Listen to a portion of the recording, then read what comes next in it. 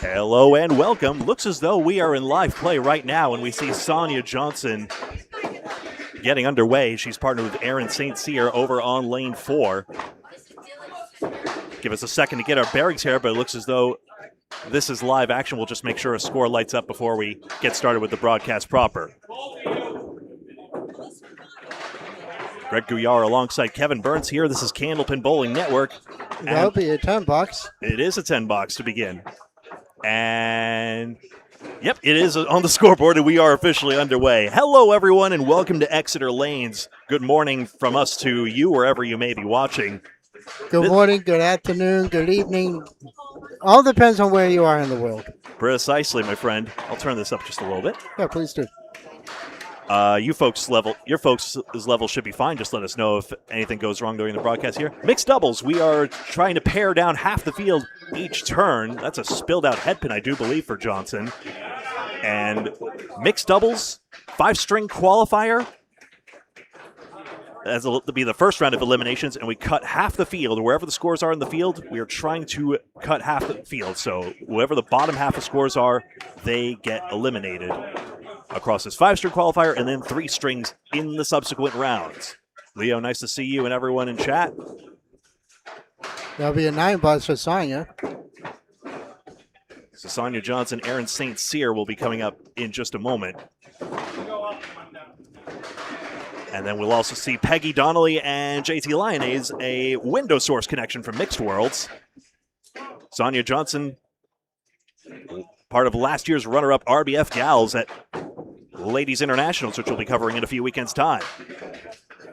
Sonia just out the headpins, Bill's out 7. Our ball is so effective wherever. I always wonder if the RBF Gals color scheme is intentionally Colombian with the red, yellow, and blue. That is Blanca Gacharna's nationality, captain of that team. I have never thought to ask. It may be more of a hot pink than a red, but still. You know, that's a question you should ask. I ought to. I'll ask it.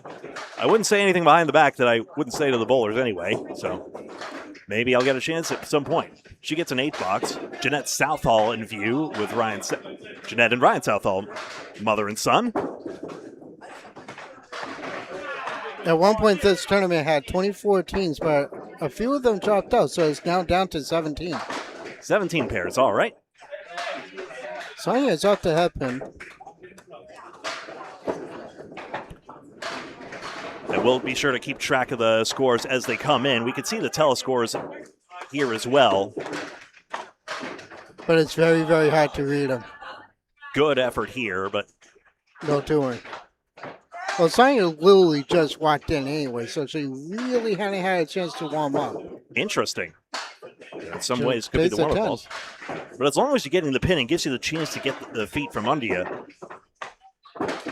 You get a sense of things. Some bowlers here, not Sonia, but others, actually participated in the Amateur Candlepin Bowlers Tour event just yesterday. In fact, there's some crossover between it. That's a handicap series of events, but this one is scratched today. Mixed doubles, 1 man, 1 woman. That's the only constraint, I do believe. Sonia out the headpin again. She leads to 1, 3, 7, 10. Couple pieces of wood on the deck. Possible here. Sometimes I've speculated sending the ball into the 7 is preferable if you can fine-tune it enough. Everything but the 7. Some people can snap the pin, but even with the power of Sonia's ball, it doesn't work out. Good to see you all. Please select the video if you're logged in. Helps more people see that the mixed doubles is live. This is going to be the only stream today as well we plan, so that should be good. That's a well-pinned half by Johnson, and it'll give her and St. Cyr something to work with here. Looking elsewhere, Celeste Buckmore just... That's an extraordinary half. She's on 65 plus 2 on lane 5, as I believe... Let me not guess, though. Yes, Rick Martel is now up. Here's Aaron St. Cyr. St. Cyr out the headpin. A former Pro Series champion a couple years ago, if memory serves me right. That's right, in the playoffs champion. Good effort here. It won't make it to the head pin. Team Metro Bowl, a deep playoff run in the Friday Night Pro League, including his efforts. Team Central won with the Cinderella story, felling all of the top 3 seeds, including Metro Bowl Peabody Mass, en route to that title. He starts with a 9. Exeter lanes, 12 exquisitely maintained wooden lanes. Look how they glisten here. American Products pins in use as well. The newer company bringing back an old target pin technology back to the game of candlepin bowling. They sound weirder than a garland, though. They have like a higher pin sound, like a wooden pin does. It does. We wouldn't mistake it, obviously, No. but still. But a lot of people would mistake them for wooden pins when they're really not. Just a lighter sound. Hopefully it's coming through on the ambient mic enough for you folks as well. This is through the curtain, third ball coming up. It's a decent one, gets pins for 7. Now, I'm here today because Paul Grant couldn't be here. Right. So, we hope Paul's doing well. He just had knee surgery. I'll have to multitask the Candlepins for Cancer raffle. Actually, it's well maintained here. I mean, Yeah. Exeter Lanes does a lot of the giveaways as well. They Yeah. got the Chase the Ace thing. They know what they're doing. Nice ball. St. Cyr gets just the 6 pin. Yeah, we hope Paul's doing well. He'll be back in a couple weeks, I believe, right? Yeah, he's totally fine apart from the fact he's sidelined from broadcasting on doctor's orders. That's killing him. I know. But it's doing his car a favor as Aaron St. Cyr makes a spare. Now, I remember you made a post earlier this week saying, yeah, my car gets a much needed vacation because I'm having surgery and I can't drive for 4 weeks. There you go. Saints here with that 1 spare to begin. The Southalls have combined for 2 marks through 8 boxes. South Ryan is about to fill one here. Oh, there's a lemon drop on a spare. That's $5 for Candlepins for Cancer. Is the jar out? Yes, it is. Good news. I was going to say, I hope you did put the jar out. Oh, yeah. Actually, Exeter Lane's already got some cash in from the patrons. Thank you all very much for your contributions there. Good bounce back ball, but now a triangle offers a chance for 10. Every pin, you never know which one will be the winner. I mean, razor thin margins in a crowded field competition like that. Julia Jones is in action. You are absolutely right, Ranger. She is with Keith Beaupre in that case? Yep. Must be.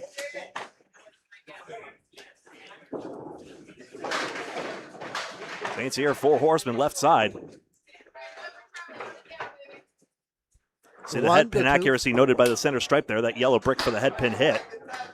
The 1, the 2, the 4, and the 7.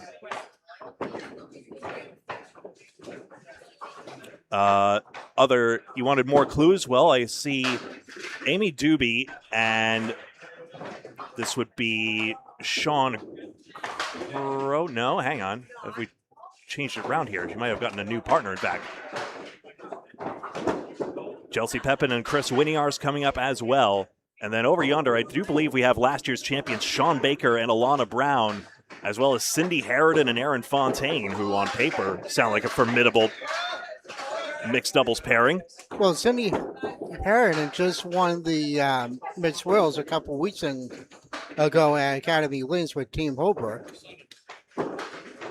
And Holbrook is also on the field as well. He is. It was actually a last-minute thing he quipped.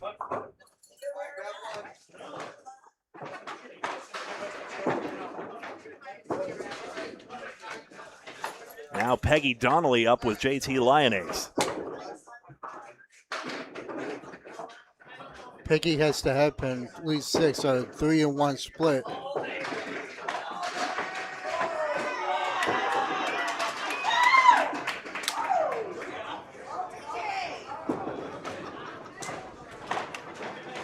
That goes right through the uprights.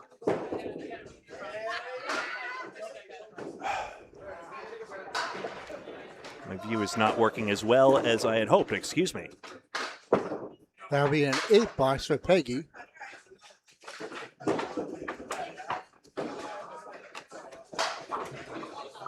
Take that away. Let's get this straightened out here. Excuse me. Well, Greg, works on the technical difficulties that we're having with the scoreboard. I'll do play-by-play for right now. Looks like Amy Doobie is with Dylan Moore, to answer your question. Aha. Everything but number 1 for Peggy Dominic. That well.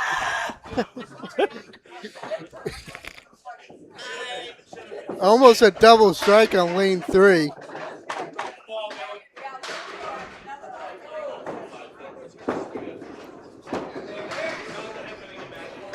That'll be a spare on a strike on lane 3. Peggy just missed the spare. She'll get it for a 10. He's not here. I'm not saying it today.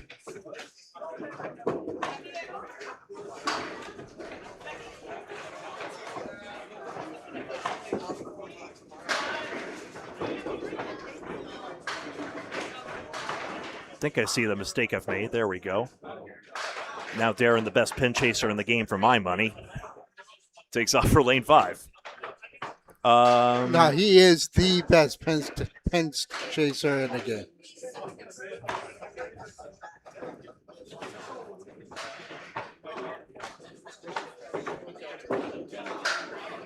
He does look out for us when we come here to answer our links. He makes sure we have everything we need.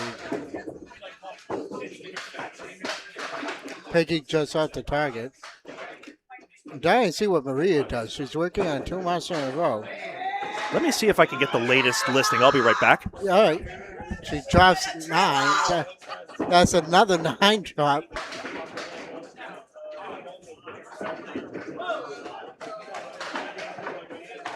Peggy just off the target. She has a 4 horseman on the right side. And this is 3 months in a row for Maria, who's partnered with AJ Stockton. That'll be a 9 for Peggy Donnelly. 27 after 3. Greg, here's a news flash. Maria just went 3 months in a row. Strike, spear, spear. How about that? Explaining AJ Stockton's enthusiasm. Get over! Exactly. Well, with the ball she's been throwing, she should have had a triple strike. For the millionth time, Paul, I did not invent you were hit, get over. But I never called the pins stupid, even though the pins will mock us anyway, so maybe they deserve it. That time she hit the headpin a little too light, and she leaves a tough lead. Say the same for Maria. Yeah. No, I was talking about Maria. That's a tough 5, Phil. Captain, you got to do whatever you got to do. 9:44 a.m. local time. Rise and grind. 5-string qualifier. 5-string first round, I should say, because it's really all elimination rounds. Bottom half of the field is cut. I'll confirm the exact cut right now. We know 17 pairs started, as Kevin mentioned earlier. The projected was going to be from 24 to 12 to 6 to 3. We'll see if that gets adjusted. Last year had a 3-way final. Last year it was Shawn Baker and Alana Brown. Alana was the MVP with a, 153, I believe it was. No, sorry.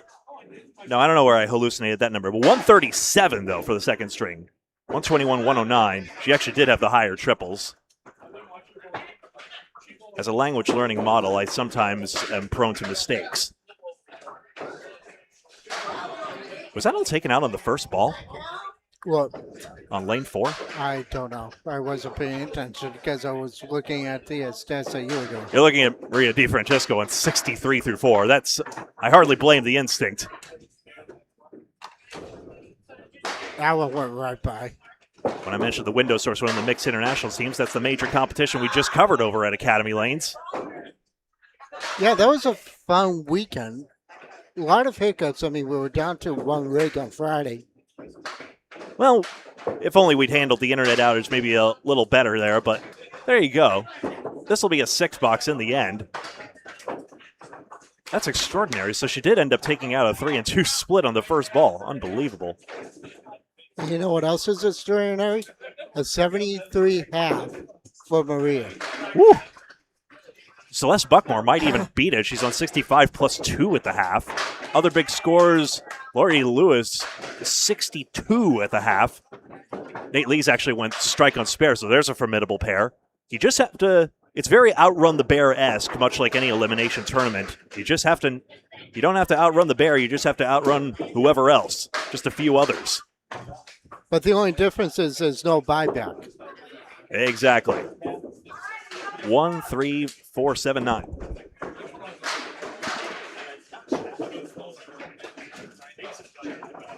Nate goes, JT goes right through the uprights.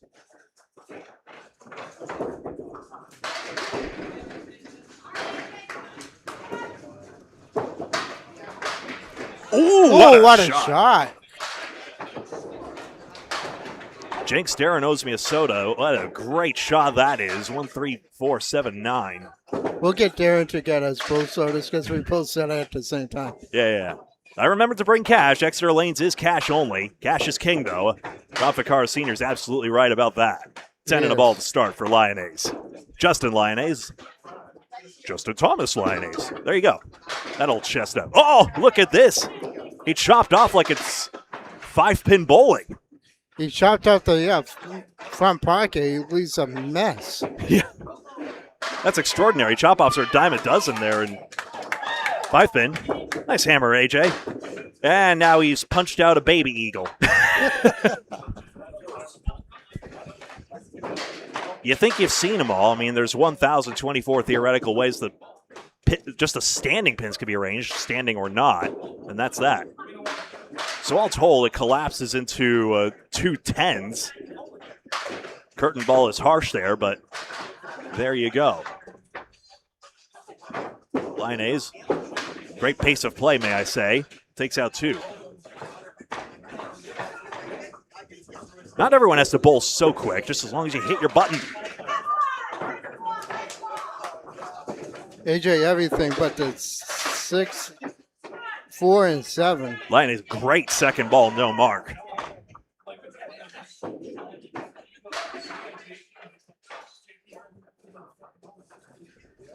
Exeter mixed doubles is live. Keep smashing that like button. Help the video get out there. We are live with just this stream today. 10 box. Greg Gouillart alongside Kevin Burns here, featuring lane 4, but keeping an eye on the others as well. Can we say that I'm in for Paul Grant today? Something like that. Because Paul would have been here if possible, as we already mentioned. Yeah. 1, 3, 6, and 7.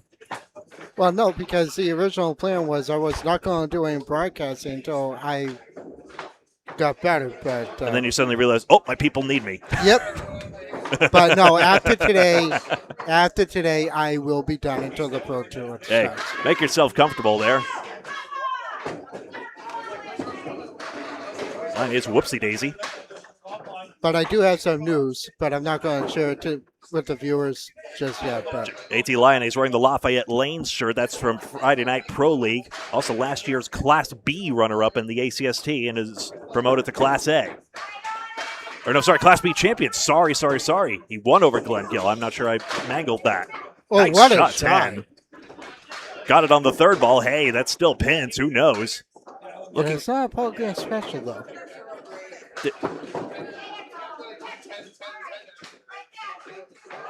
Sorry if my memory was faulty there. The very few times Duncan was on the broadcast when you were taking a break at Mixed Worlds, he was actually arguing with Paul about what is a true Paul Grant special. Well, yes, what I should have said is, like, it's only if you miss it cleanly. I don't think roadblocks count. There's sometimes where if you hit, like, a useless piece of wood, maybe. Like, if he plunked this piece of wood, for example, then I would say I wish it was ball 3. That's, however, gone on the second ball, and Lyonnaise is 50 and a ball through 5. 46 and a ball through 5. Out. So you had a 10 on the first one? Okay. Yep. I shall correct forthwith. There we go. Excuse me for the scoring error. Obviously, our scores are unofficial. Back we go to the top here. Sonia Johnson with Aaron St. Cyr. They'll go bowler for bowler. Okay. And we will see Stockton, who's on 56 through 4 on lane 3. I'll bring you up to 65. Oh, I have an idea. What? Set this. Never mind. Thought it was being funny. Never mind. No, it's not going to work. I thought I was so clever. Back to Sonia Johnson and Aaron St. Cyr. I mean, looking around here, so they ended up with a 93 half. I'm looking around here. I see halves of 110. Amy and Dylan got to a 110 half. Pepin and Winiar's, that'll be a 93 half, say the same. Everyone else looks north of this mark here, so let's see, especially now that Sonia Johnson, of course, in fairness, is just now warmed up. She gets a head pin hit, 2 and 4. And when Sonya gets going, there's no stopping her. Good morning, Jim. Nice to see you. Oh, chopping the object cherry pin. pick. So this is the 6th annual edition of the Exeter Mixed Doubles. Shawn Baker, Alana Brown, last year's champions after making the final the year before. I believe it was Scribner and Packard who won it that year. And this will be a 9-box. We'll see if the difference between 9 and 10 magnifies that much. But, of course, when the cut was just a few pins apart, as it so often is, you know, ACBT handicap tournaments especially, the cuts really are close together. But fine margins can exist in any crowded field tournament like this. 7-9, we're considering the whole field. As soon as this string concludes, I will try and get the information on how many teams will be cut. No shot at this. You can't play this clean. Not realistically. A magical sidewall deflection, maybe. Yeah. Johnson with a great effort. That's about the best reasonable thing she could do. So all told, that's a quality 10. Unfortunately, we can only award 10 for that. Isn't that interesting? Sometimes you get a 3-object 10. Sometimes you get 9 just by leaving the head pin up. Strange game sometimes. But we've seen bowlers putting together some marks as well on the other lanes. I've seen stranger things in the game. I've been around it for so long. As a mechanic and a bowler and everything. And now here, 3, 4, 6. Well, I still bowl. It's just with the injuries that I have right now, I really can't. Right. Don't rush it. No need to shorten your bowling career. That's a nice cut, I thought. Probably went over the 8 spot, but the 3, 4, 6 defies Johnson. Well, no, if I have to cut my bowling career short, I do have something to fall back on that's going to keep me around, but... No, it's funny on how I walked right into the broadcasting part of the field. Yeah. So... That's so bobbly. All right, Kevin, big match here. Can you take this iPad? Can you go over there? Tom Olst, Craig Holbrook. Okay. You're going to go behind this lane? And that was my debut. I actually worked with Aaron Karen that match. And then you and I met, and then everything just took off. But I worked with Paul Grant. Ooh, boy. When Paul and I were getting along, when I was doing the stats, that's when I would go help Paul. Is this still a de facto single? The wood turned on Johnson. Let's see. I know what she was trying to do. She was trying to cap one of those 2 pieces of wood. Might see it on ball 3. Lanes will cycle through, yes. Yeah, that was the shot. Thank you, Ranger and chat, for the question. At least I assume the bowlers would want to do that. I would. Makes all the sense in the world, but there we go. No, like I said, I did work with Paul Grant before you and I started working together, and then once we started covering the Pro Series full bore, that's when they combined the ladies and the men's, that's when we were like, okay, we got to cover the ladies too. We just can't leave them out. And this is why I love the mixed competition so much. Yeah. I mentioned the upcoming Pro Series. We now know the events on the calendar, as we posted on Candlepin Bowling Network Facebook. We now know that the mixed doubles will be making a return. Agonizingly, I'll miss it, but you guys will likely be able to see it. You and I will both miss it because God knows where I'll be in recovery by then. So. Alas, things happen, but that'll be nice to see. And I believe that's right. Rose Between Two Thorns is coming up there. Yep, that's coming back. Sonia Johnson goes, yay, bowling, and then goes 9-box. Tough start there, but she found the head pin in the second half there. So even though she goes markless, A, it's a 94 string, which is exquisitely pinned, frankly. And B, now portends well for the remaining strings. So we could yet see Johnson St. Cyr, depending on how high this cut is. But again, 5 strings total pinfall is the qualifier. St. Cyr back up before we see Donnelly and Lyonnaise. Amy Doobie filling her last ball over in lane 2. That's a pin she wishes would get over. That'll be 109 for her. Celeste Buckmore, 106. Deb DeRocher, 109. St. Cyr with a nice hit here. Get over 10. That is down, and the 7 pin is all that's left.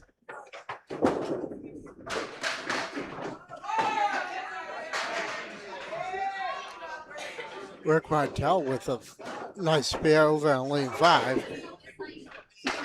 Good shot. You know, that would have been funny if the 10-pin did fall back into the channel. Because that piece of wood did hit it on the way by. Watch. But Watch. Yeah, see? Trying to show off he can make the 7-10 anyway. Alrighty then. They'll reset now, and we will get set for box number 7. Not strictly box for box. I suppose the bowlers did it anyway, making me feel like a fool that I didn't just cover a pair of lanes. But again, with the ball returns in the standard pin boy positions, which pair exactly do you follow? It's very hard when you have this kind of setup. 3 fill, and then some bowlers do it that way. They just go their own pace, which they have the right to do, and I would recommend, honestly. Oh, blew that away.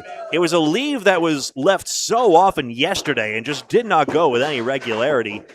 And then now, this brilliancy. Well, when we were talking off air, and I said that Millis does kind of destroy my ball, but Synthetic lanes is your beef, yeah? But I think when you have wooden lanes like these are, that shot will go more often than when you have synthetic lanes. Interesting. I'm curious your thoughts on that. I'm curious how St. Cyr left that. Yikes. 4 fill. Put it in the dictionary. Well, I think yikes is in the dictionary. Yikes is, definitely. Youch is what Paul would say in this situation. And probably, again, after his operation. But yeah, why would the 7-pinner go more regularly on synthetic lanes, in your opinion? I think because you can put more spin on the ball in synthetic, but on wooden lanes you can throw more straight on, like St. Cyr just did. Interesting. I would have thought synthetic lanes would have straightened the ball out, but not in your experience. No. Very interesting. Because I put a reverse spin on mine. I mean, you see me bowl. I mean, our viewers see me bowl. Mm-hmm. And you can tell I put a reverse spin on it. That's why my ball goes from the right to the left, back to the right, which is very, very hard to control. Interestingly, it's like A.J. Stockton. There's that little sidewinder delivery there in a sort of way. There's a similarity there. And guess who just logged in? Our favorite social media correspondent. Nico Pujar is there. Not going to skip over Casey McCool. Nice to see you as well. Good morning. Or Horseman. Oh, the ball deflected away, I suppose. I'll be curious what was wrong with that angle.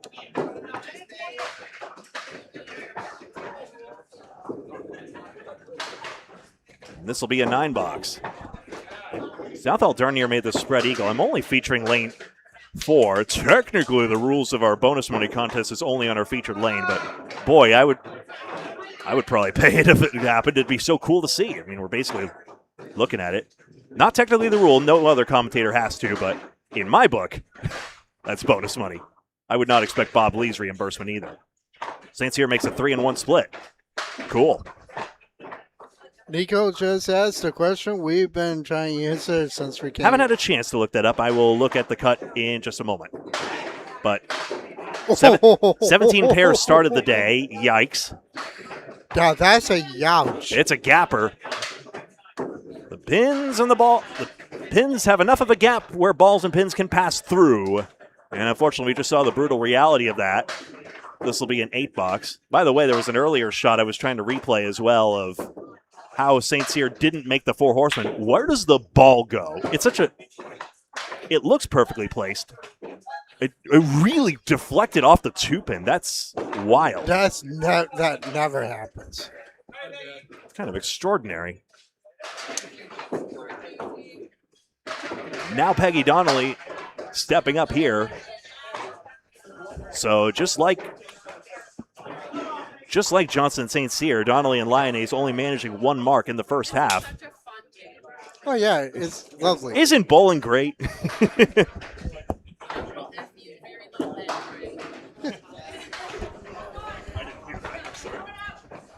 They, I get it. I wish I could repeat that joke Sonia Johnson told me. It was hilarious. Donnelly on her 3rd ball now needs an out. You know, I love Sonia Johnson, but sometimes she can take it a little too far. It was harmless. Yeah. She's only mad at the pins. Oh, it's the pin's fault. Our common foe. And get over. Thank you. Don't button that too soon. Nice 10 by Donnelly. One of the greatest lady bowlers of all time just said, that woman on lane 3 scares me. Maria? I mean, when Maria? you have, No, that can't be. Jeanette? No. No. How? Why would Madison say that? I mean, I'm surprised Madison's not here, to be honest with you. This is... It's far from Maine, but anyway, 2 pins taken out on the first ball. Well, Shannon's good there is here. Wait. This is Candlepin Bowling Network. We do a little stalking. Please like the video so that we can get our flock camera surveillance apparatus up and running. Please like and follow on Facebook and subscribe on YouTube. Oh, nice spin. So that we can see more nice shots like this one from Peggy Donnelly. She gets a spare. Yes, I finally marked a spare correctly. Maddie, if I have a chance to do that, I will ask her that. Read a comment. Again, I'm not sure who. I think she's talking about Maria. Maybe so. We'll get to the bottom of this. Yes, we will. 7 pin are taken out. We'll see a spare fill. Oh, let me see if I can ask real quick. Yeah, we'll watch the spare fill. Yeah, I will.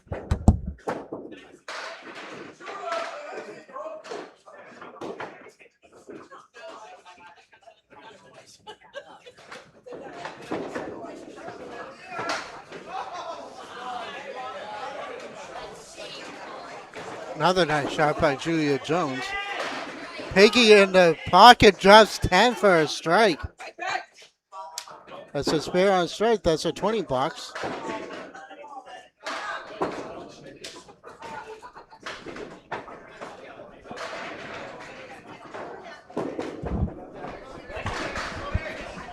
We're not going to get the replay, but Peggy just filled a strike, spear with the strike there, Greg. Sorry about that. Had to do some journalistic inquiry there. I assume that was a head pin hit. Yes, it was. The cut is actually uncertain at this point right now. First of all, it is 18 pairs, which if we look around, that makes a lot of, 18 pairs in all, 9 lanes worth.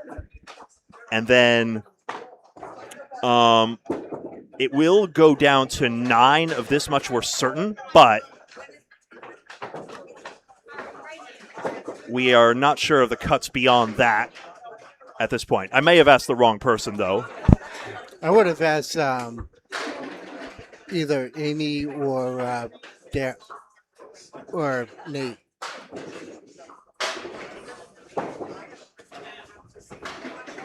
Let's see what Peggy can do here. Working on a strike. A little off target, but she gets a break. Drops 5. Fairly honest pinfall I found here overall. It is honest, but it's more... It's tricky at times. It can be. Especially with the American product pins. And that would be a five fill for a Peggy Donnelly. That would bring it up to 86 after. That'll be an $8. 94. So 7 fill, $8. Trying Five fill. 5 fill, $8. Excuse me. I was trying to look at Julia Jones' score sheet for one of our viewers here. 112 as it happens. Very good guess. 899. Spare 3-7. Spare 3. I'm just trying to squint at that number there. And also So $10. No, hang on a second. And then 3 spares on the end. I'm sorry. I tried to squint at the score sheet for you. I tried my best. Nico, it's a good guess, and I like 25 or 6-4. That's also an excellent shout. It was a 3-way final last year. That's the only reason I hesitate. Will they try to do that again? 1, 4, 5, and 7. Tough when you're so close to the head pin, but unfortunately you effectively get punished for it. You almost wish you'd left the rack intact on that one. Oh, Maria just made a nice spare. She did. And that's on the end as well, so she's now got a chance to go 120, in fact. That's 116 in a ball. $7 makes 101. I wonder if that's why Madison is so scared of her.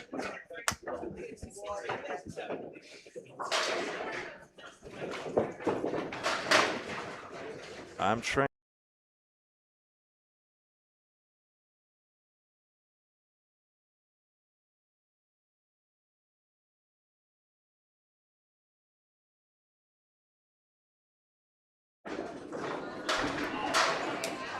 Like a bank vault mission there. Don't trip the wire. Maria with her eyes on 122 straight.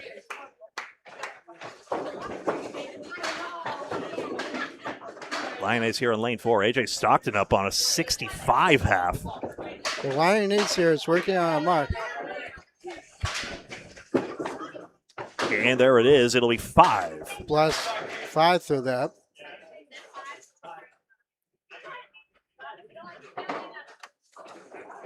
$101 by Donnelly, the top scorer we've seen. Maddie just confirmed everything. Oh, yeah. There we go. I just said. Because Maria just threw a monster 122 game.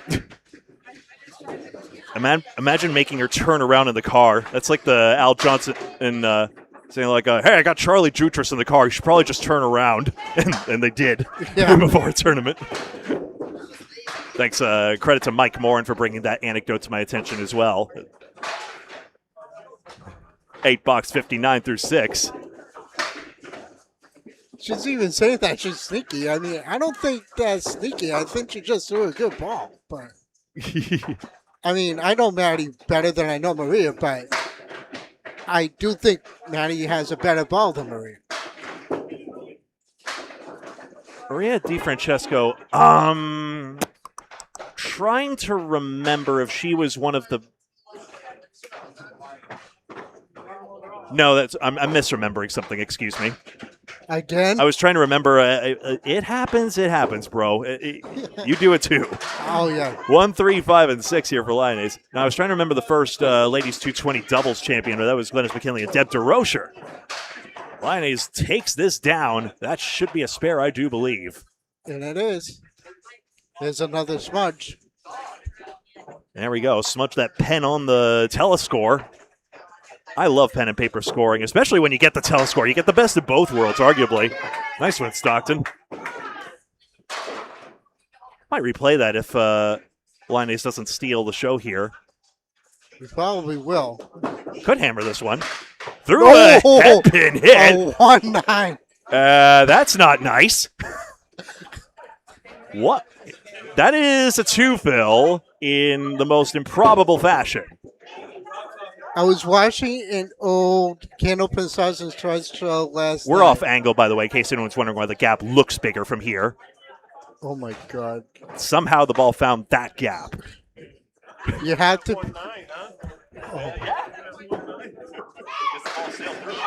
AJ fills her spare with a strike. Gets a just reward. I can't. Now JT hits the 3-pin and only gets the 3-6. So this is a 2-object frame so far. That misses, in fairness, but that is a harsh 5. By the way, want to see AJ's great shot. This is lane 3. Look to the left of our featured lane here. You see it coming here. It's a good play with the wood. And off the wall, taking the 8. Yeah! And a reaction is priceless as always. And pin strike! Linus gets the strike. Thank you for waiting patiently to throw that one. Oh, man. You go from a 2-fill to a 5-box, and then you blast a rack. Why didn't you throw that ball last time, say the pins. Actually gets on the crossover side, and then 7-9. Well, it's kind of like the pins did say that to him at first. The pins sure have their opinions. Yes, they do. AJ on his puts 3 on her strike. At pin, boy, 7-9 to start it off. I have no idea how you play this. I don't know. I'm going far right on that cap. Seems the only way. You gotta go far right on that cap. By the way, 10-6-3 are the cuts. 10-6-3. Oh, what a shot! You made it. Nico, highlight reel. Right cap of the wood. Again, it's giving shades of Chris Merrill making that shot for JD's Gutters. That's how you make this one. Take another look at this one. This is a highlight reel altogether. He played it on the far right cap, like I said, and it just went. That's just straight pin action. The spin was perfect and knocked the pin exactly horizontal. Excellent shot. 106 and a final ball. And that is a Nico highlight reel. Did they juice the curtain today, Greg? Haha, very funny. I don't think And they did. pin hit 410. It's if you know, you know. 114. He found my Gregism quite funny on that one. I can see how. Duncan and Dan did too. Oh, up. Make it a 9. The fill is 9. I hope did they get that correct there? Yes, they did. Good. 96 plus 19 is 115. And there we go. We'll keep an eye on the other lanes, but we're going to take a break. We ought to do it as much as we can. Real quick, just looking around. Buckmore and Martell, 205 as it happens. Jones and Beaupre, 215.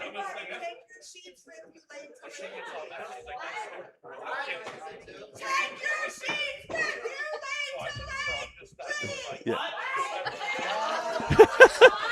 Deb Regan and Brett Dione, that's 237. Apologies if it's Dion. Lewis and Lee's 235. They ended up with 115 and 120. That's all the scores we see. And actually, no break. It's time to move for the next one. Yeah, right. I think it's fine without you. You know what? I have to admit, Amy Doobie is the life of any turn. Take your sheets up! I hope she had a wonderful time celebrating her sister Becky Wright's party, even though we saw the reason Becky Wright was late too and made a deep run in that singles knockout round and had to play a tiebreaker against her undesired opponents because it's her teammate Cora Crafts who went on to win the event. Oh, was that yesterday? That was yesterday, live on Candlepin Bowling Network. I didn't see any of it. I was so busy yesterday. Well, other viewers did as well. Great to see you all for that. I did say 10, 6, and 3.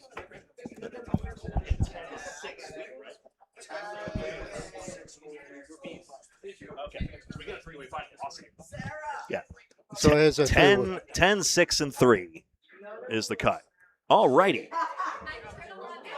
On we go. Celeste Buckmore looks to be the first one up here in this case. Hang on. Have I hallucinated or does everyone move to left? Some people move left, some people move right. Oh, wait a second. Oh, I get it. So some of the partnerships. Because from what Amy said. That's interesting. I understand. So, yeah. So the A's are moving to the left and the B's are moving to the right. Very interesting. I like that. So Celeste Buckmore instead, and we see Rick Martell. I like the little novelties.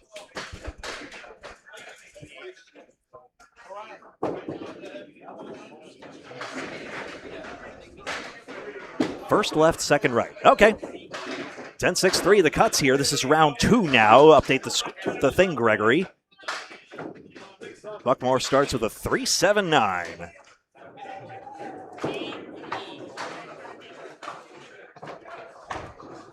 There we go. That's better. He arguably changes up the synergy of who you get to bowl with, and, more intermingling among the bowlers. We're trying to fun max here as well. Why bowl if it's not going to be fun and sociable? There's a 7 for Celeste. Try to obliterate a lot of pins and win a lot of cash as well today. I mean, a great payout for the first place team, but you got to do what you got to do. You can't resist the Northern Lion fun maxing. He's a weird dude, but I like him. Anyway, off target here, 4 horsemen right side. 1, 3, 6, and 10.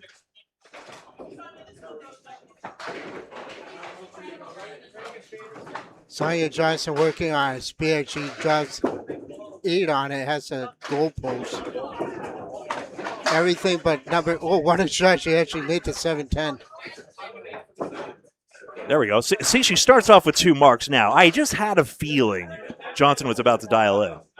It's like I said, when you don't warm up like she normally does, and when she does it during the string,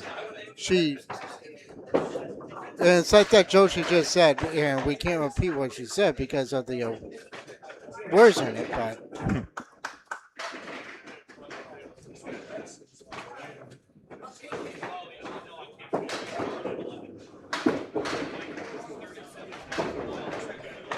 Three pins out on this first ball.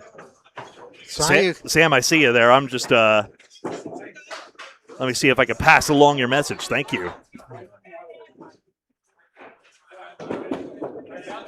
Multitasking here. We've seen this go already today. As it is, Celeste leaves the 1 and 2. Sonia goes spear on strike at 38 after 3.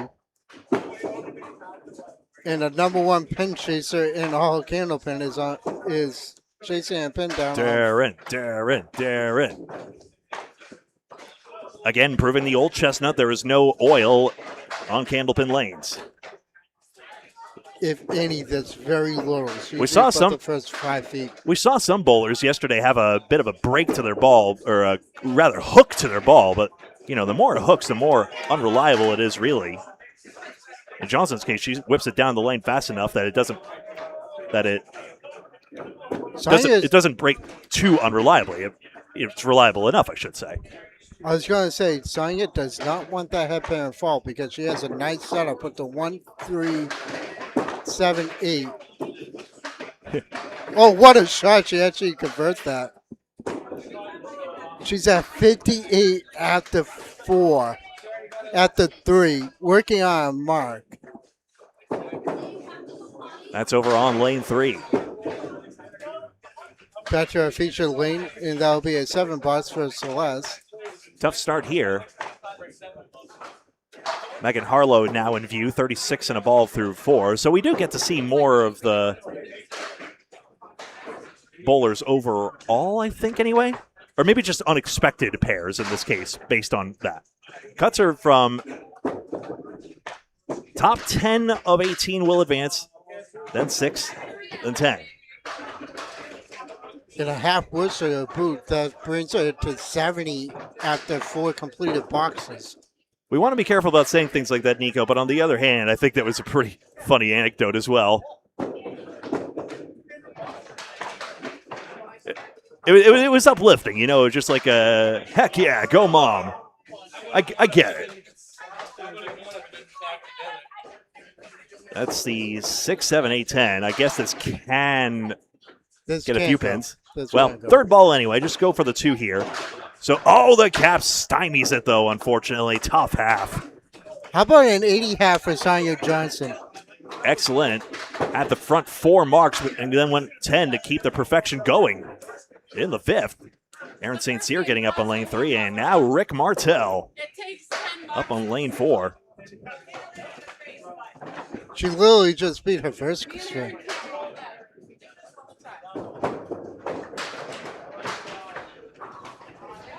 I had a feeling it was just a matter of time there. Martel on lane 4, right down to the lane, cross lane 379. Hey, didn't Celeste start with that? Yes. Wild. Sincere is not any better. Just gets away to the 3-pin. This is not an easy shot. You need to. This is the one shot that can be a kryptonite. Yep.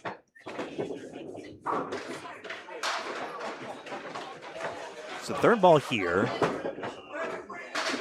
It's a good shot. Oh, It's a good offer, though.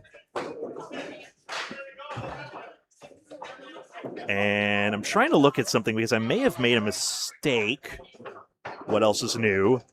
I was going to say. Sage Johnson is in the field. I was wrong about there being no other Johnsons in the field. Sage Johnson is with Logan Gingras, and I believe actually will pop onto our feature lanes in string 5 based on this.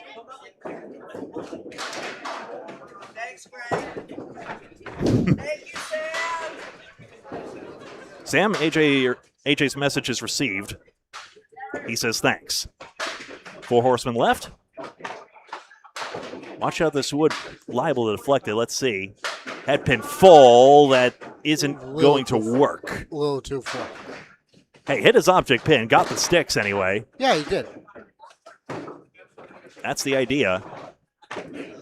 Struggling for marks in the early going. But yes, not only is Sage here, Sage will be on our featured lanes in string 5 of this first round. Cuts from 18 to 10 to 6 to 3. I was going to say, can you notice how quiet it is without Mario here? Well, we could do a reenactment at some point. AJ Stockton bringing all the noise, and I'm here for it. And I mean, with the crazy string his partner Maria had, it was perfect. It makes sense. 8 box. Huh. I rarely disconnect. How did that happen? Anyway, nice to see you all again. You still out there? Sorry about that disconnect. Looks as though... Yes, Alana is here. Yep, and Shawn Baker, our champions, will defend. Martel headpin strike. That was labeled.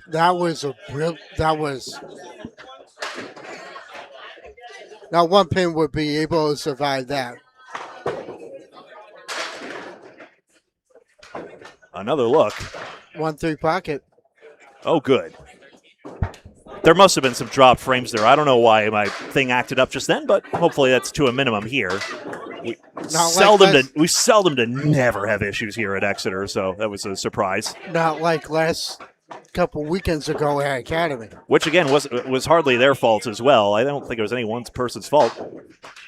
Again, there might have been factors outside of our control as well, but also, even if it was everyone streaming, we got what we wanted. We got the streaming era. We just wanted to be a part of it, but as far as bowling's concerned, seems great. I just wish our heavy-duty stream could have been accommodated on the broadband, but maybe we'll find a workaround by Men's Worlds. We're figuring it out. Martel again, this will be 3-9-10. Which is a lot easier than the lemon drop for St. Cyr again. That's $6 to Candlepins for Cancer for my count. No. I'm just glad you guys all made it. Sometimes the disconnects kick people off, so thank goodness for that. How was the Wi-Fi at Millis yesterday? It was, very good. Thank you for asking. Ryan Family Amusements does well, always. This will be, it was a 7 fill and now an 8 box, so 51 half for Martel. So they end up for 89 for the half. Johnson and St. Cyr 131 for the half. That's Maria G. Francesco, Chelsea Pepin with the embrace there. As we see Di Francesco on our featured lanes. Well, let's see what Maddie has to say about this because now we have her on a feature links. Mona Lamar out of Maine. Nice to see you.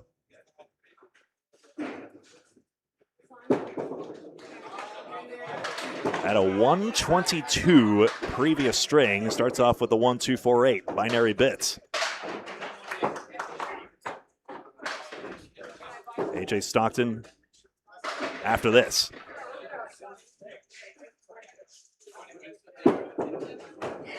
Oh, This is just going to curl away. Still a great start, though.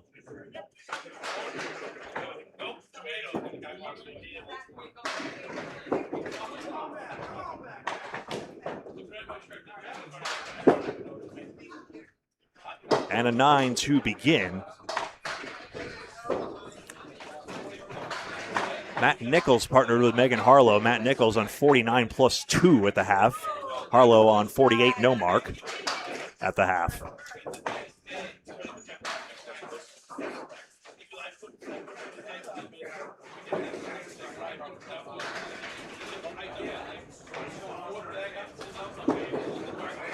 I wish we had cameras everywhere, which is again another reason why I love the fact that streaming was embraced so much at the mixed worlds, excuse me.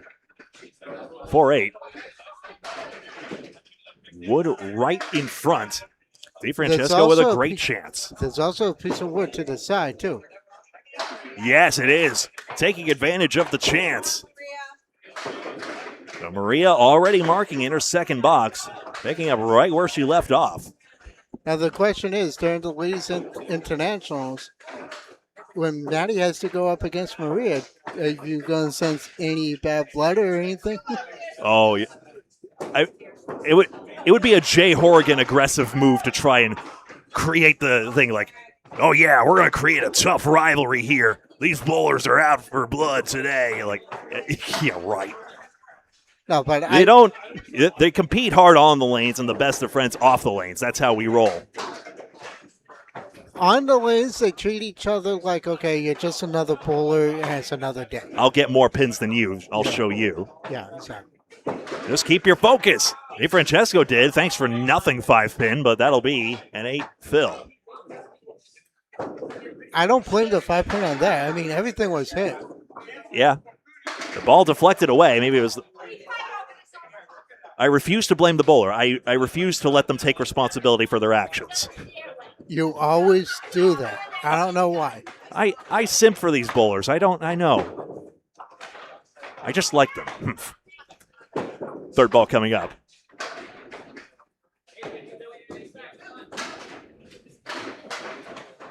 Taking a look around, Peggy Donnelly on 36 through 3, one lane over.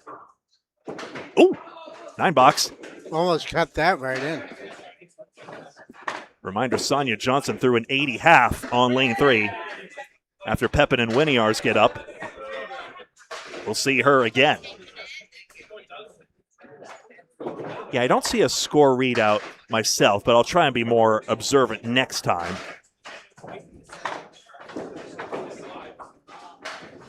Second string of 5, cut will be from 18 pairs to 10 to 6 to 3. A 3-way final at the end. Shawn Baker and Alana Brown, the defending champions. 6-pin tips into the 10. Does the wood...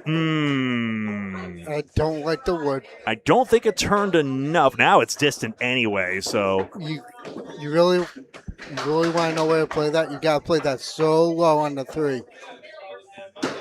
Just to even cut it. Now then, has she caught this one? Yes! Maria DeFrancesco! What a shot! Fear her! Run from her! She spares all the same! I said it too. You have to play it down low. Look at this! She played it down low, and the 3-pin just nudged. It didn't even it barely touched it. Heck with it. Let's see it again. I think it barely touched it. Yeah, she plays it down low, like I said. In the face. Billy touched it right in the face. Or it just hit it so in the face it tipped straight back. So maybe on our image it looked like it was holding still. Do I say Nico highlight reel for that shot? Oh, we say Nico highlight reel. Absolutely, we say Nico highlight reel. Please, voice to speech, pick that up.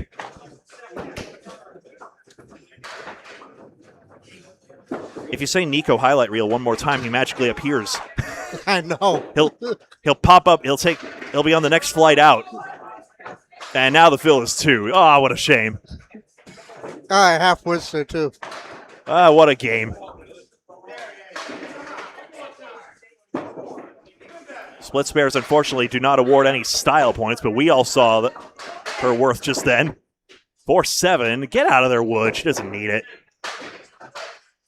Well, already a contender for best shot, and it's only string 2 out of the 14 we are projected to see today, all told.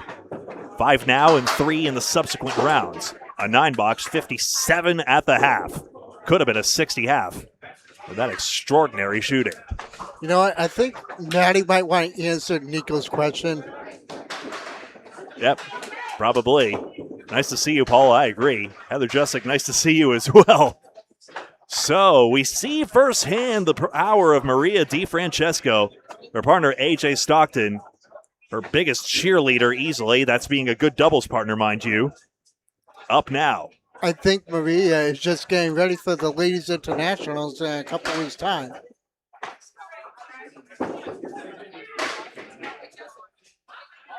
Lioness with the spread eagle. Yeah, sure, I'll pay the money if he makes it, sure. 4 horsemen right side. The last one we had on our stream was Josh Rio during the Mixed Worlds. During Mixed Worlds, indeed. Has to be on the second ball, though, sorry. Nico said I wouldn't make it out here until Bob gets a corporate jet. That'll be a YouTube-level negotiation on the monetization rates. I don't think that's going to happen anytime soon. Third ball coming up. That's Aaron Fontaine 2 lanes over, out of shot, but on lane 2. Him and Cindy Harridan will be coming around to our lanes. Yes, what an out. 9-box 47 through 6. Tony Levesque had an excellent short reel. Tony Levesque, Levesque, or Tony the Magic Man, you can look up as well. He had an excellent short he compiled, I believe, from Academy Lane's Youth Pro competition, among maybe others, of just all the body English that takes place in this game. It's definitely worth a watch if you haven't had a chance. Tony Levesque can be found on YouTube and TikTok, and on Facebook as well, for that matter. Even though it's tough to find people on Facebook unless you're already there. I have put the score in the wrong spot. Excuse me. Stockton, this leave again. This is not a recording. You are not a robot, as Paul would say. Bad pin, a little too full, say the pins. In their opinion. 6 pin. You know, I noticed something. The American product pins have more of an opinion about anything than the regular garlands do. You have a lot of opinions about American products, too. Oh, do I ever? You have shared them before. Oh, yes, I have. AJ Stockton, a couple of 9s, 18 through 2. Nice to see another pin manufacturer back in the game. Garland Manufacturing still at it, still a deserved pillar of the industry. High, the 1, 8, 9 pins getting taken out, as long as we're on the subject of them. But Peter Litar, I think is his name. It looks like it could be said that way, but I easily could be mispronouncing. Again, another question for myself I have to ask. Do you see if there's a pen in that black bag? Or can you pass me the black bag? I got to take these notes here. That pin Stockton, yes, broken up, and now it's a single pin, in fact, after it looked like a 2-in-1 split. It's somewhere in this quagmire, I promise. Russell. If you don't have one, I have one in the van. Cheers. I think I got it. This cyan pen will do. How to pronounce Peter Litar of API?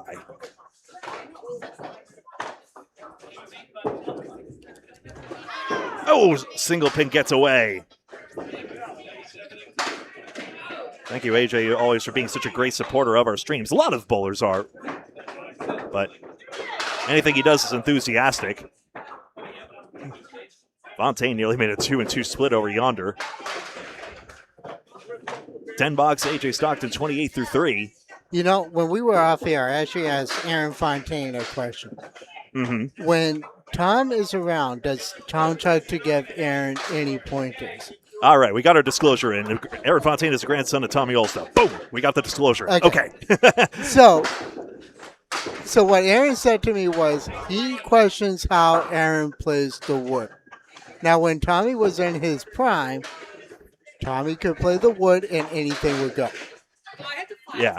I mean, there's a philosophy. I mean, much of the design of Candlepin is that, you know, some shots, there are some who will say, like, every shot is makeable to a certain extent, and I guess it's like, well, technically every shot has gone at some point in time, but probabilistically, The probability of every shot going at one point in time. rate Yeah, this probability, meanwhile. 3, 5, 9, 10? What about I the had 5? that has a high. Oh, it's the 10 pin that gets shut down there. It's like I said. Played more on the left side of it, and unfortunately not working. Yeah, who's typing on Candlepin Bowling Network? Hi. Yeah, I wonder Who dat? Yeah, it ain't me. It ain't me. I see you there. Don't you worry. Chance for the 10 here. That's a good quality 10. 38. No, because if it were me, it would come up with what, Candlepin King? That's right. I thought I gave you the YouTube access. Anyway, I do have the YouTube access. Candlepin Bowling Network often on YouTube, sometimes on Facebook. Although in the case of Putnam Street King of the Hill, that's on Facebook as well. We were still trying to figure out how to get Drew Steele on the YouTube, but he's there, and he and it's Rick Paul Santucci Grant. with the call. Hey, it's Paul. Hi there. Of course, Paul. The raffle is in good hands. I don't you worry. I'm overseeing the process here, but so far so good. I think we might want. I'm not going to say. I'm pretty sure he already knows, but I think you might want to go after Aaron St. Cyr for the $6 he owes. All right. I do work accounts receivable by day. So Paul Grant's on the official channel takeover, even though like he's literally works here. How about a banana split? 2 object pins. Yes, Casey McCool is here. We know literally exactly where he is. He's not at Dairy Queen getting a banana split, that's for sure. It's 10:38 a.m. local time. Forget it. He'll get one at 2 o'clock in the morning if he could. All right. Technically a little off, so all right. $7 for Stockton. That's the Pins having their way with him. But DeFrancesco, 57.5, including that absurd 3-7 split spare. As we go back to the top, it's Celeste Buckmore with Rick Martel. There we go. 10-6-3 are the cuts. Let me put that on screen, in fact.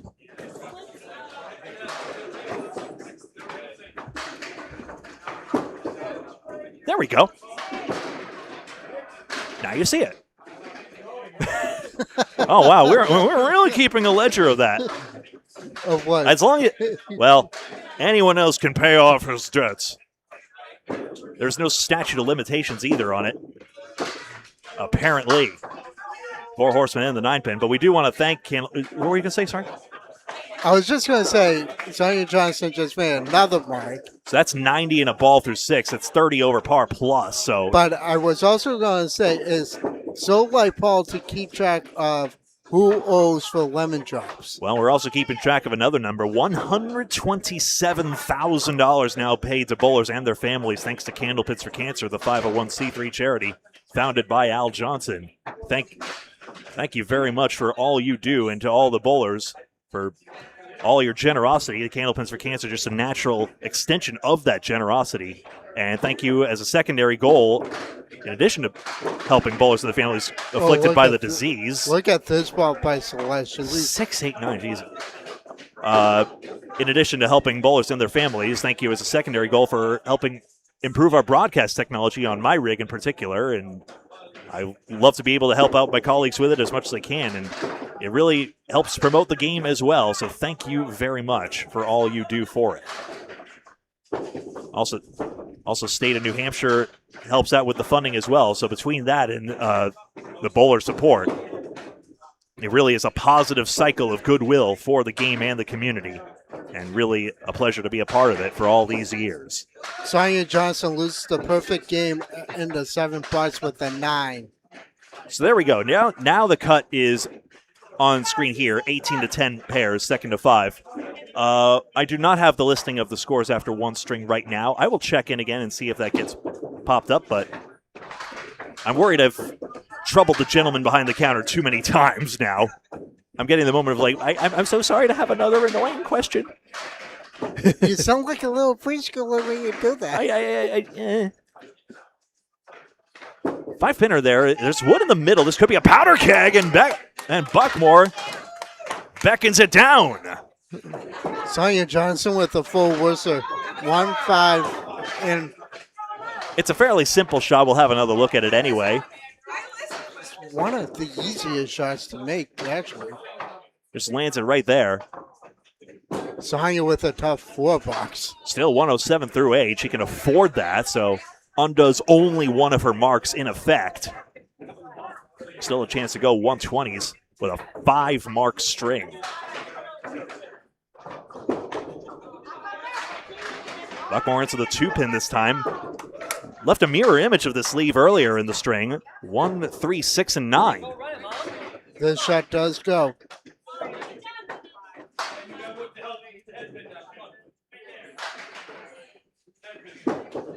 Let's see it. Just hasn't worked out the curvature there. Again, her ball has more of a break to it, so trying to harness that. It's not a deathly break, but it is a break. It does get away from her, though, but can't find number 1. Gets an 8-box. Let's have a... Just looking at something here. Where is it? I'm trying to remember something. Again? It's called research. Okay. I'm doing research. Yeah, Celeste Buckmore also on the window source, like Peggy Donnelly, like JT Lyonnaise. What an interesting coincidence. We've seen a lot of them from that mixed internationals team. 5, 7, 8, 9. Triangle number 5 with the 7-pin. Well, Triangle 5's getting clobbered. Oh, yeah. I mean, with that piece of wood, that's definitely going to go. It might have enough to take out the 7-pin. Yeah, which side? Red line straight back, obviously, just blasts it back. Good pins, of course, and I probably would have played it more on the cap. perhaps that was her intention. Hard to tell.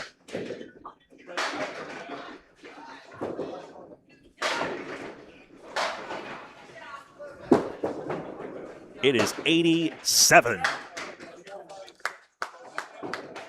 A tough string by her standards, but There we go. So a tough outing right now for Buckmore and Martell.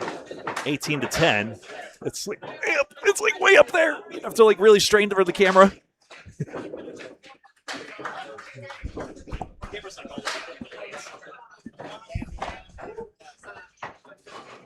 Hi there, Rufus. Nice to see you. Elimination round 18 to 10. This is a 5-string first round. All subsequent rounds will be 3 strings, and the final will be a 3-way final, which is going to be a lot of fun to call. I got a new scoreboard. Don't worry. you do? I do. So it'll be, even though we'll be locked in, just basically trying to get scores wherever they may be. We'll have it covered. I promise. Is this a scoreboard that we should have used for the skins tournament last year? Or I still do not know how to cover the Skins Pro Series to this day. Covering 4 bowlers at once is kind of crazy bananas. Not easy. But hey. And I rear myself horse that day, too, remember? What was that? I rear myself horse that. No, I did. Well, did we both? No, I did the play-by-play because you were trying to figure out the scoring. That's right, yeah. Martell with a quality 10 here, 61 through 6. Peeking around. Sage Johnson ended up with 119. She tied for the 3rd highest single at, for the women at mixed internationals. And here's the funny thing. Her sister just threw a 125. Sage won. No, Sage lost. Only by 4. 4 horsemen and 9. Is Bob Cleary getting royalty checks every time we bring that up? You know, I don't even know. And do people like that we have the name for just that one bowler? Well, A character of the game. Well, here's the thing. If you watch, This could easily be my naivete, though. I was going to say, Justin Skelly was interviewing Bob Caleri at the Miss Worlds on Tony Levitt's stream. So it's very well that he probably talked about the Caleri and stuff like that, but I don't know.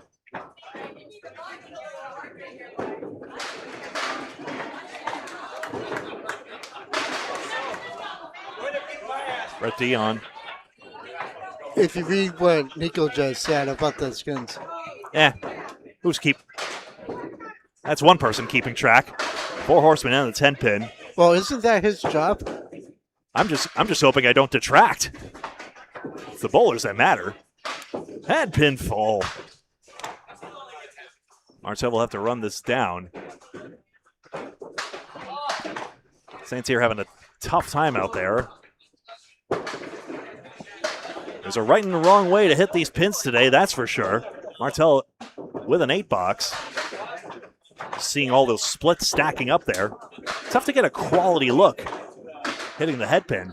Got to be on your angles as well. Eric, nice to see you. Good morning.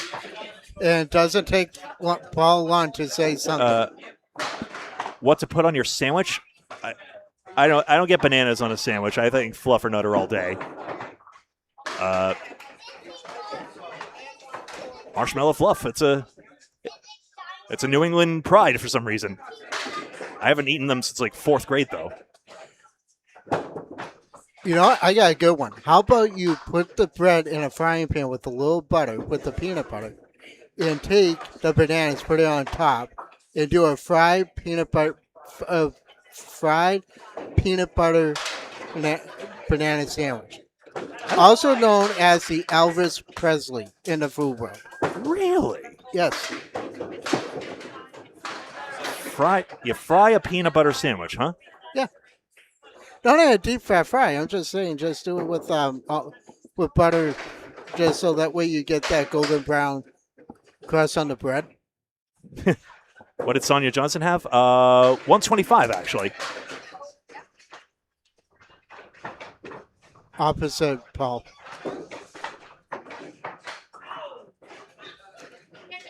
Yep, that's right.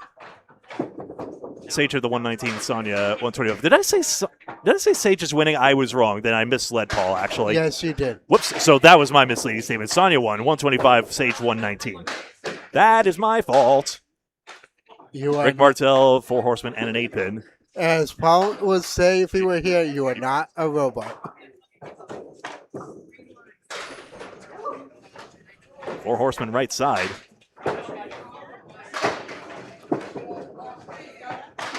And, just no 10-pin. That'll be a 9-box. There's no bacon in it, but if you did want to put bacon in it, I say go for it. Peanut butter and bacon? What? No, I was just going back to the comment he just said.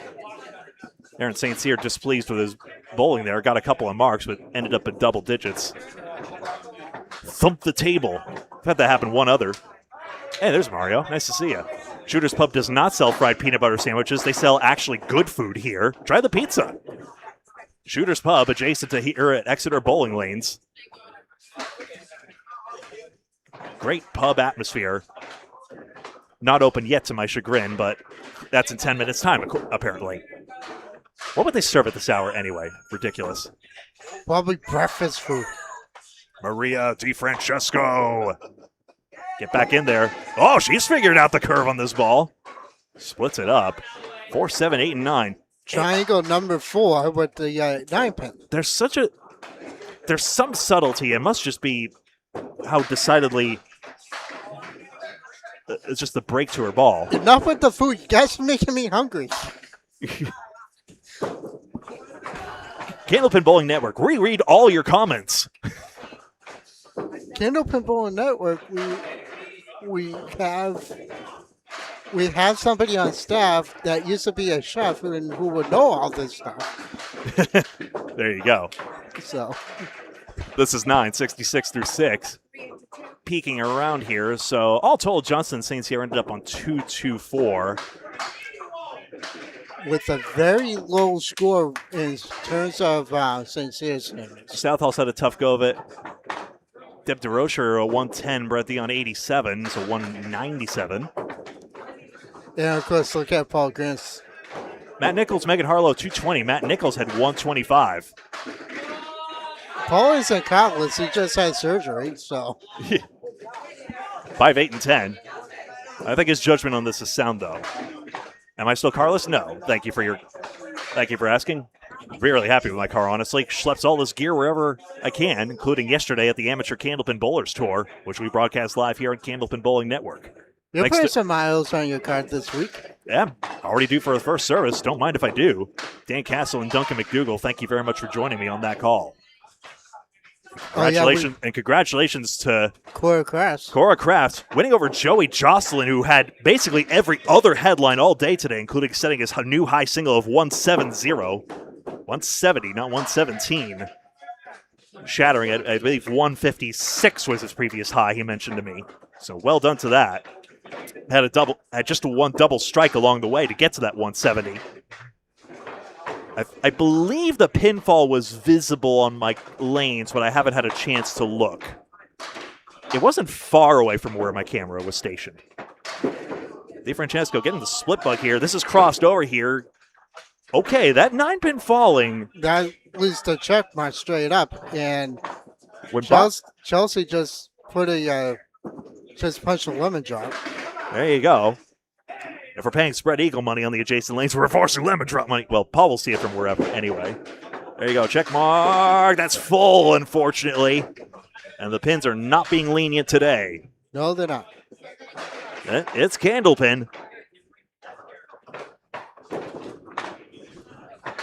Many people believe, I mean, we were mentioning it almost to too much of an extent, I would argue, at Harvard Lanes. Like, oh, the pins are so tough.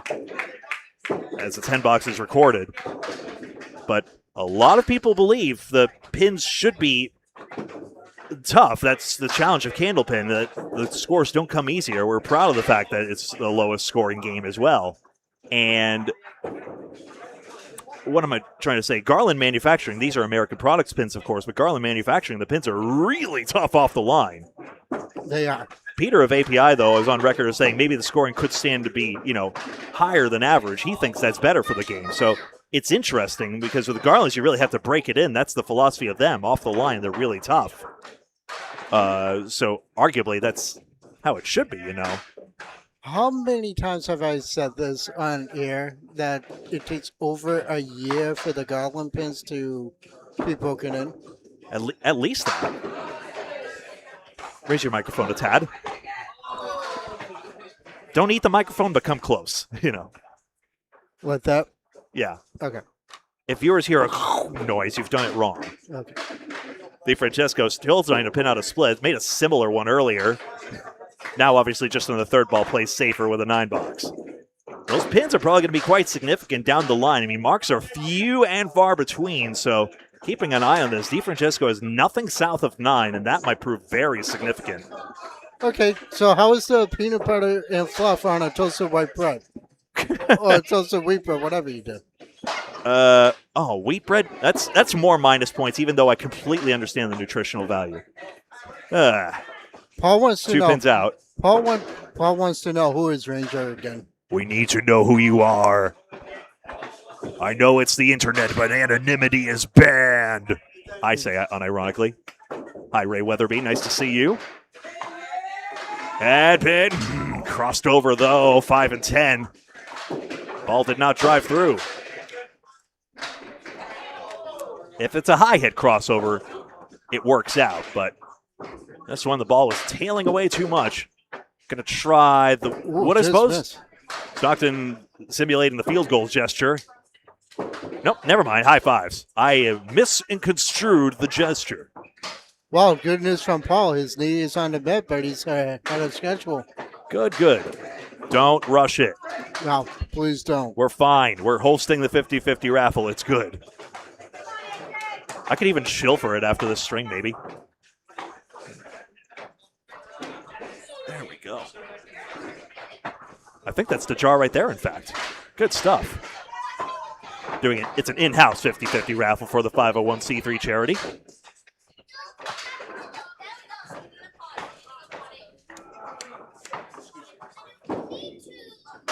That's Lyonnaise over on lane 5. JT has the 6'10". Chris Winiar's to the left of our featured lane, half Worcester. And now AJ Stockton. Into the 2-pin, just 3.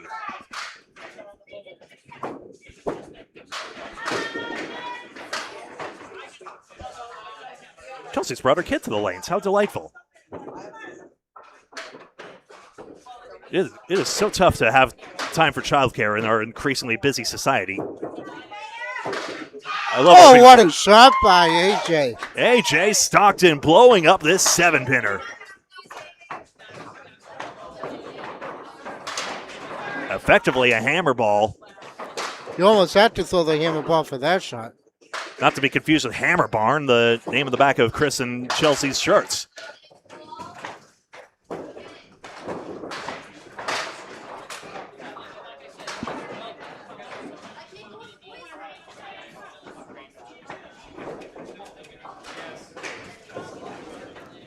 Well, unfortunately, there's only standing room here today. 1, 3, 6, and 7. So a fill of undefined, great. 6 on the fill.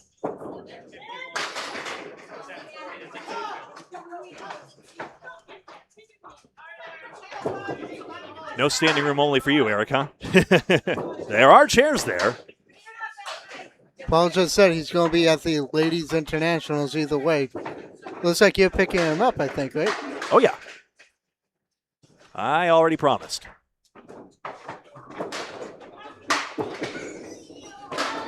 This on the outside of the head pin. It gets a couple at least. And this will be an 8-box. 69. Just having a look here. Looks as though we're going to be the slowest lane pair all told. How does that keep happening? Oh, well. I don't know.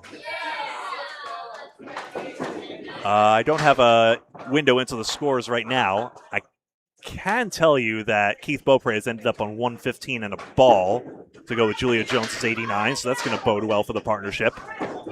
4 and 7 for Stockton. Like we said, that's Sidewinder delivery.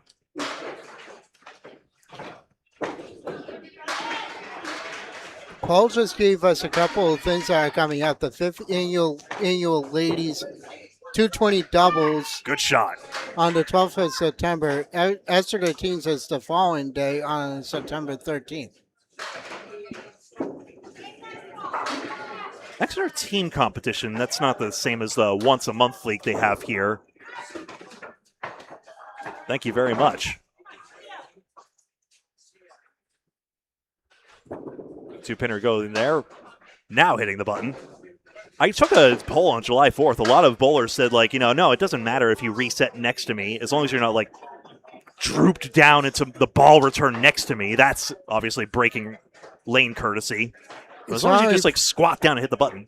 It's not only breaking lane courtesy, but it's also being a little disrespectful. Oh, that's right. You said yes, it would throw you off. That's right. I remember would. that. The vast majority said no. That's interesting, though. 3, 4, 6, and 7. Julia threw an 89. Keith threw a 118. Sorry about that. And 3 pins out. My understanding is YouTube is doing a split screen when it does that, but it also does the ads too, which drive me insane. I mean, well, there is a reality that it does help us out, defray costs as well, but yeah. Wouldn't it be nice if we were able to raise the money in other ways, but advertising is unfortunately a necessary evil. I think it's the reality of the situation here. I'm not proud of it, but it does help us out with defraying costs as well. And one day the dream would be to give even more back than we already do. Obviously, with the Spread Eagle bonus money we do, it's a very modest amount. That's a little bit of what we do, and hopefully the promotion we do for the centers is goodwill in its own right. 6-pack, left side. I'm not checking his ID. Let's see here. No. Lost the balance at the line, unfortunately. Watching on YouTube Premium does help us out as well. All the same. That'll be at $7. And there we go. There's 101. Gouillart and Fontaine are about 1 box away, and then we'll get set for the third string of 5. No real need to go to the Be Right Back screen, obviously. Let me just do this.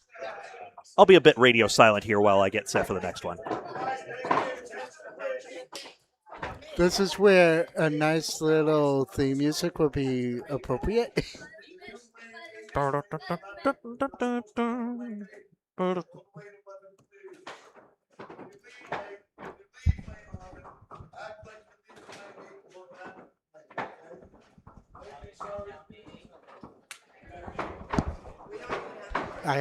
Did they shut down a lane? I think it was. I have no idea what that was about. There you go. Third string of 5 in this elimination cut from 18 to 10.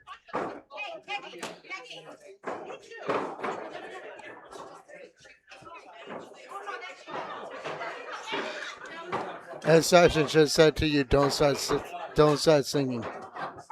Don't do it, Gregory. It never goes well. Have mercy on my ears. Was that the dating game theme? It was a Spanish flea. That was a recurring joke in my band, for what that's worth. Anyway. Who have we now? So that should send Chelsea Pepin and Chris Gouillart across to us, if I recall correctly. They'll be second, that's right.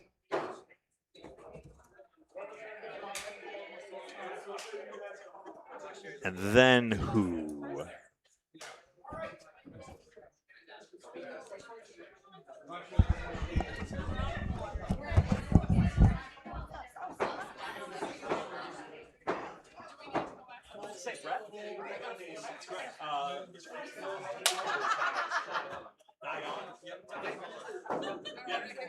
I'll die on this. Thank you very much. I want to get it right. Thank you. DeVrican's first ball is a 4 horseman and a 10 pin.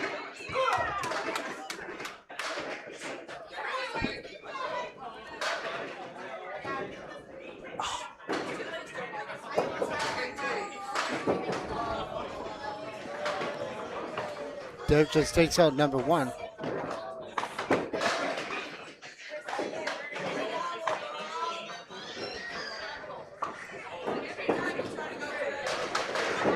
As soon as I get any update on the scores, I'll let you know. But That'll be an 8 box for Deb. If the bowlers know, I will let you know. If they don't know, then it'll be a big mystery, and we'll all figure it out together. But the top 10 scores, wherever they may be in the field, will advance to the next round. Then cut from 6 to 3 with the field that we have.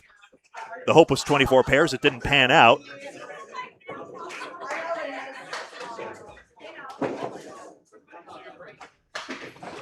Regan takes out 3.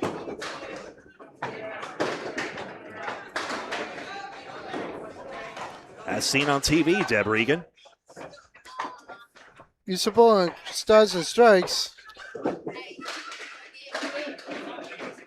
Had been fluttering away. 3, 5, 7, 9.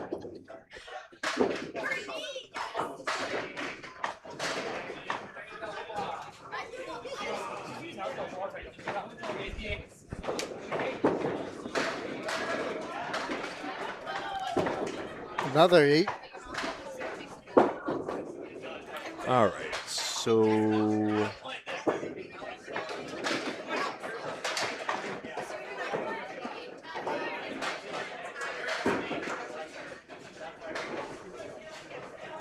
not me trying to look up information on the fly here.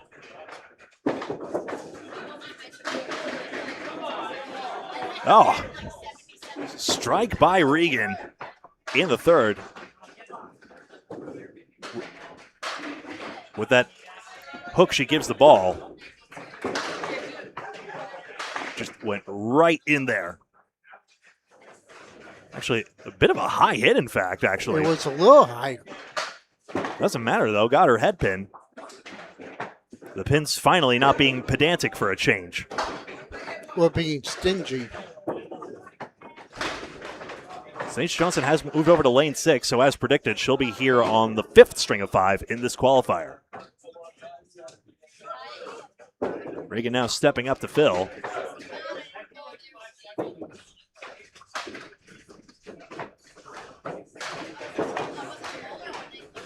Head pin hit down the middle. 4-pin tips as well. 3, 6, 7, 10. This could go. It very well could. If she plays the 3-pin, try and split the 3 and the 6.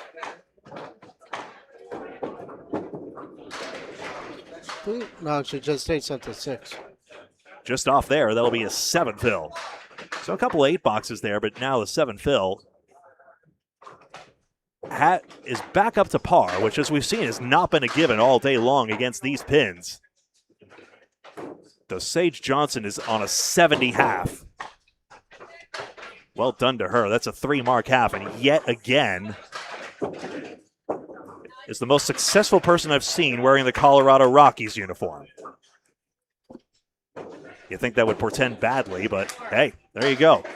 9 box, 42 through 4. Always our pleasure. Thank you, Justin.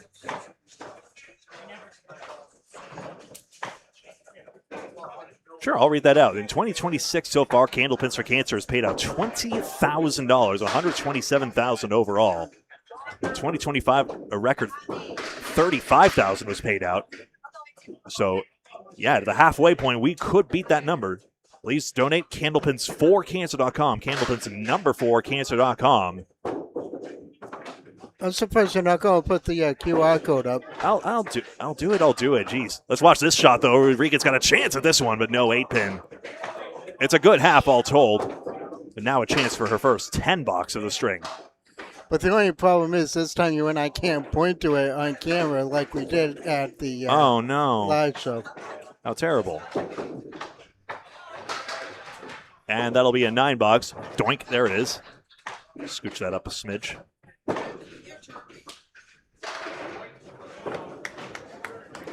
And there we go. Brett Dion coming up next. Finally got the pronunciation right. Thank you. Wearing the new Bombs Away Baby shirt. Here's Johnson's comment. I thought Micah works for Candlepin Corner. He goes where he wants to go, exactly. He's, more of a freelance guy. He has helped us out in the past, though. Really appreciate his efforts, but that's right. He's not on the Candlepin Bowling Network team itself, but he does call a lot of great matches, and boy, do I still have some knowledge to absorb. His Candlepin HQ site, he is such a labor of love right now, and I hope he built it in a way that'll be sustainable, even so that we can all, that someone can take the mantle once he's done with it, even though he's just begun in this case. Dion just a head pin to go. With the telescore shining at his back, like with most bowlers. Who needs the head pin? It'll be 9 to start. Oh, okay. Paul just says something. Brett is actually Joey Lister's brother. Oh, yeah, the Dions. That's right. Yeah. That makes perfect sense.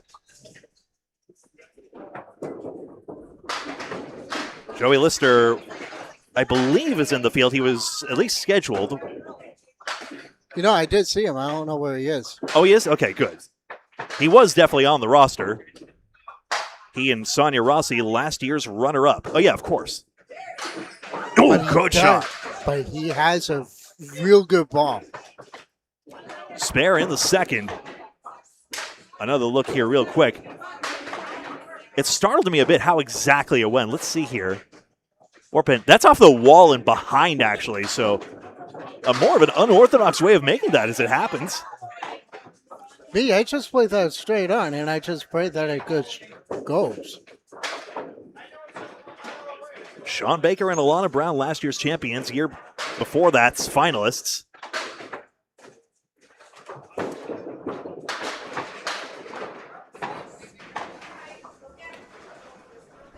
Puts 4 on the mark.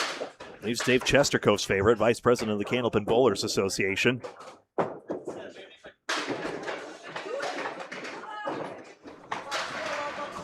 $379. Bombs Away Baby shirts, we haven't yet had a way to sell them online. They usually are only where Paul is, but boy, he'll tote around the merch anywhere. So if you're in the area, if and only if you're in the area, you'll be able to find them there. You know, I wonder if Paul would make an exception to ship one out to wherever If you talk with him, if the price is right, and he loves the Price is Right, then I'm sure there's a way. So why did you have to go that far? With the Price is Right? it's a good show. It is. But you know what's better? Let's make a deal. Bombs Away Baby! As long as he's wearing the shirt. Yep. Dion with a second mark of the half.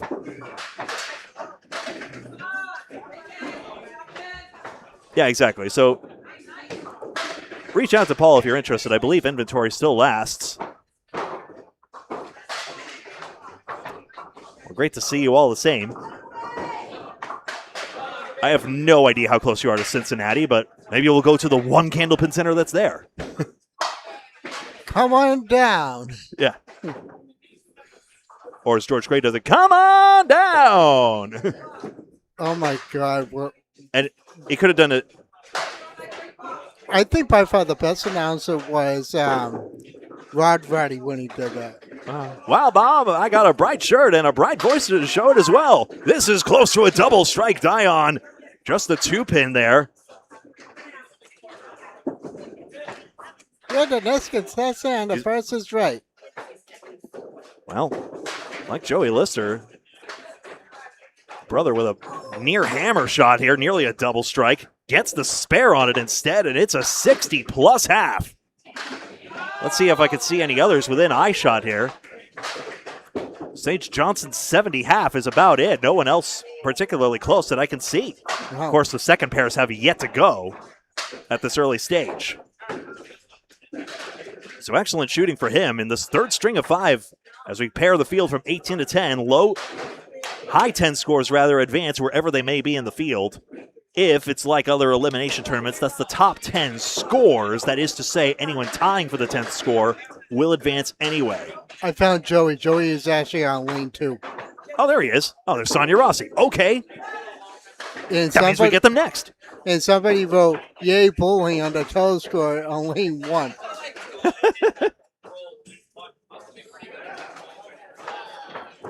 Let's see if I can get a picture of that as we see Chelsea Pepin step up here.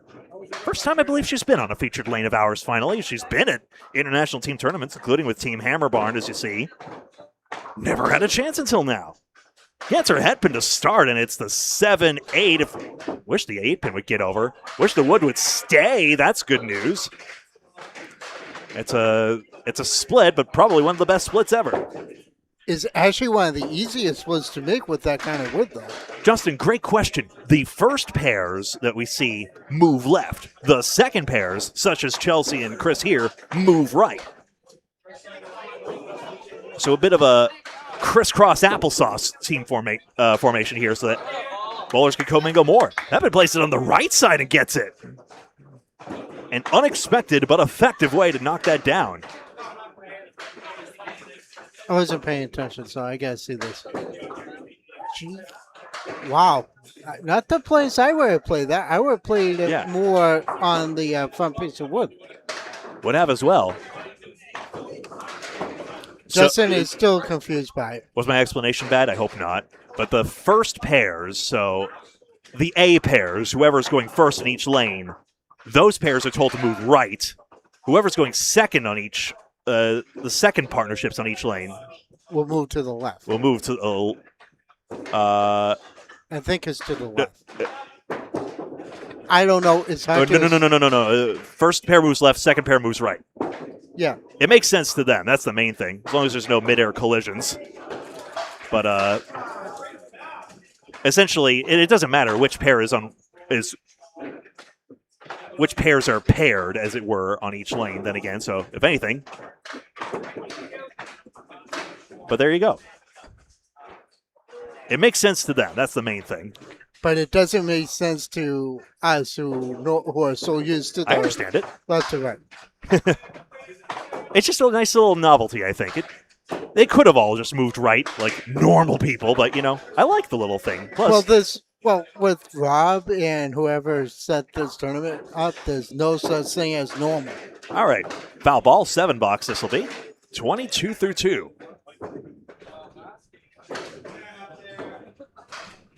Taking a peek around at other scores as they start popping up an eye shot here.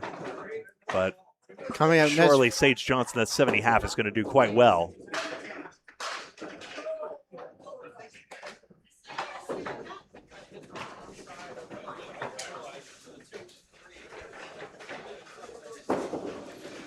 I don't think we're going to get Shawn Baker. That's Pepin's third head pin in 3 boxes, by the way. Will something more get over? Boy, these pins do not like her ball for some reason, although... That 3-pin moved off spot a little bit. Interesting. So this is really going to make this shot interesting. I'm having a hard time seeing. Is there a sleeper back there? Yeah, there is. There is. I see. So that is the 3-9-10. Our pin cam is perfectly obscuring it, and with the off spot 3, of course. There you go. This is going to make this shot interesting. Does the wood rebound the 3-pin? Maybe, maybe, maybe. Trying to shade it that way. Maybe it slides back. Little gravity drop. Come back. Anything 10-pin? No, I'm just going to sleep on the wall. Any of the Fontaines here today? Yes. Aaron Fontaine will be next up. Actually, 2 lanes away. He'll be on a featured right. lane. He'd be on a featured lane next. Is next. Sorry, I got the wrong Aaron. Duh. There's the 10. So 32 through 3. Looking like her best string so far. That's a great start there. All those head pins, even if there's not much to show for it, although the 7-8 split was hardly that bad. I'll try again. How about a half Worcester? Pepin and Winiar's happily together now for a couple of years. Half Worcester right side.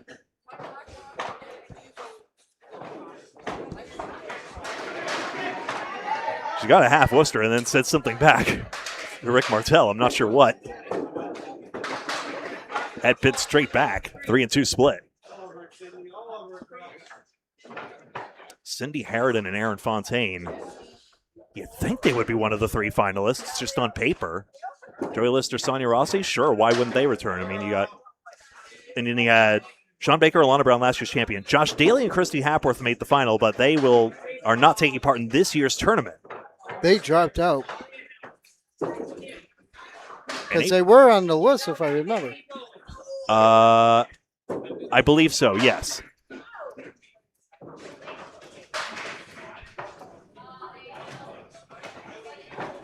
Sage Johnson is partnered with, hold on.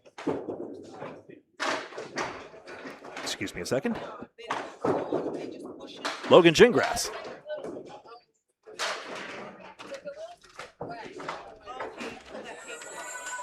One pin out to start.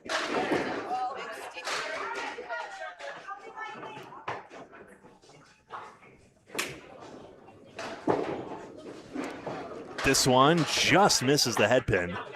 She's starting to sidearm it a little bit, Greg. Interesting.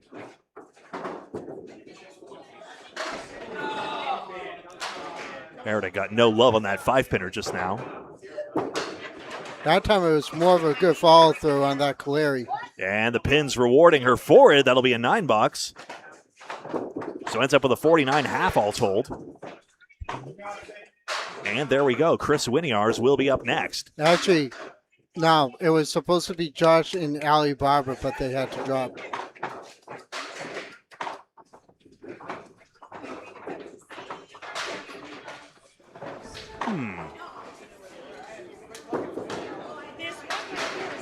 DeFrancesco 42 at the half. Peggy Donnelly 49 at the half. JT is working on a spare right now. Cindy Harridan 62 at the half.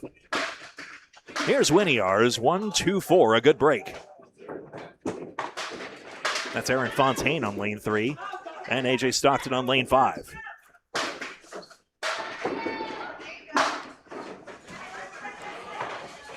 chance here. Can he take advantage of the break? Yes, he does. 1, 2, and 4. Exeter, New Hampshire, Exeter Lanes. 12 lanes, Shooter's Pub next door. Rob Ficar, Sr. and staff. Have we mentioned how good Darren is? Yes, we have. There's a Paul Graham special for Aaron Fontaine. All the dollars. That's head pin, triangle 4. Maybe we should put the jar in the corner if you wouldn't mind. Thank you kindly. This corner. Make it as reachable as possible. Yeah. No, towards you if you don't mind. Okay. There we go. We're trying to geometrically position things. There's There's another comment here from Paul Graham. So that's right. It'll be a new regional roll-off system for roll-offs. Oh, man, that triangle defying Gouillart's. Almost back-to-back marks.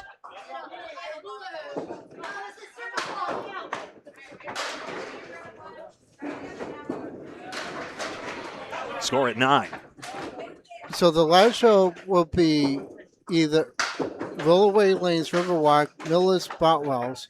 So, exactly. So the idea is we'd have multiple regional roll-offs, and it'd be more of a feeder system, much like how Channel 5 was rolled off back in the days, where you'd have a lot of houses, like more local roll-offs, Okay. and then the top, however many could advance, and then there would be one grand roll-off at the end, and they would make it to the live show, which would make everything more accessible for everyone and also not inconvenience too many people with the travel.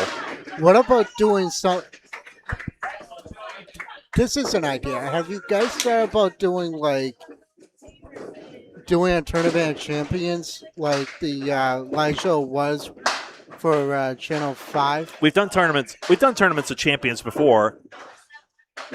Just scheduling the darn things is the hard part. Otherwise, we would just schedule away. But so many folks are running tournaments, which is, again, a good problem to have in Candlepin bowling. It is. Just obviously, it makes the calendar congested. So the top 6 were advanced to Exeter Lanes, and the top 5 to Academy, which is lucky and 2. Apparently, Fontaine throws a flower ball, say the pins. 1-3 taken out. We've seen the 1-9 taken out, the 1-8-9 taken out. Mercy. Stockton just hammers it and reenacts a shrug emoji. Gouillart's triangle again this time. Oh, look at that bid by Fontaine. Everything but the 6-pin. Someone's got to show us how to make that. If anybody could, it could be his grandfather, whoever that could be. We already did the disclosure, just in case you didn't know. This time Gouillart's off target on the object pin. This will be for 10. It's 8. Now, I remember when I first got started with Candlepins for Cancer, it was before Candlepin Bowl Network took it over. Frank DeLuca and Ali Chat were doing the live shows. Right. And they did a tournament at Champions. That's why I didn't know if Paul was thinking about bringing that back. Yeah, I'm sure he and Al Johnson are thinking about it, and it's been proposed. Just tough to do it as well. I'm not in on the scheduling of this, to be quite honest with you, as well. You would think that you would be, because you go with all the equipment, so we can do the live show. But well, oftentimes it takes lead on the negotiations. That's the thing. 1, 3, and 7. Always happy to take part as well, but I seldom take lead on it, and all is very effective what he does all the same. Yeah, he is. 8 box 52 half. So Regan and Dion on 111 step back up here. Nate Fontaine did beat Aaron last time they were at a league at Bogey Lanes. That was funny.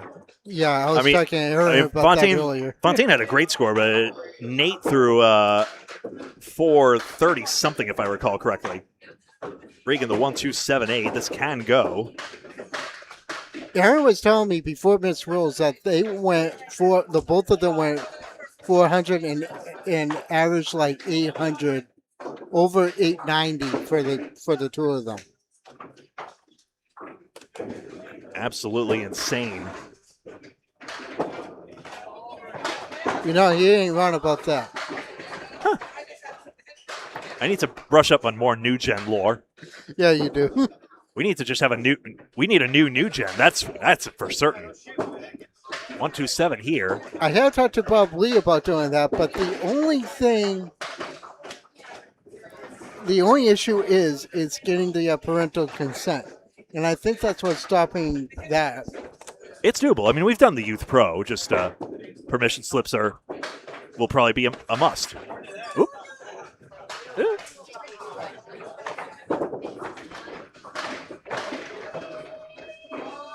One, 3, 8, 9, and 10. Table got bumped there slightly. Yeah, I know by who. Yeah. And of course, we had the mixed up graduates, but they're of age. Are you going to hear my best Don Gillis? 8 and 9. I could do one, but it's not as good. A lot of people think that I sound like Dan Murphy when I do this stuff.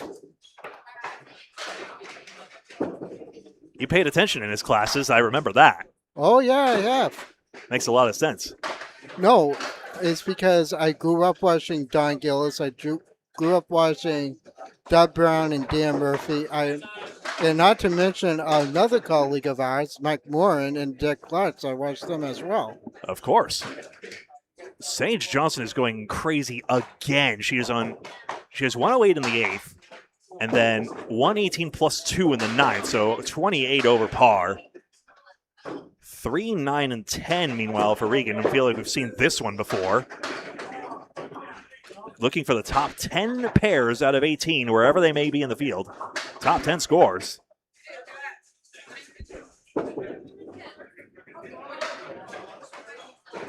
Would Ed Harding bring back Channel 5 as a one-off on Chronicle, maybe? Just do a one show as a treat and see if people are just like, oh man, make it a regular thing. No, Ed Harding did Candlepin doubles for a while. Right. And then he did the live show with Don Gillis. Sorry about that. That's all I remember from that. But $9. But there was another guy, I forget his name. His last name was Leary, I believe. And Brian.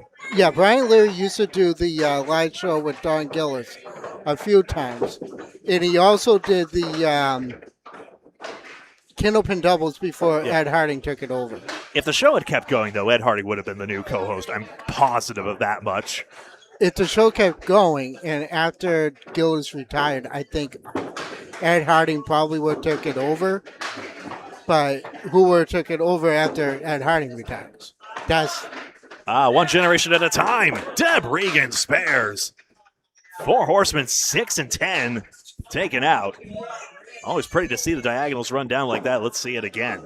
Sage Johnson with a 136 for this string. That's crazy work.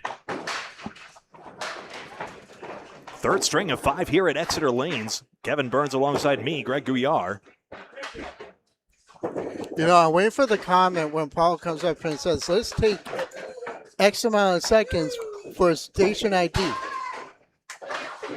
And you know he's going to do it. It's just only a matter of time. Well, I should probably advertise the channel more. Hi, we're Candlepin Bowling Network. You found us, but we're on 2 places, YouTube and Facebook. Please do keep liking the video. This will be the only stream today. If you're logged in, please hit that thumbs up button so that more people know the mixed doubles is live. We'll be here with you through the rounds of 18, 10, 6, and 3, all the way through to the final round, the final 3. And the pins need some more coffee, clearly. You were hit, head pin.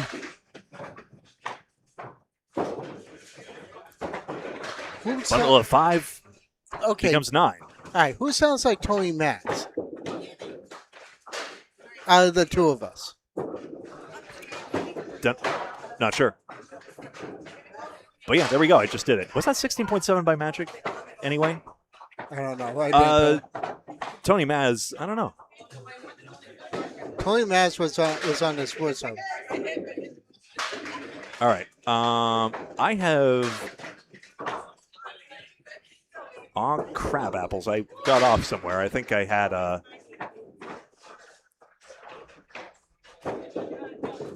it's a 7-box. It was actually in the 5th box, but 6th box rather for Regan, but I missed it somehow. Very sorry. There's a 7 fill for Donnie. For Brett. Brett Dion, that's right. 3, 6, and 7.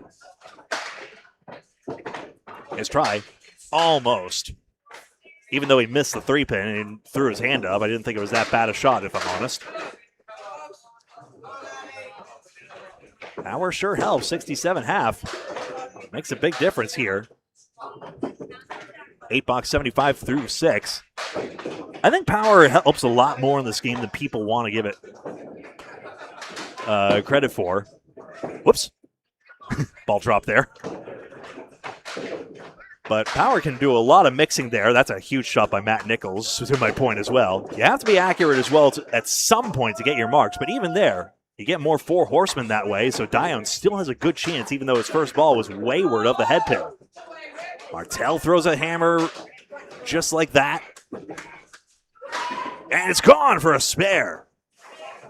There are some times, and that was a great, accurate shot there. I wish there was more reward for accuracy in this game. I have moments where I think that, but I also don't want to make it so much so that we're incentivizing the slow roll of Quebecois duck pin. Then again, those balls are really slow, and they just sort of melt with the rubber band action. And pin hit on a spare fill. This is 9. 94 through 7. Got some good wood for it, too.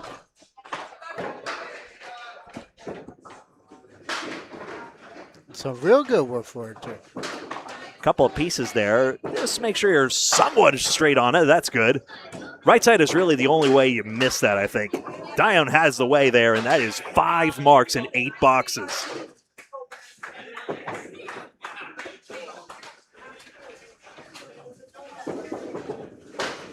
Adjacent neighbors go, and now he'll press the button.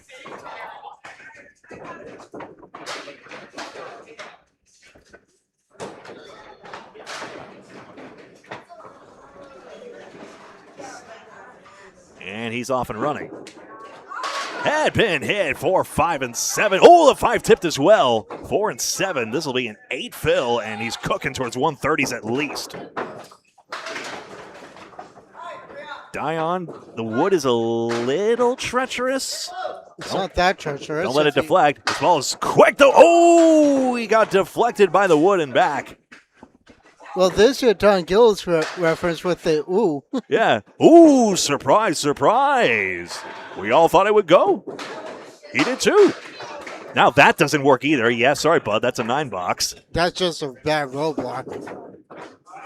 It was a roadblock. And that's all I'm going to do. Yeah, ball deflection taken sideways there on that piece of wood.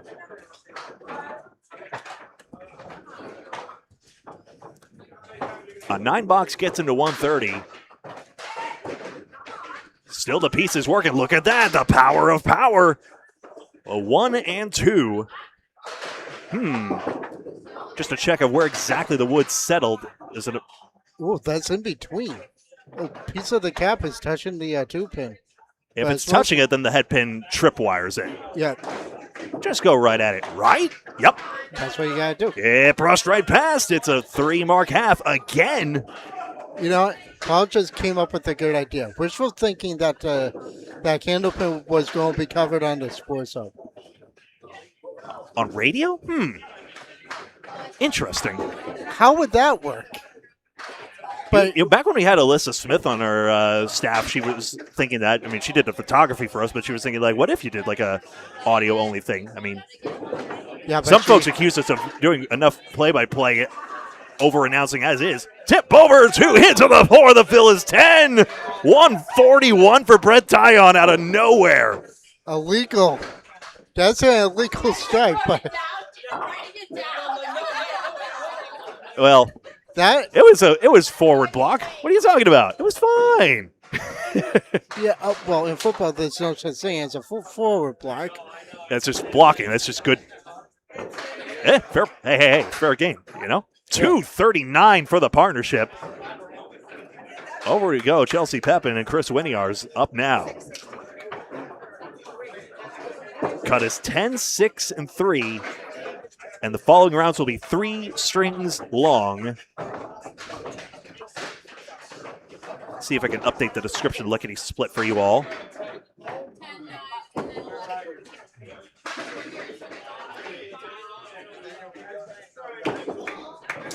Chelsea kind of yanked that one to the right. Yeah.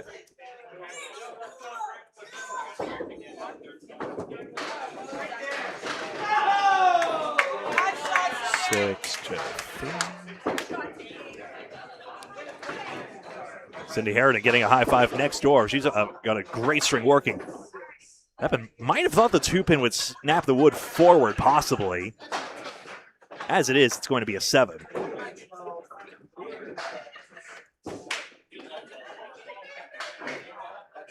And then, yeah, following 3 rounds. That I had in the description. Good job, Gregory. Pepin gets it out there. Good shot. I think that landed right on the lob line as it happens. 2, 4, 7, and 10. No, we do not call lobs. That is so not our business. Only an authorized official can do that. I was hesitant to even call a clear foul yesterday, even though the pin was clearly in the gutter, but obviously not my tournament. We want to see the game being upheld as well. Last ball coming up, so a chance for a 10 here. That's going to get away no matter what happens here. That's a 9 box. Still, though, you see all the splits stacking up here. So that's the thing. Accuracy on the head pin, not always rewarded. You got to have the power and the angle, too. That's bowling for you. Just how exactly to do it is not remotely as scientifically scrutinized as everything. That gets away from her. You know, I wonder if she's rushing a little bit. Maybe that particular delivery. No, it looks like, well, she's not rushing right now, but it looks like that's a good follow through. It's in the pocket. Dialed in there and spare. Second ball hammer in effect. That is gone for her second mark. H.J. Stockton sat down on 47 plus 2. Maria says, kind of cooled off a little bit. She's at 73. Sonia Johnson and Erin St. Cyr had a good string, 218.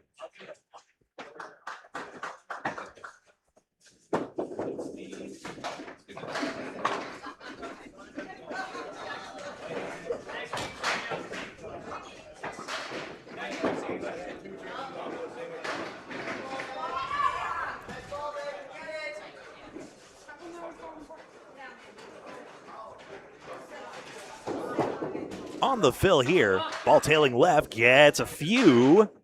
Just not getting that late action there, and it'll be 4. So 2 marks, but sub 100, and we see the effect of the splits holding that back as well. And a few tough frames as well. DeFrancesco just ran that down. Having a tougher string than usual in her case, but already the good ones from before. You think she and A.J. Stockton would be seen through, especially when the majority advance. Harridan darn near made a bid on that one. She's been having an incredible string. The undisputed MVP from last Ladies Internationals. The box is 8. Well, the Ladies Internationals will be broadcast live here on Candlepin Bowling Network with you and Paul Grant.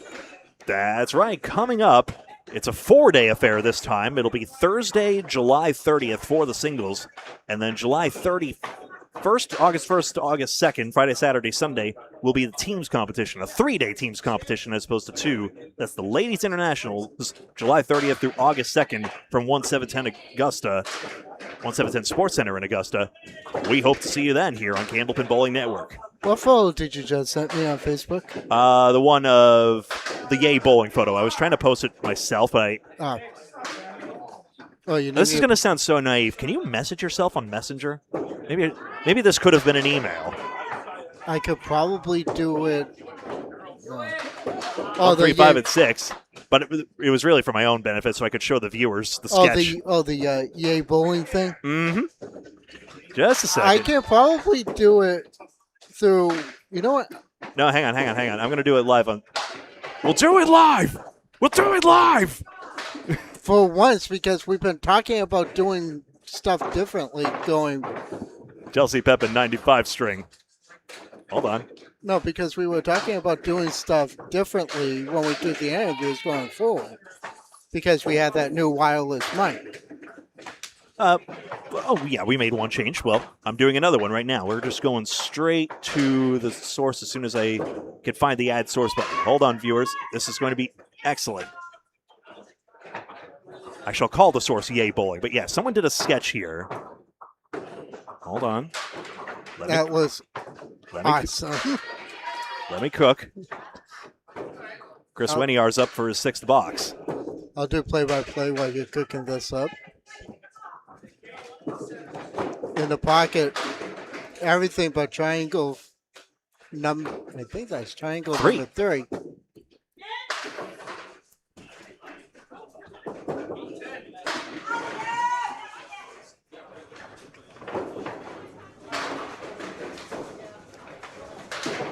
And triangle number 3 goes for a spare. That was his 3rd triangle, and Winiar's makes his first one. 2 marks now. Again, he starts his visit with a mark.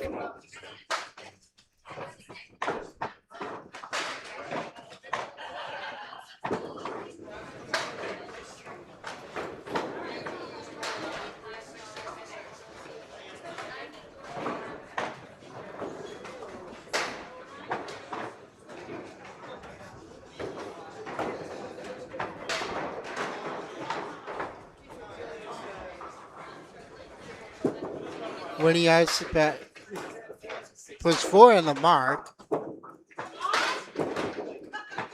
Now bring him to 66 after.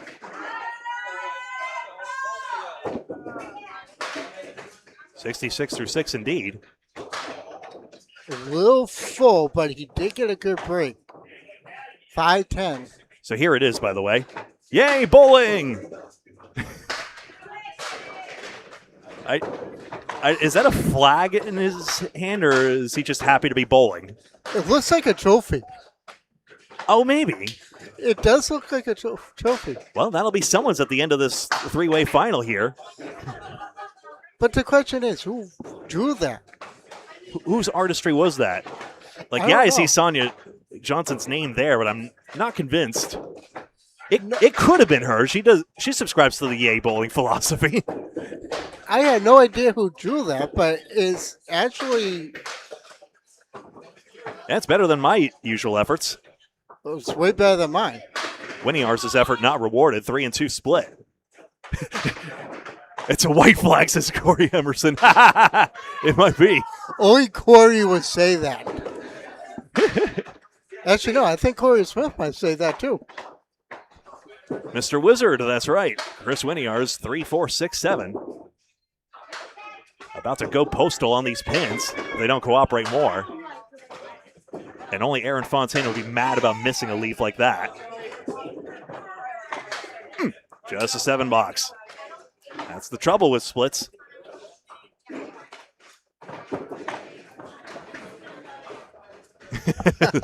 Just surrender to the pins. That's right. Leslie thinks it's Sonia. I think it's quite plausible. I'll have to ask.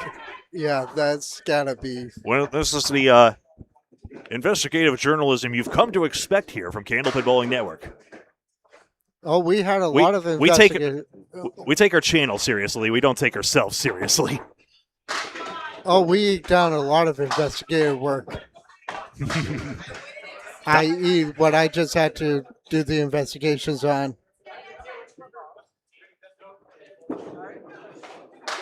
Got the full story after the scoop. That's right. Yeah, exactly. 3, 6, and 9. This will be the 3rd ball here. But I did it. But I had to do it somewhat differently. I just went right to the horse's mouth. That'll be a 9 box for Winiards. So tough here, trying to be one of the partners going over 100 here. Joey Lister's having a good string here, 114 through 9. Cindy Harridan ended up with 116, that was said. So Sonia Rossi with Joey Lister has a 110. So this is going to be an excellent middle string for them. Winiar splits for the third time. Pepin and Winiar's plagued by splits, unfortunately, in this case. Brett Dion with that 141 for his pair. Winiar's ended up flat on the object, but he got the object at least, so now a chance for 10 on this split, just like he had in the third. That pin accuracy is that non-standard colorful stripe there. Follow the yellow brick road, as long as we're still quoting Paul. That's for head pin hits, red bricks, head pin splits. 9. 99's his real deal. He gets 194 for the partnership total. And taking a look around, looks about like everyone's just about erased everything, and it is time once again for string 4 or 5. Isn't this great, folks? No more commercial breaks, seemingly. We don't even get a hydration break. No, we don't. I'm just drinking water as we go. If you know, you know. Wow, Fontaine just very, very light on that fill.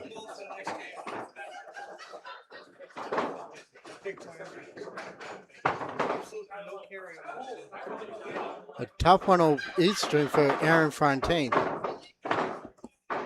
So over we go. Once again, the pairs that bolt first move left. The pairs that bolt second move right. First to the left, second to the right. And nobody moves to the back, which would be out the door. We have to go to the back.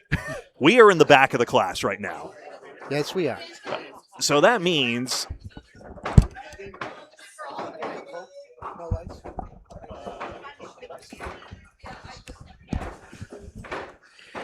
Darren's the best, that is all. So we get Cindy Harridan and Aaron Fontaine. And the best part is, Darren does take real good care of us when we're here. He's the best. He takes care of everyone. Just another reason we love coming to Exeter all the time. I fear I don't say that enough about this. All the centers I love. Just Exeter's just easy to love. Dozen lanes, just parked in the middle of a residential neighborhood. Hey, it works, you know? Why can't we zone more flexibly like this? It's the best. I was saying to Terry Ann before we came inside today that if I lived next door, it would be an easy commute for me. Someone lives across the way. Yeah. All right, so there we go. Megan Harlow and Matt Nichols, the partnership now up on lane 4, our featured lane.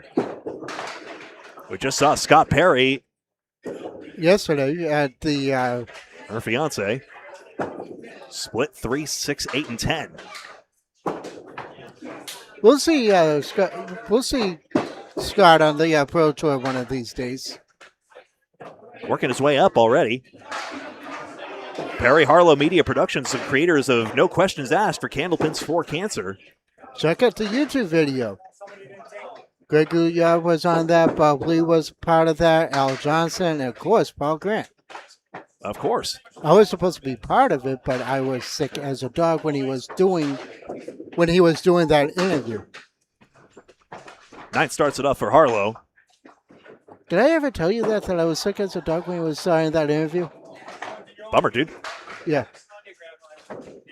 So I never got to do my take on it, but oh well. I'm going to go score hunting once we see Harlow's ball. Please don't throw a strike. You're very capable of it. Okay, I dodged that bullet. Now I can go look. Okay.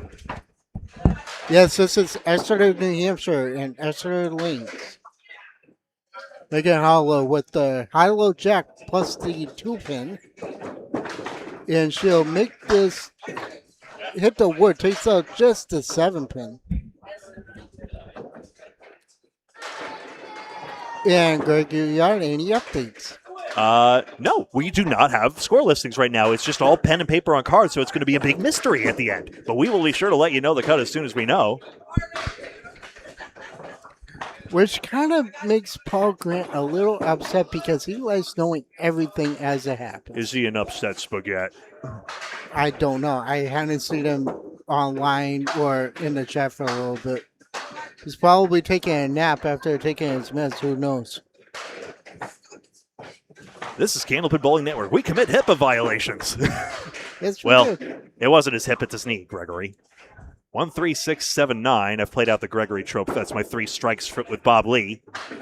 No more of that catchphrase. Greg, you can always we can only say each catchphrase 3 times, or else the viewers are going to get sick of it. Who said that? Bob Lee, our executive producer. And I've been deputized. I thought you were name producer. Yeah. It's sort of a... I might actually be named like acting executive producer or executive producer soon, but yeah. I am in charge here. No, because Bob Lee took me off his stats because he knew that I picked up that tournament on my own, or I was in the process of doing one, and he just named me as a, analyst, sub-play. Please refer all personal matters to HR, thank you. And who is that HR person? We don't even have one, I don't think, do we? Yeah.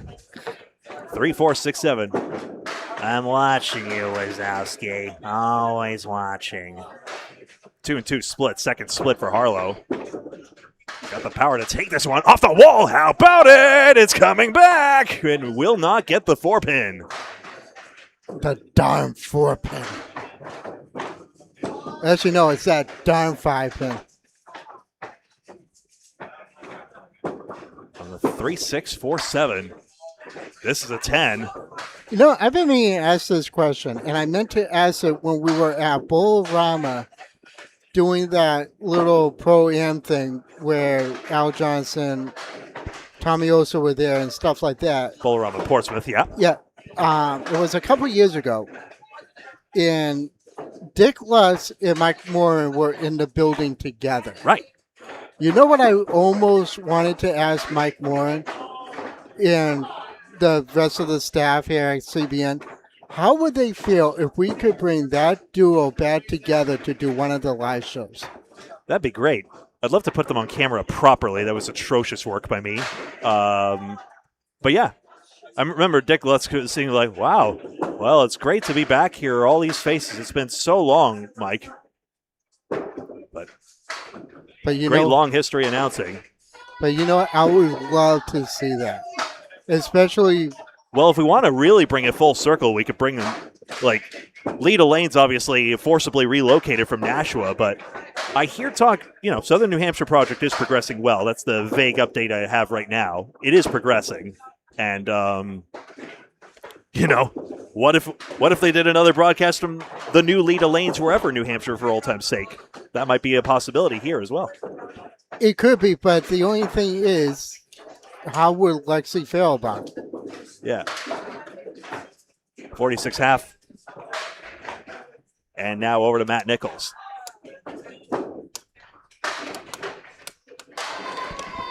Don't need that negativity. Now, please delete that.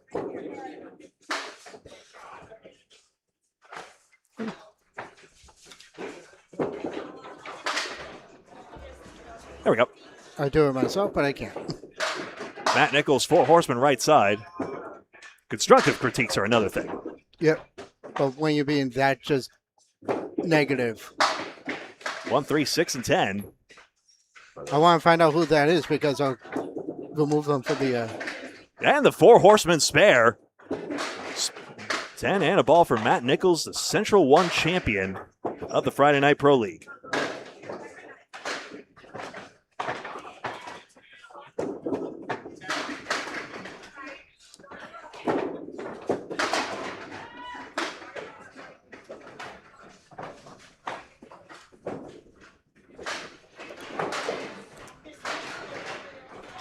Matt Buffalo Nichols.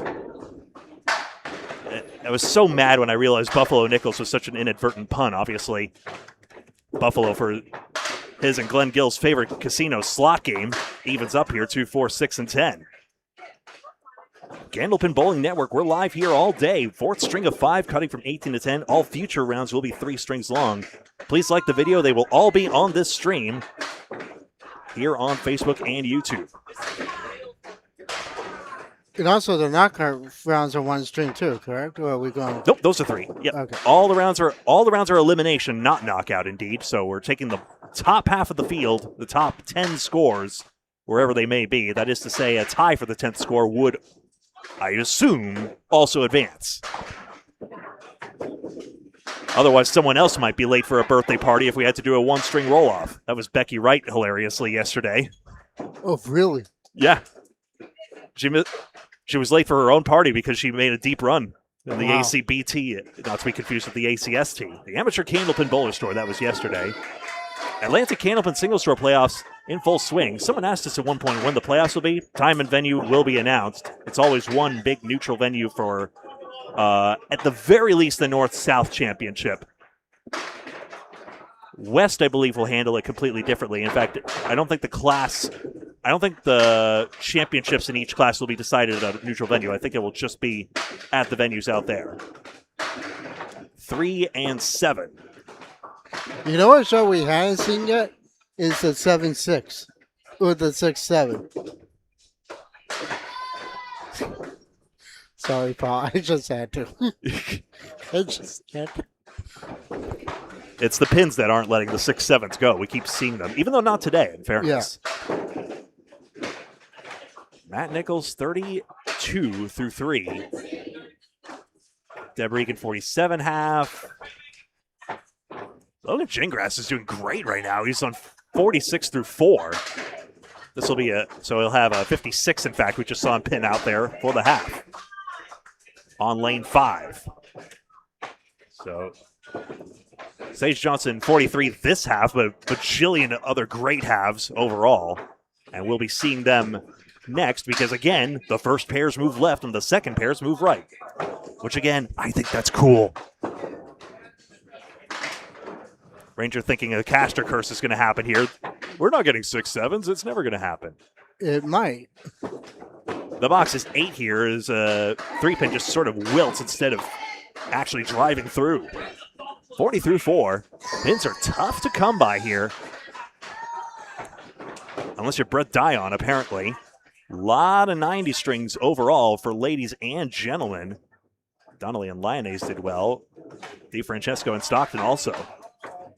Just over that, but not a lot of explosive scores on this featured lane, lane 4. And now the diamond left side, and another diabolical leave, even though it's more gettable. Well, if you consider a pro male bowler wants 4 marks in a string, this goes less often than that average. Optic pin missed, in fairness, but still. The diamond is one of the toughest shots to make. About a 1 in 4 chance. Better than a lot of others, but still. For a head pin leave, you wish it was more. Can't even get the 10, even though that's 2 object pins. So 95 half for them. Harlow and Nichols capable of explosive back halves, mind you, but we'll see there. Over we go now. Now Cindy Harridan and Aaron Fontaine.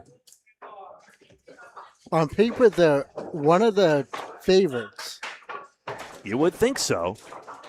Well, Cindy Harridan is just coming off that. 110, I believe it was. Not only that, but she also is coming off of that championship win at the Miss Worlds.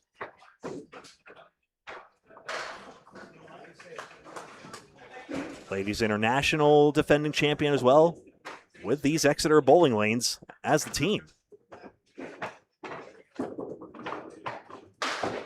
So A little full. another bowler.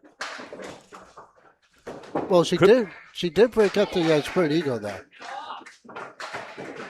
It'd be cool if someone had that awards category like Ripping the Rack podcast was trying to do at one point, or did do, excuse me.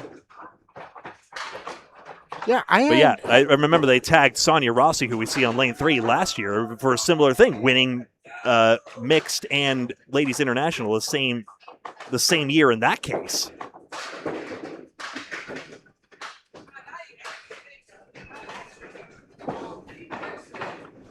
Is Ripping the Rack podcast still happening, or did that stop happening? I haven't seen a new episode recently, but that could be my naivete, and I don't know the details on that.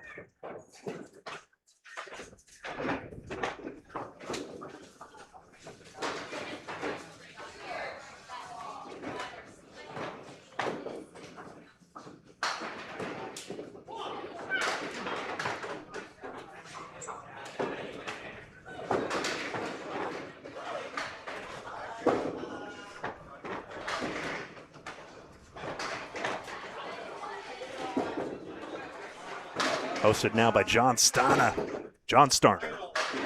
3-6-7-10. I like how their podcast is a the video version of their podcast is a TV 14 advisory. Just embracing the skid here. We here at Candlepin Bowling Network do not swear, but the bowlers might, and it is what it is, even though we try to keep it clean. Thank you for getting over 10 pin. This will be a chance for 10.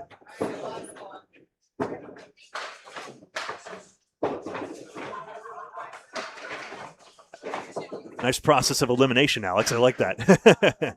And of course, yeah, that's right. B's and D are not locked in yet.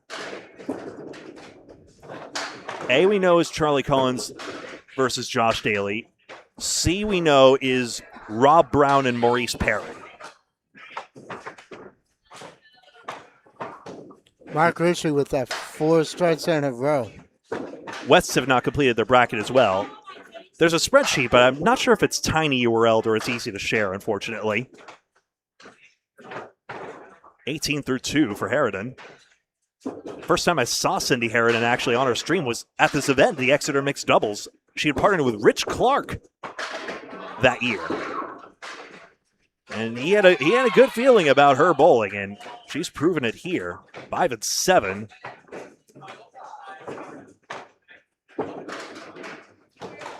Not quite this time. 3 and 4. Alex Patton, why do I want to say defeated Joe Coltrera recently? I believe that's right. Goes for the 7 pin, gets the 9 box. Hey, gotta get a pin somehow out of this. You never know. Although Harridan and Fontaine, you think would rate well. Looking around, Brett Dion 43 plus 2. Deb Regan 47 at the half. Sarah Wright on 47 through 4.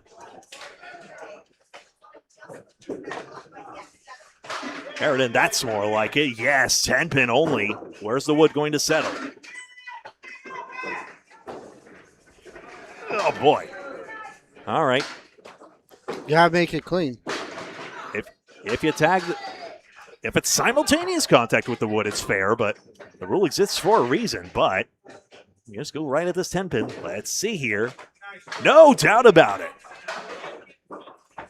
First mark of the string for her. These marks are tough to come by, but she's pinned this well, averaging 9 a box, so that's going to be significant. Even these 9s have not been a given. Even when you consider, say, I'm remembering Maria DiFrancesco just had that 1 8 box at the end.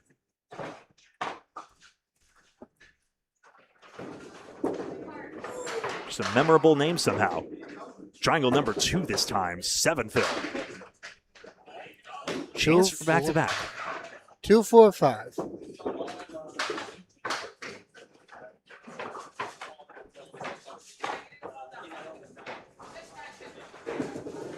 Her try.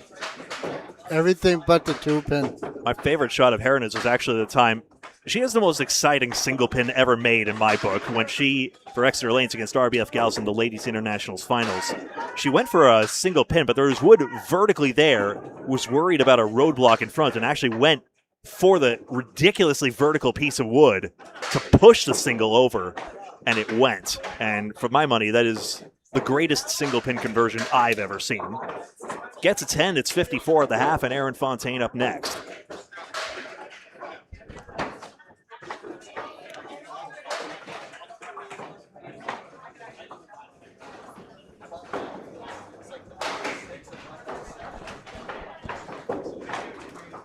Kevin Burt's alongside me, Greg Gouillart, here at Candlepin Bowling Network, Exeter Lanes in New Hampshire. 18 pairs enter, 10 will leave. Cuts will be from 18 to 10 to 6 to 3.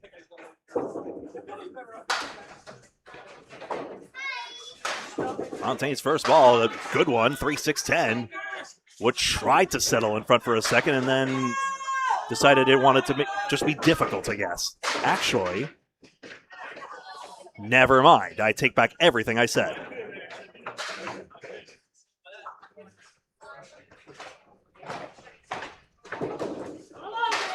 That is a smooth ball, can control life, and Aaron Fontaine can control his way over to his first spare. You know, this brings back memories back to Wakefield when these two were going at it in the finals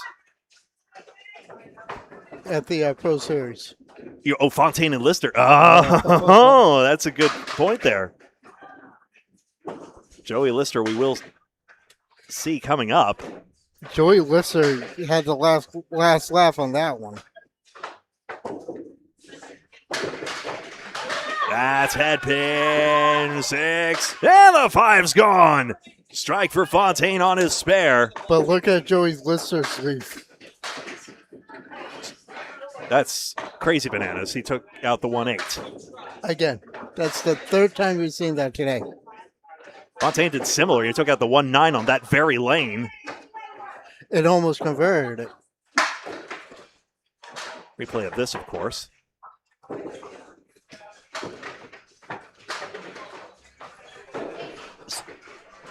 So it was Aaron Fontaine, Justin Waters, and Sharon Britton who was the MVP of that team. Should have been the headline until Joey Lister's double strike, the first double strike we saw all day at Wakefield Bolodrome.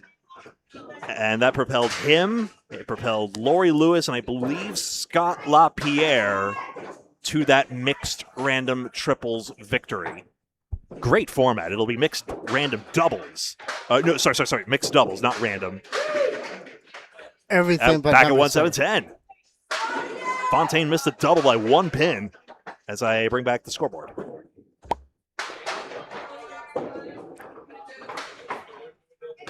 Sorry to sound like bubble struggle there for a second. Yep, 20 bucks. Strike sandwich. Take another 20 out of the ATM. It's cash only here at Exeter Lanes. 50 plus 1 through 3. It's just incredible how some bowlers are just completely unaffected by house conditions, it just seems like. There is a way to knock down these pins one way or another. You just got to throw the right ball for it. Is Nate featured on the most watched Candlepin video ever? Yes. And sometimes I worry about going viral isn't always a good thing. Especially when people would look at this. That's a backdoor strike. Thank you very much. The power of power strikes again. Even when he misses, he nails it. Who is this guy? I think he won a Candlepins for Cancer live show or something. It was pretty cool. Yeah, he won like almost every tournament last year. Just vacuuming them up. Yeah, he has an unofficial 236, Yeah. I believe. Yeah, and if the rumors are true that are pretty well sourced information that, let's watch this here first of all, not a strike. Maybe he'll go Dutch in this half. Joey Lister got the strike he wanted. But the over 120 cap, mixed teams next year might not be limited to 2 over 120 bowlers. Yep, there we go. When you're hot, you're hot. So a chance for a Dutch 100 half, actually. If he hammers this next one, he'll take a seat and contemplate that. And now Megan Harlow and Matt Nichols back up. Again, like I said, capable of an explosive half, even though they've had one of the numerous sub-100 halves. Now we've seen that these difficult conditions. But clearly they're negotiable. Joey Lister got 62 plus 2, but I think he's annoyed that it's not the highest score on the telescores here. All those arcade machines are turned off at Exeter, but I'm sure soon enough I'll be able to have my go at the pinball machines there. How do you feel about Academy doing their arcade over? They are refurbishing the arcade room. I have no idea what to expect. I asked, yes, keep your arcade cards. That system will come back, but yeah, I'll be curious to see how they rejuvenate it. That pin hit 3-4-6 for Harlow, fourth split. No, because I know you made a comment about it on when they made the post about it. Right. I asked about the arcade cards. That's right. Chance for a 10 here. It would be Harlow's third straight 10 despite all the splits. Nice to see you, Bill Olson. You saw him yesterday too, I believe, right? Harlow just picked up one of the pins for you. Now you just need one more. Sorry, don't. Sorry, couldn't resist. Great to see you yesterday. Great to see Nick as well.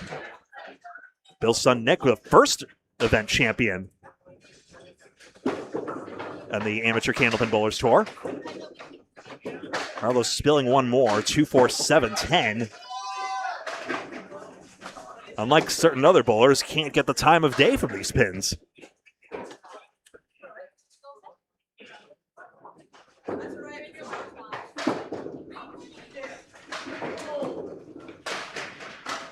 Just a 2-pin only. And now another chance for a 10 box. I mean, missed the object in fairness that time, but still. It'll be 9 this time, but still pinned very, very, very well. CJ, raise that roof. Ryan Hogan, nice to see you as always. Great to see you all piling in here, Candlepin Bowling Network.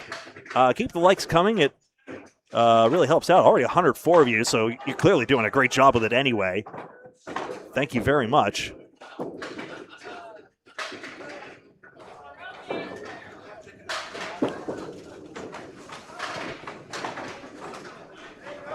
Just realized my description didn't update because I put invalid characters in. That's fun.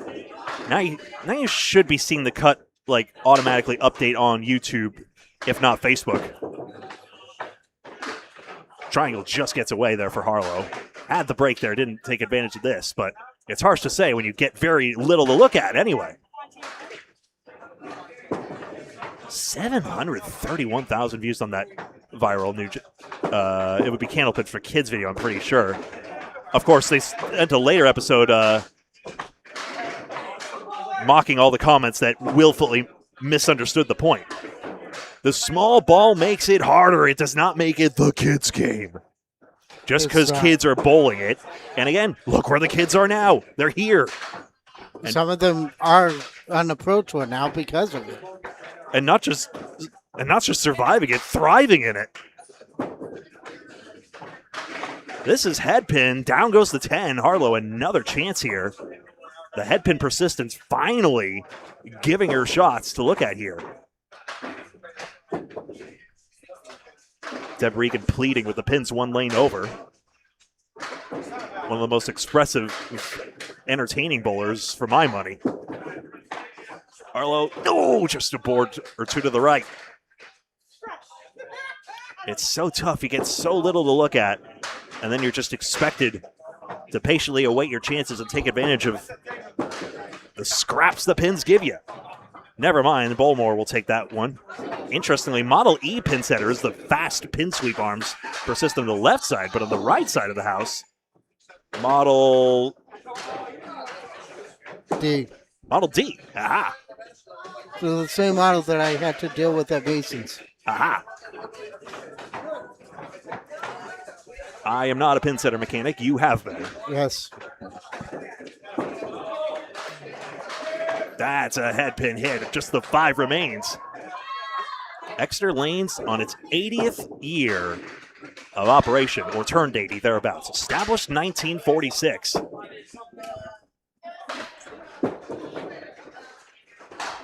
And another single gets away. Darn. So a bit of column A and column B for this string. Had the breaks there. Still would have been stuck at 100 aughts at most. With all the split luck she's had here. Had those quality 10s, but they only count for 10. This one will be 10 all the same, and it'll be 93. And now over to Matt Nichols. Looking around elsewhere, Alana Brown 117. Remember, she carried Shawn Baker at the end there in that 3-way final. Sage Johnson 107.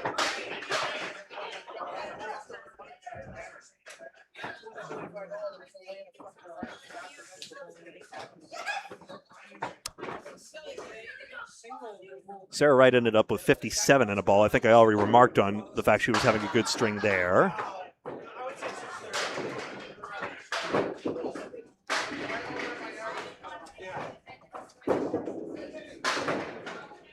Just 3 pins taken out on the first ball by Buffalo. Yes, error right, 57 and a ball. Rob Brown, 64 half. So that's an excellent 4th string for them. Head pin hit, yikes. Ball deflected away from the 5. Good pins, though. Can't take those for granted. And a chance for his first 10. His partner's got a bunch of them.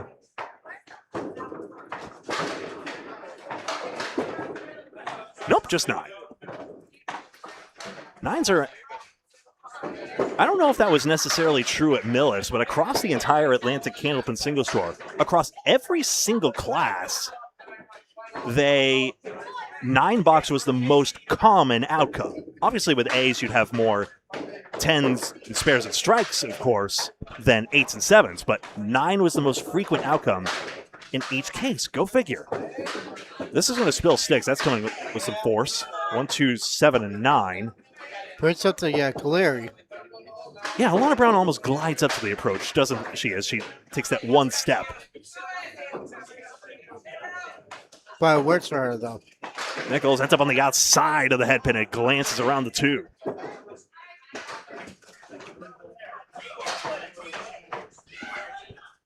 So no scores being generated. It's just all on paper scorecards at this point.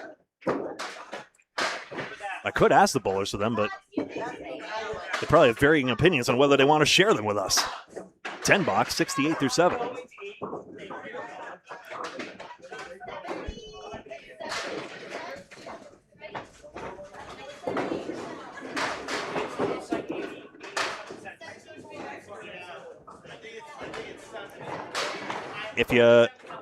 Nick, I'm going to give you a hint where we are right now. Ready? Where could we be?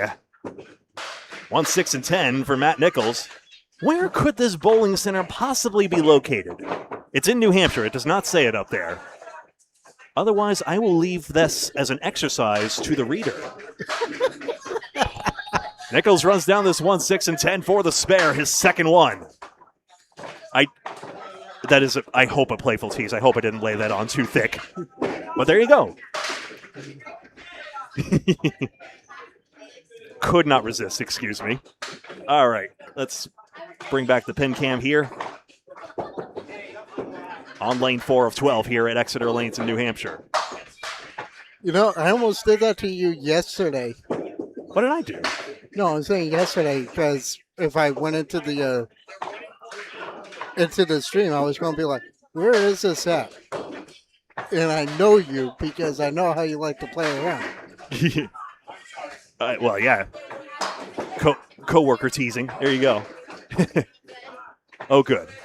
Sometimes I worry I lay the irony on too thick. I think I made a joke yesterday about, like, don't abuse the commentator because someone, like, playfully teased a bowler there. That's Brett Dion making a ridiculous shot again. It was actually a pretty good wood shot there, but take a look at lane 3. But yeah, hopefully the irony is obvious in everything I say. It wasn't the easiest piece of wood to get. It was pretty labeled, but Are you you had to be kidding me? quite precise with it. So the red line was good, but you still have to be on a tightrope to get it. Nice shot.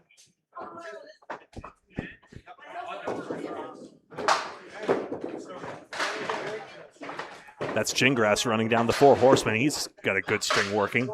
Oh, boy. That's a 110, in fact. Is that Nichols' first ball? I was looking at lane 5. Yes, it was. Crumbs. Must have gotten a curtain bounce or something. He did. And 2, 4, 8 goes. Well, he's working hard for these. Shawn Baker threw 123, so he beat Alana Brown in the end. They end up with 240 for a partnership total. Brett Dion with that shot is going to, and I don't know if he has a chance to make this for a spare. Good luck, though. He did! Well, he made a 10-box out of that one. Matt Nichols, 10-box 102. Want to see another Brett Dion highlight reel? This is for a 10-box, but this is on lane 3. Out he comes from behind my graphics, and Bang, off the wall. That's two highlight reels for Nico to do.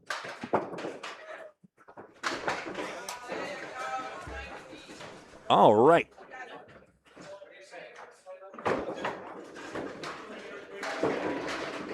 Harridan and Fontaine back up now on lane 4. That's Sonia Rossi. Joey Lister running it back, trying to go from second to first this year. And this is the 6th annual Exeter Mixed Doubles Championship.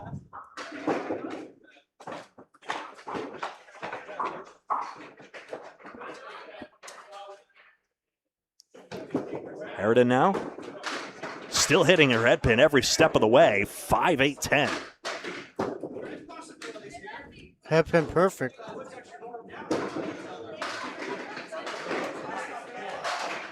Does this wood work? Does the piece bridging the 5-8 actually deflect it? Maybe the left side wood is more favorable. Hit the cap. Oh, she got it. Ooh, not the way I would have played it, though. I'm very curious if that's what she wanted. She gave a bit of a smile there. I'm wondering if that was intentional. Let's have a look again. Me, I'm playing this on the left side, but she went for the right. No, she went right into the triangle. That very, very tight little triangle. Yeah, cap in fact. Just barely, yeah, barely gets that other piece of wood. No, because that piece of wood came off the wall. Took out the 5-8. Crazy shot. Nico, highlight reel. Head pin. Oh. Boy, no, did not want that 3 to go. No. I mean, well, No, good, bad news, good news. It is an 8 fill as a result. it is an A-fill, but the leave stinks, unfortunately. What you said, I would have probably rather put the pin back if that was how bowling worked. If you could, I'm pretty sure she would have.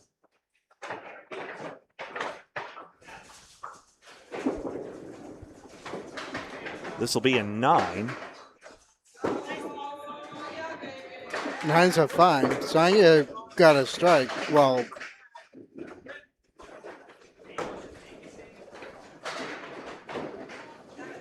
So the prize fund will probably be adjusted since we didn't have the top 24 pairs. They had advertised $2,500 for if it was a full house.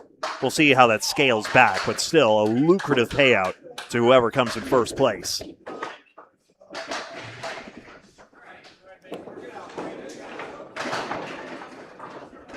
$240 for the pair to enter this tournament.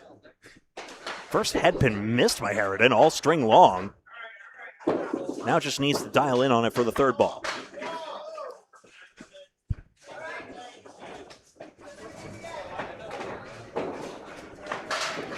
you know what, Greg? It's not very often you go into a bowling alley and you have two different model Bowmore machines. Yeah, so it was a long time ago, I believe the house expanded, which was how we ended up with 6 more lanes in the first place. I still have some of those photos from the early days, people dressing up in like proper collared shirt and tie and everything, and I don't even know I think it was dress shoes and everything. Like, I don't think it was bowling shoes with the slider and everything from the start. That's a head pin hit. That's the 6 pin only. Harridan another chance here. I don't know how you bowl like that. Are you bowling to win if you're that well dressed to a bowling alley? I mean, man, norms have changed like crazy. I would not in a million years wear a suit or a tie. Boom. Good shot, Spare, of course. Single pin. Well, you make do with how you make do, I suppose. My first 100 I was wearing a collared dress shirt after I forget why it was. I was coming back from a family function. Anyway, that's me. It was Acton Bolodrome. Full circle moment for me. But yeah, what's interesting, Norm, of the good old days, people think people used to have respect for things back in the day. That may well be true in a lot of cases, but with the foot fouls, there are so many photos where Pepin just got a strike there finally. there's so many photos where they're good like inch or foot over the foul line, and it's like, do we really need foot foul lasers anachronistically to check for that? I mean, at some point you got to call your own fouls. Like, Well, nowadays it is where you can call your own fouls, but it's also can Yeah. you still count your old logs and stuff like that? yeah, Which is what I've been arguing for the last few years. calling your own lobs. If it's close, I don't know if a bowler can do it. If it's like, there are some lobs where like everyone knows, but yeah, Ranger, you're absolutely right. Like people wore bowler hats to ballparks, for example. That was just normal. Even you don't want to look your slovenly worst. That's the whole point. All right, here's Aaron Fontaine, 90 plus. 8-box 108 there, so Aaron Fontaine with a hammer here. He gets a Dutch 100 half. The only person I know who has done that, thanks to a post on Rich Lamoni's old blog, is Jeff Walsh. He would have to throw a strike here. That would be quite something. Yes, that was a backdoor strike in the fourth. If he does throw another strike here, or a couple more, you do have to think about a 200 game. It's just for fun. They have to be through as one of the top 10 pairs, so let's just see how high this goes. Here it comes. It actually was left out of the hand this time. Not going to spill it, so only a 97 half. A whole 97 half. And you know what? I think he's got a break here. He does. In fact, even just making the 1-3, I think the wood snaps back for the 6, probably. So just do the thing. If only bowling were that easy, swerving back, I don't think so. Nah, he missed number 1. If he makes this, he's still perfect. Pin perfect.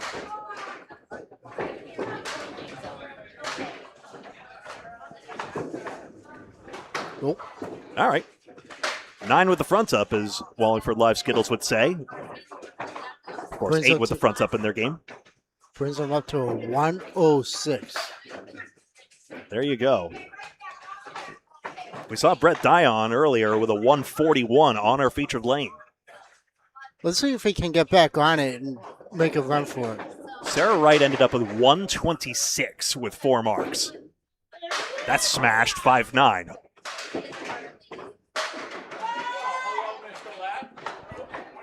Lister left the same leaf, incidentally. Rob Brown did not leave anything on lane 2. Aaron has to play the cap to make it. It's good. A lot of ways to deflect awkwardly off that instead. 116 plus.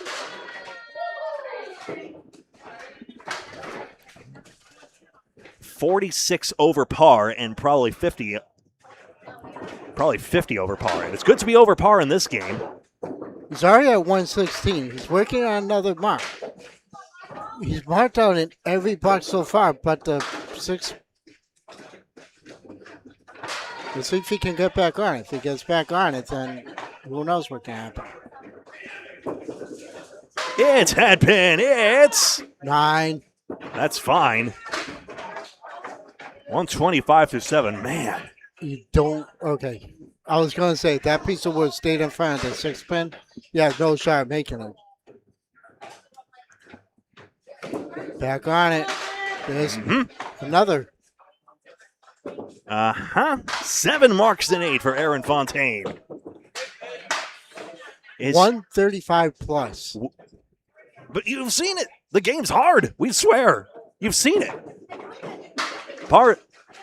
So we say par is 100, Ranger. That is a simplicity thing, in fairness, because many bowlers will get 9 in their no-mark frames. But par being 10 was actually said on some Canadian bowling shows, and Bob Lee came up with the concept independently. I think it's just easier to express it that way. When you fill marks like this, it goes up, and when you leave pins in the plate, it goes down. Wait. Get over head pin. All right. We both. I thought about having a scoreboard that expressed just plus or minus with par, but I hated how it could go negative like you're on Jeopardy if you go below par, even when 90 strings happen, you know? to everyone except this guy who's probably going to go 160 something. He's already passed the Brett Dion mark. Dion, I meant to say. Nope. Looking for a ball deflection. Just hit it full. Yeah, a little too full. If he played it more on the left side of the headpin, he probably would have had it. Yep. So the washout made it difficult there. This is surely 9, I would imagine, in which case that's 152 through 9. Yep. Notice he doesn't even wave it off because it's so clear. I mean, it's bowler's call if there is a question and a benefit of the doubt, but there was one actually on our stream that was so obvious yesterday that the bowler took, and, always with politeness and tact, the bowler was informed by some of the others, there's no way that was a fair ball. That has to be foul because it was so clear to the observer that it hit in the gutter there. So, in that case, the rule of the ICBA is good sportsmanship in the event of a matter of controversy. Good sportsmanship dictates the bowler be given the benefit of the doubt, which is why I strain and bend over backwards to give the bowler that benefit of the doubt, especially since we're the one pointing cameras in their backs.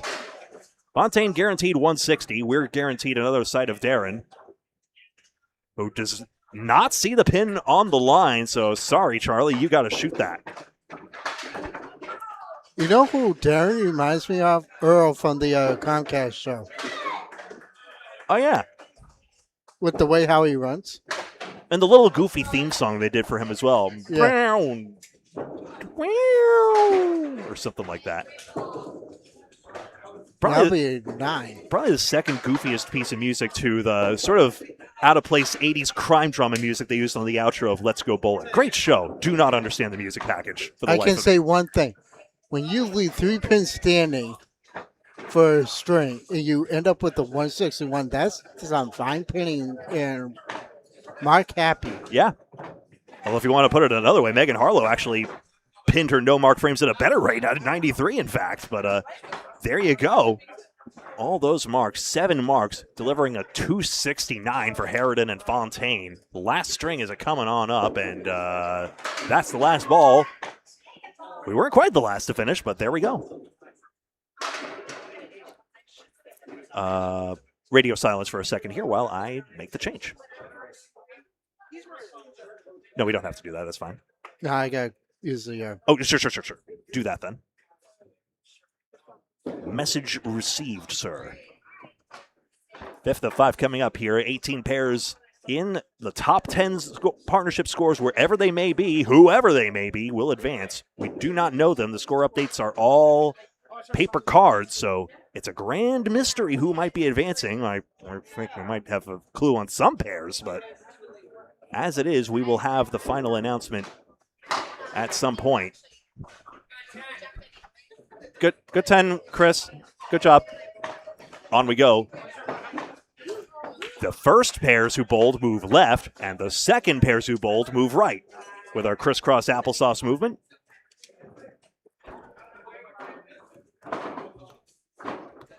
Greg Gouillart alongside Kevin Burns. You are watching Candlepin Bowling Network, Facebook, and YouTube. A few weekends' time, we'll have the Ladies International from 1710 Augusta.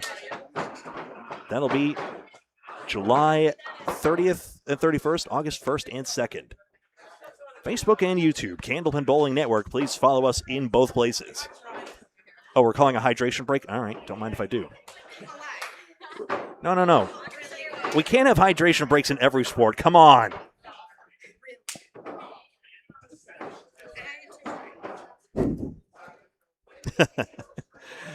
All right.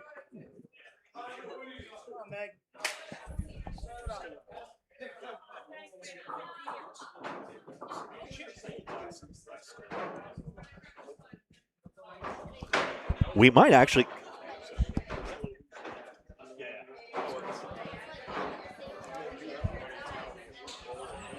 Right, that's all I have, yeah. Aaron's pretty good. I should talk to the folks real quick. Yeah. All righty. On lane 4 now, Sage Johnson partnered with Logan Gingras. As we get set for the final string, I was talking with Darren. I'm not sure how audible it was here, but we're speculating that maybe, just maybe, we might be able to snag some score updates, but it might be just from the paper scorecards, and it'll be left to me to do some quick maths for your sake. We'll see what happens here. Johnson runs this triangle down, and that will be a starting 10.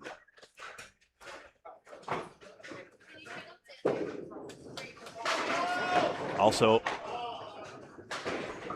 Sonia Rossi, Joey Lister's last year's runner-up on deck on lane 4. This is head pin, 4 and 8.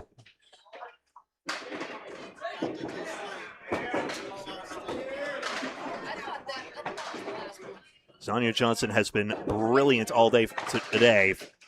Big part of the reason she and Logan surely would be advancing. Tripped on the wood, though. Obviously wanted the 4-pin instead. This will get away.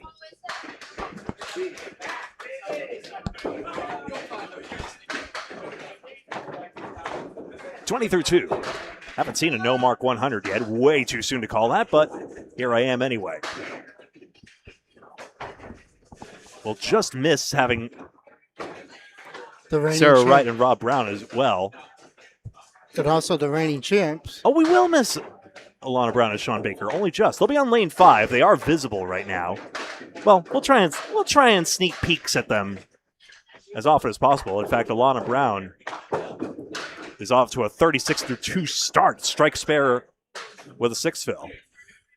I wonder if this brings back memories for Sage, because when she was on the old Candlepins for Cancer show, you always shot at this. All right. Not that time. Sage has a 7 box. Sorry, Bev, if I misspoke. I lost track. No, you're fine. I was apologizing to her. But thank you for your support. I appreciate it. I give you support no matter what. Thank you. Well, it's because you do need it. It means a lot to me.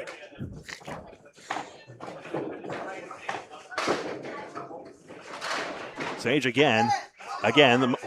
Okay, Now now the curse of the Rockies finally kicking in here. Thankfully, I could give her a split smudge as a consolation token. 2, 5, 6, 7, 8, 9, 10. You gotta play the 2-pin. Don't worry, it's been happening on this lane all day. You gotta play the 2-pin on that, and she knows it too. 2-pin will make that wood fly.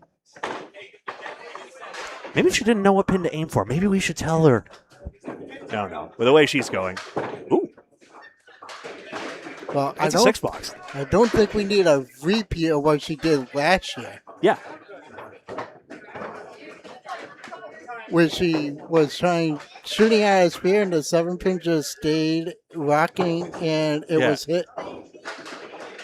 That's Bolshoi, I think she said. Yeah. I may have misheard the word.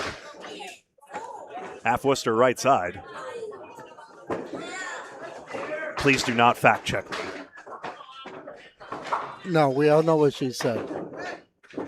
Everyone understands the situation, Terry. Now a 3-2 split. Ouch. Harlow just made a wicked shot over there.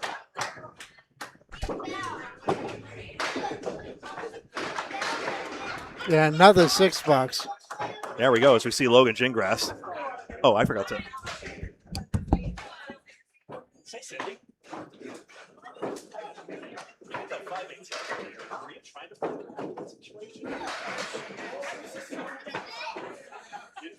Here's Logan Gingras. I was a little shocked myself. I was a little shocked myself. I thought he was going to go left side where the angle was.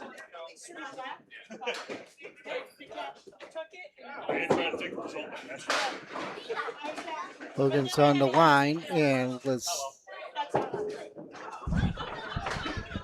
here's Greg with a brief interview off air. Yeah, I did. I was talking with Cindy Harridan earlier about that crazy 5-8-10 conversion she had. She wished she didn't try to hit the cap there. She was trying to hit more of the left of the wood, but hey, it worked.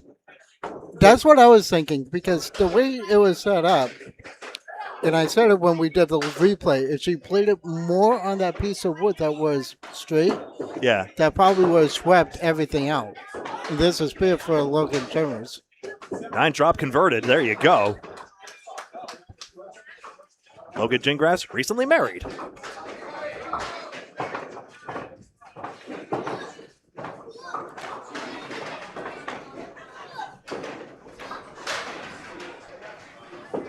Congratulations to him and Samantha. 4 pins taken out.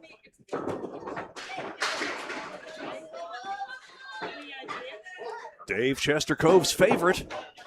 Oh, the Chesapeake. Bad time to get tired. If so, over there in chat, Ranger. We've still got 9 strings to go after this. Each of the subsequent rounds, the round of 18, the round of 10, the round of 6, and the round of 3 will be 3 strings each. Hope they've got more in the tank. I'll tell you, after Cora Kraft's victory yesterday, which turned out to be an 11-string victory due to that tiebreaker she had to play against Becky Wright, nice 9. She was sweating afterwards, you know. Bowling does get exhausting. It does, especially when you do back-to-back years doing the 20 string. Well, there you go. At least they're a year apart. Yeah. Or if you're Cam Green and you just join both shifts of a 10-stringer and just go for it anyway. Power to you, Green Bean. You know, Right down Columbus Ave, spread eagle. I hope you had the 25. Nichols, too. I hope you have the 25 in case he makes it. I actually don't. Thankfully, I hope the ATM's plugged in. I'll have to take another 20 out of the ATM. Gingras is trying it. Nice offer there. I will pay Nichols. Not quite.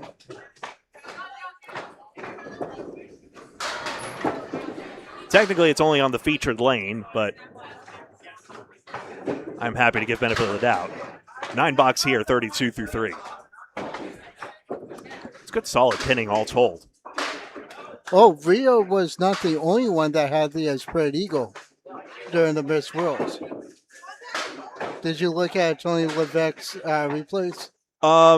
Yes, someone made it with wood. Oh, who was it? I've forgotten already. Who was it on Tony the Magic Man's stream? I also forget, Tony the Magic Man, I believe is his TikTok handle. I never remember if his YouTube handle is something different. I think it's...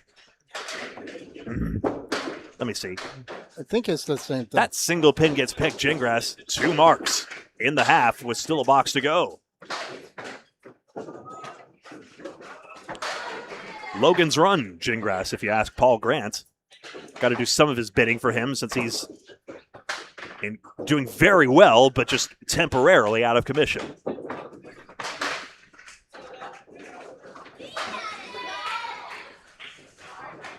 Tony Levesque. I'm Greg Gouillart. Tony Levesque 9012 is his username handle. That's clobbered for a 9-fill. Gingras having a great start to this. Annoying pieces of wood, but I can't imagine. I thought it was Karatopani too, Bev. I really thought it was too. I think you might be right. That was going to be my first guess. You know, I think they're right. It was yeah, it was a spread eagle with wood, I remember. Yeah. Gingras, a 3-mark half. Excellent shooting there. Sage Johnson had propelled him through some of the previous strings. Now it's Logan's turn to shoulder the load. Sonia Rossi and Joey Lister up next. We'll still probably have one featured lane since this is all elimination phases anyway, except for the finals. We will cover the 3-way affair, as it were, and do our best to keep track of the scores. We got the telescores, but we'll probably just be locked into just score announcing at that point. Yeah. Head pin tracking, forget it. I'll do the Micah Imperato pin by pin analysis upon request. And I'll do my best on trying to keep track of everything. Yeah. Everything, everywhere, all at once. It's going to be the same. It's going to be similar to when we did the skins. I know that. 4-5. Get over 5. Good. Rossi's got a good shot here.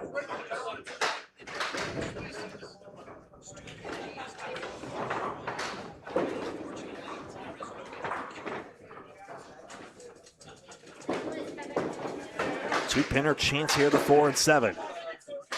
Got it just on the outside. As long as you're taking advantage of your breaks, that's the game of Candlepin.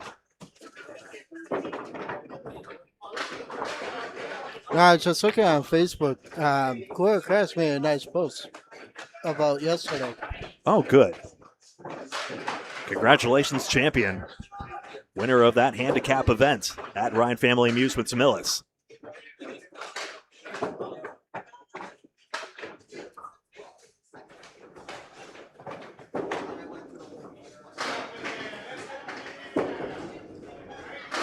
Rossi, 3-7, 9-10. Gets a 6 fill. Member of the 2025 champion Exeter Lanes team, Alana Brown, Nikki McKeever, Sonia Rossi, Madison Riva, and Cindy Harridan. Rosters of 4, he only had 1 sub. Madison Riva visibly emotional after that, calling it, quote, one of, if she may have even said, the best team I've ever been a part of. Let's not forget about last year, Team Exeter at the Miss Worlds. Because she was part of that, too. Look at this, Shawn. Wow, great pin action there. And let's not forget about Team Exeter from the Miss Worlds. They had no sub for the whole entire tournament. That was the Mixed Worlds before last. Yeah. Congratulations to Team Holbrook for going wire to wire.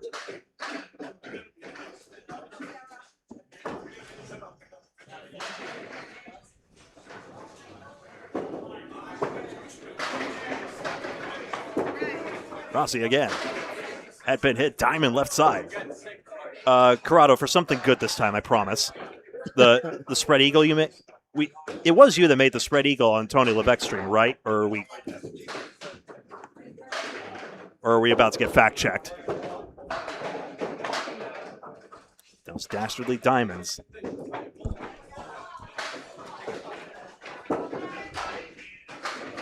Oh, thin on the object, off the wall, good. Rossi, 2 marks in 3. The sidewall bounce taking the diamond this time.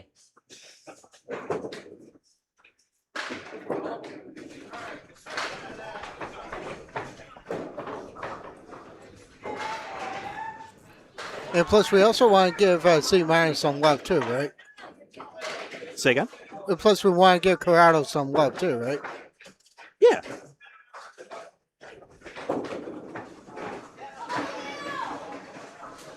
So congratulations to that team Holbrook. Craig Holbrook, Angie Davis, Chris Bovair, Amanda Carroll, Josh Daly, Cindy Harridan, and Dave Barber. And pin for 7-10. Let's see where this wood settles. Where can we find the posted scores of the tourney? I will do the very best I can to actually post the listing afterward. Didn't do that for the amateur tour, although I have them and I can post them at some point as well. I've got some homework to do. And thankfully, I have a paper notebook I can write this all down in.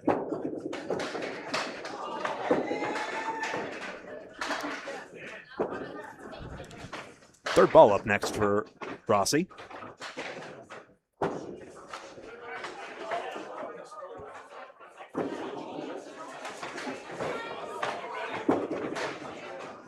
A fine 9, 51 through 4.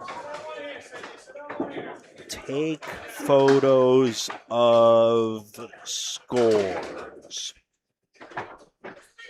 Ranger asked. It's also a very good idea in its own right. Yes. Mud Puppy, welcome home. Okay, so what is this UFO incident? I don't know half the stuff that flies over my head. Does that count? No.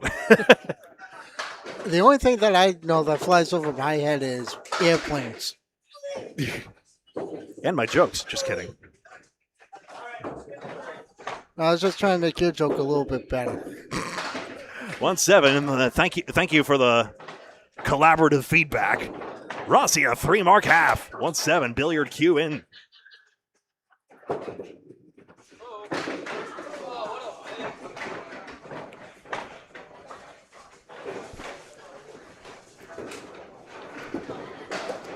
Oh, there's a whole Wikipedia article. Oh, boy.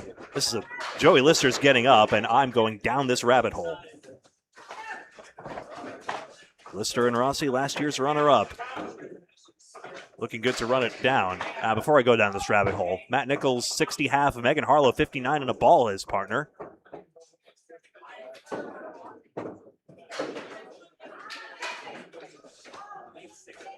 Brett Dion had a 59 half. Alana Brown had a 68 half. She's back to carrying Shawn Baker, though his 44 and a ball is not too shabby.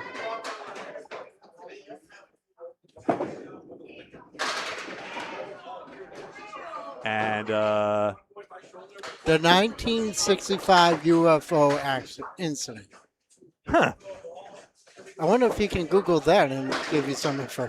I just did, yeah. There's a whole thing. There's the spare, Lister, easy as you like. Shuts me up about my rhetoric of him and two-pinners. I'm remembering his Pro Series showdown versus Devin Brooks, which gave Canada their first ever United States Pro Series title. Thanks as always to Chris Ryder for bringing the international flavor. And I'm pretty sure we're going to see more of him during the season. Wouldn't it be great? Someone has a 63 and a ball half, but I can't see who it is in lane 7. We'll figure it out. 1-3. This fill is 8 for Lister. Only in Millis. Not the case. Who always says only in Millis? Was that you or was that Paul? Who it is, I don't know.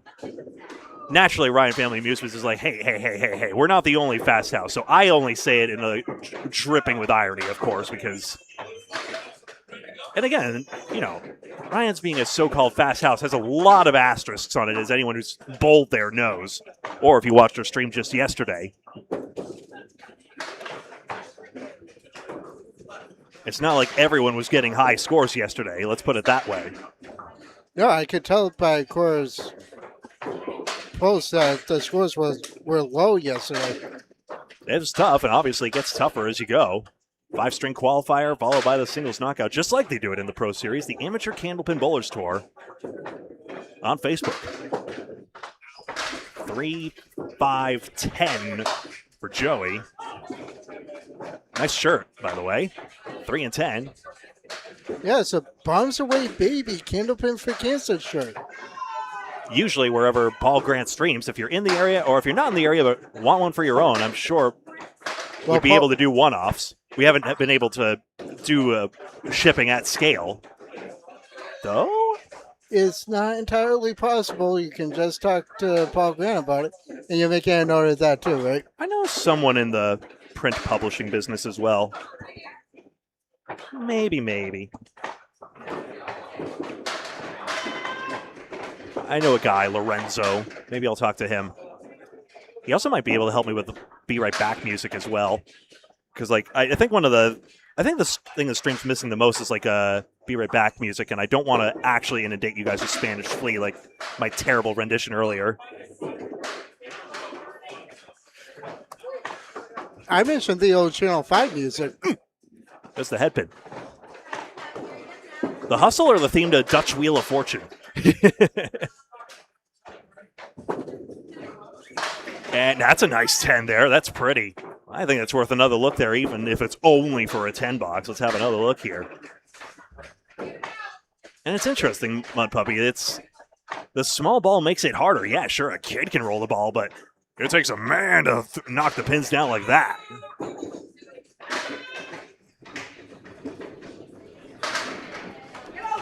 Not that I believe in toxic pigeonholed masculinity stereotypes, but there you go. 6 and 10.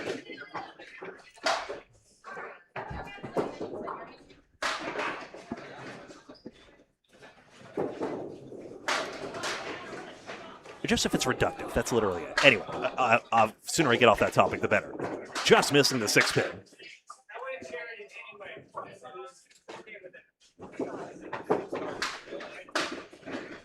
There's the 10 there.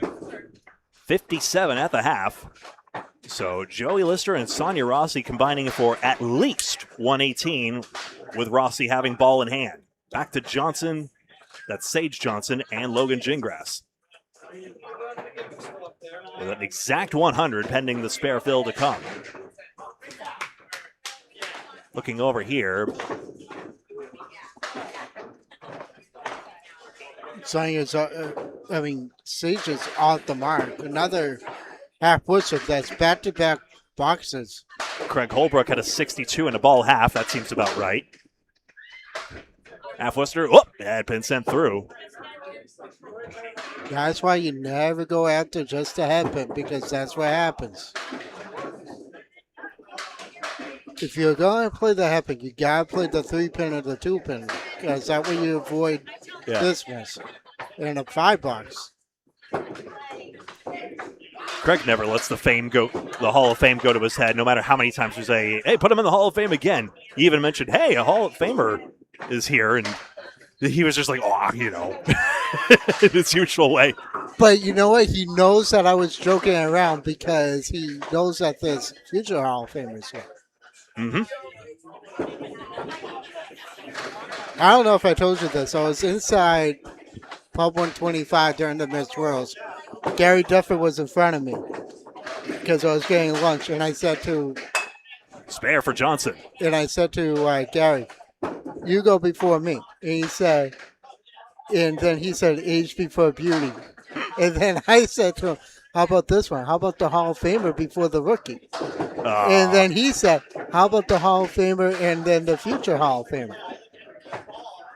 And I said to him, how do you expect me to get into the Hall of Fame where my average is so low?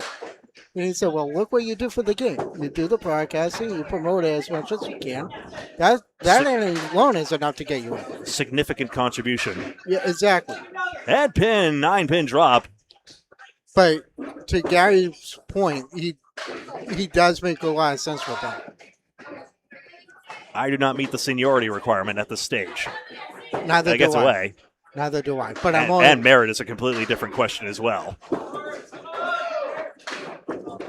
Johnson misses the single here. But I think we should have some connections with the Hall of Fame because isn't Paul Grant on the Hall of Fame committee for the right? That's right. For the ICBA. So yeah.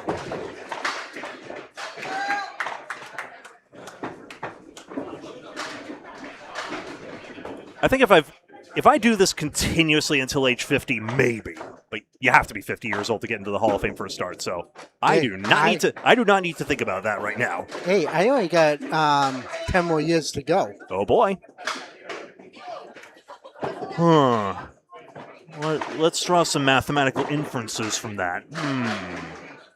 You're not that much younger than I am. Mm-hmm. That's a more indirect inference. There you go. But enough about us. That's a 10 box. 82 through 9. No, it's nice to have these little banners when the match is going slow and stuff like that. Huh.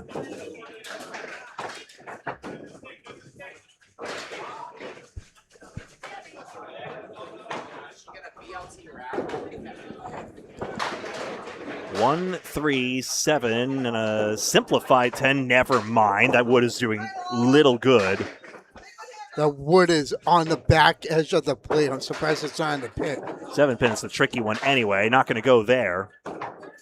And a tough string, but again, it's possible some energy conservation might be in play here. After all, scores get wiped. Harlow just made a shot there on lane 3. Scores do get wiped for the future elimination phases. You just have to be one of the top scores. As the 1-7 is cleaned up for the 10 box, you just have to be one of the top 10 scores among the 18 partnerships. Lane 3 is where this highlight is. Just a little bounce off the wall. Didn't use the wood at all, actually. It was a sidewall kick that took it out. Gingras on a 61 and a ball half.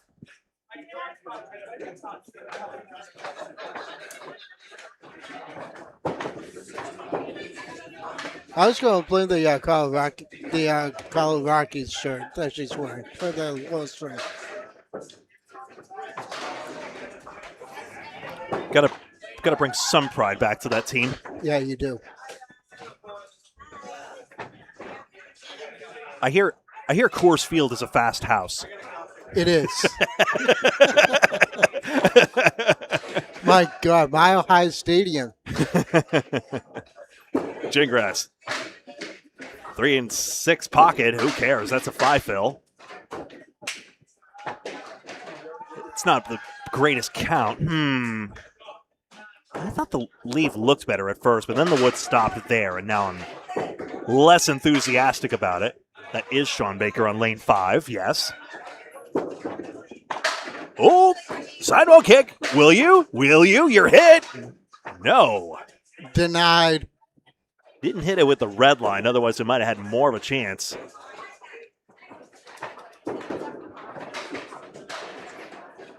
David, I want to bowl 5 pins someday. Now there's a game where you...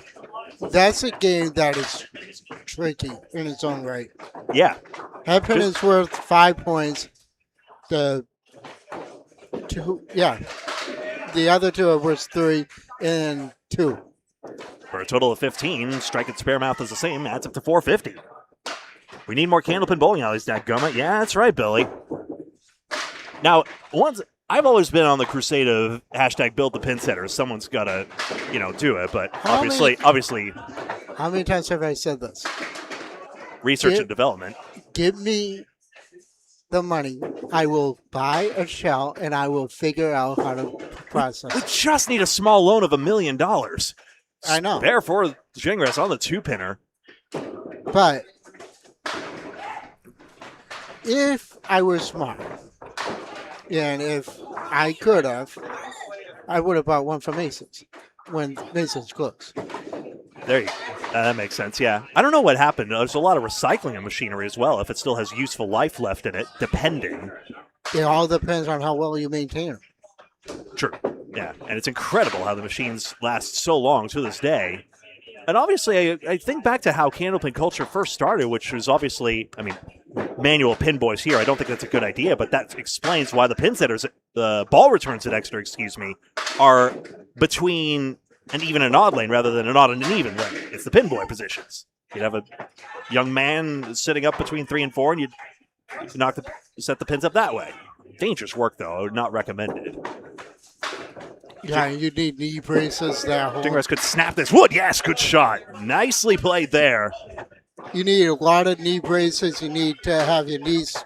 You need to be in good health. For Yeah, I think OSHA standards demand you'd have like helmets and knee braces, and even there, it's probably still almost. I'm amazed it was even done back in the day. It's wild. It was just a necessity at times. Well, back in the day, the balls were made out of wood and the pins were made out of wood. It wouldn't fly up as fast as well. Exactly. That's true. So there's that consideration as well. But nowadays, the balls are made out of rubber and the pins are made out of plastic. Yeah. Spare fill coming up for Gingras, cooking up a good string here. Chance of the 130s pending this count here. That's fine. That's 7. There's another thing as well, and that's the Candlepin culture started really with including lanes and basements. You just stick a pair of lanes wherever, have handset pins, and just kind of just stick lanes wherever. So nowadays, the thought that it's this huge expense here, tough try. This Right idea. expense that we have to somehow front load all this overhead expense into, maybe redoing the research and development of pin setters. I don't think AMF can just dust up their blueprints they had for their own machine that easily, Well, the question is, if Candlepin sales are still in business, which I do not know, because the last model machine made was the Z4. Z4 is, at last check, being maintained for parts, but no new machines are being built. That's my understanding. But will it... But I do share Billy's opinion. Excuse you, 8-pin. How dare you? That is ridiculous. I know. You were hit. That's 2 times he said it today. I was right. That is absolutely ridiculous.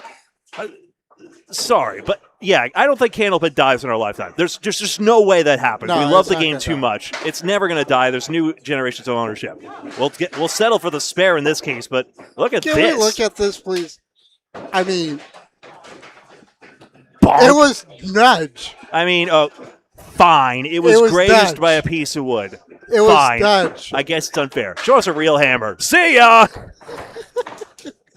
Thank you for getting over as you were told. It should have been a double strike. 140 for Logan Gingras. Brother. Let's take a look at that. This is apparently the right way to do it. Now the wood. Okay, now the wood hits it with the cap and it knocks over. I don't understand. Ridiculous. Now you're talking like Steve Bunshock. Oh, people. Dave, Dennis, how does that happen? 140, so a partnership total of 232 for him and Sage Johnson. And now, over we go to Over yonder. But Anya Rossi and Joey Lister. But I don't think it's the money part or the tech or the Hey, I filled up on the way here. Can I get a ring? well, it's not the money part. It's that a I lot really- of things, but it's They- not one thing. There's so much you gotta put into it because you need somebody to build the motors, you need somebody to build the shells, and you need somebody to figure out can they work with the American prior pins, the garlands, and stuff like that. If you do it the same way. then. Exactly. I had this dream of maybe robotic arms could visually optically sense where the pins have gone and just crane them and pick them up and just put them down. But that would probably take too long. But I was going to say, Nice bid by Rossi. Doesn't kick across. the last thing you want to do with Candlepin is do those strings. That literally cannot happen. No. One center tried. It did not go well, and they were in the ages of manufactured pin centers. So he's like, well, okay, free fall it is. But of course, it does portend badly for bowling that strings seem, well, The strings work for. Here's my point. The strings work for 5, and it works for 10. But Yeah. it's not going to work for duck or Candlepin. Duckpin does get away with the strings, actually, because the wood is Really? swept, It's the fact that Candlepin doesn't sweep the wood. That's the thing. You can't just, Yeah. playing the wood. One guy in a basement also made a Candlepin string pin setters, but obviously tangles like crazy, but that's his project. It doesn't matter. But for a business, string Candlepin pin setters, not going to happen. Ain't going to happen. No. But since the economy in bowling at large is towards string pin setters, which I don't mind, I think there's a way to make it competitively fair, but just it'd be nicer if it was free fall, and the fact that we have to have free fall in Candlepin means that a pin setting solution would need to be found before the pins are there. Obviously, that was Pin Boys once upon a time, but Well, that's why they invented the automatic pin setters. Because Exactly. because of what you had to deal with in pin boys getting hurt. an improved pace of play Yeah. as soon as you press the button. I But love bowling. I hate waiting. I know. I'm telling the viewers too, in know. case, even though they probably know too. This is a conversation with them as well. I know. And the, how many are you watching? 128? That's cool. Nice to see you all out there. Keep liking the video. The future rounds will be here as well on this stream. We're going to keep it rolling. There may be a long stop down between the round of 18 and 10, just so you know, but we're just going to keep it going here. I think that'll be just the easiest way to proceed from here. Instead of going off and then redoing it. Yeah. I think that'll be the easiest way. It's what I said at the top. I'm just going to stick with it here. Rossi knocks down that 2-pinner, and that is a spare.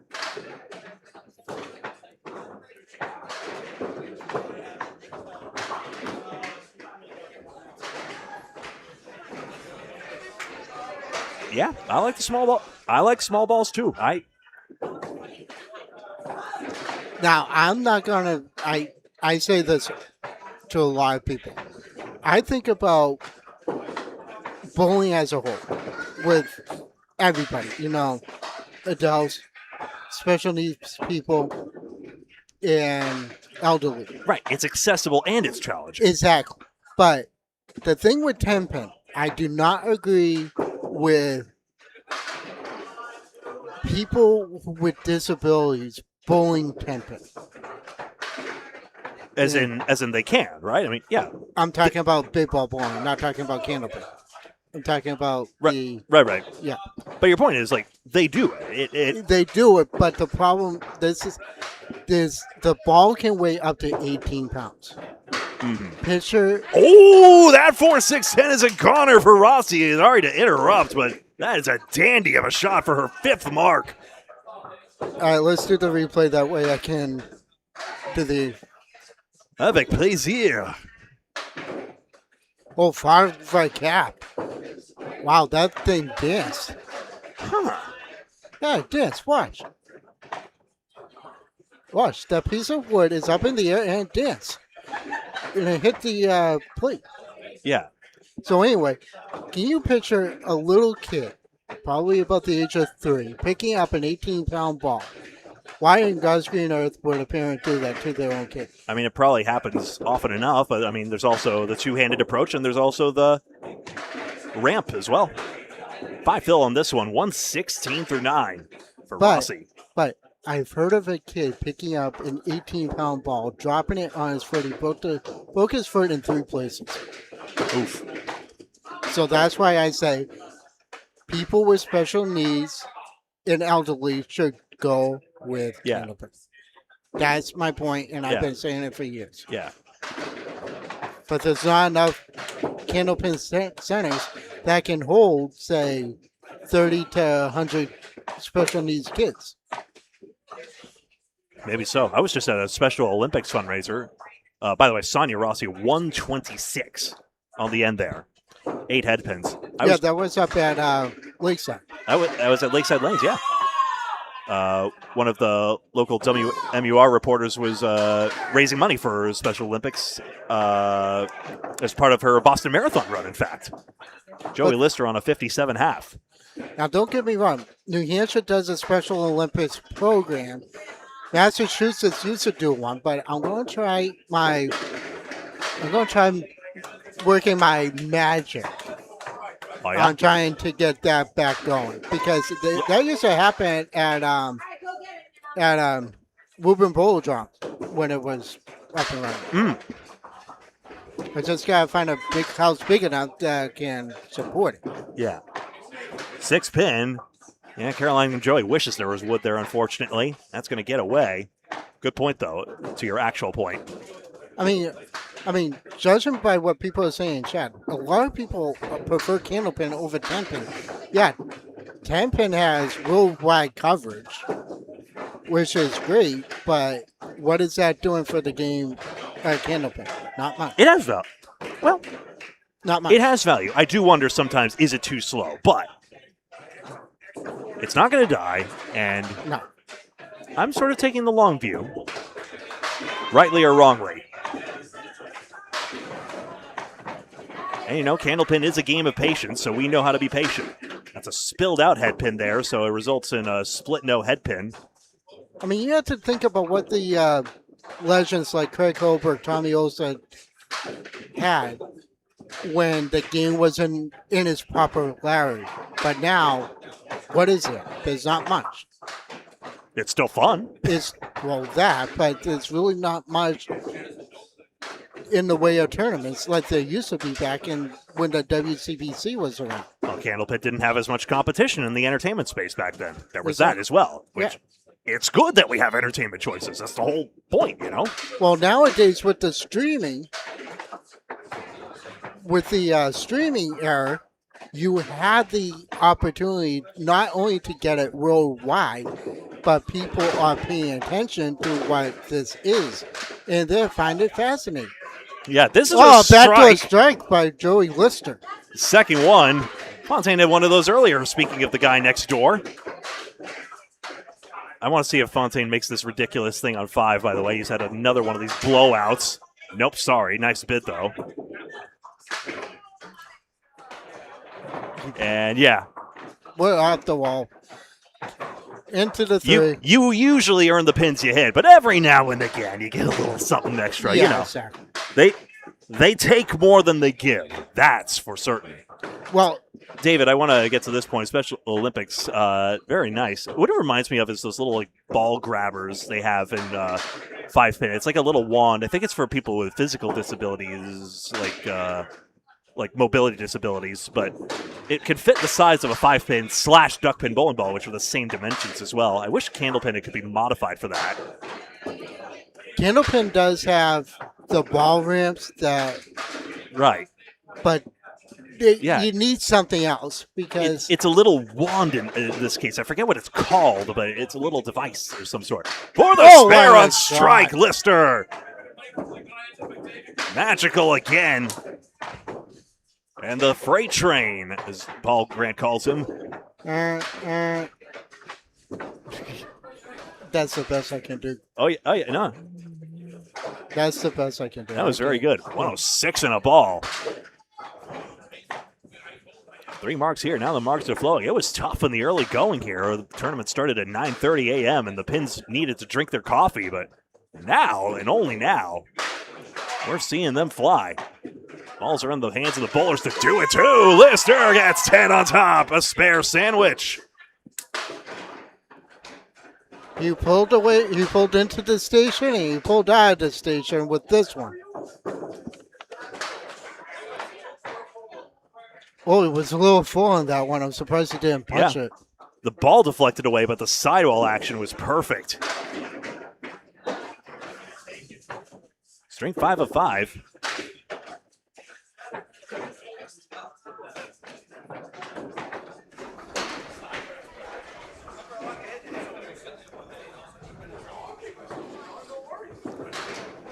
On the second one, he doubles. That's the first double strike of the day.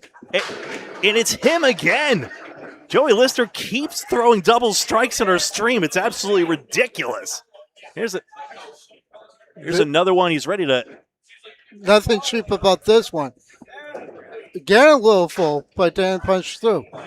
Can he make it 3 in a row? And it's thin on the head pin, and the fill is 18 on the last one for a gross 144. One of the great strings we've seen already. We already had Logan Gingras throw a 144 just now. That's wrong. That's this. Wow. I got a double strike in the 10th for Joey Lister correct this time. Yes! All right. So now we don't have to edit everything like we had to do at the Pro Series? All right. Easy.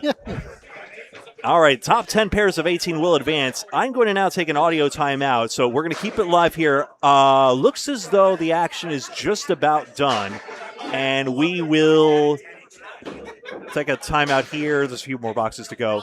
So, folks, we're going to keep it live here. We'll keep you updated as much as possible, but we are going to keep it live on the stream. And I'll get as many score updates as I can, and I will be right back. Oops.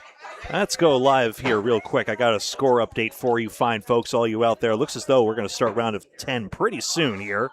We're going to go from 10 to 6, just so as you know.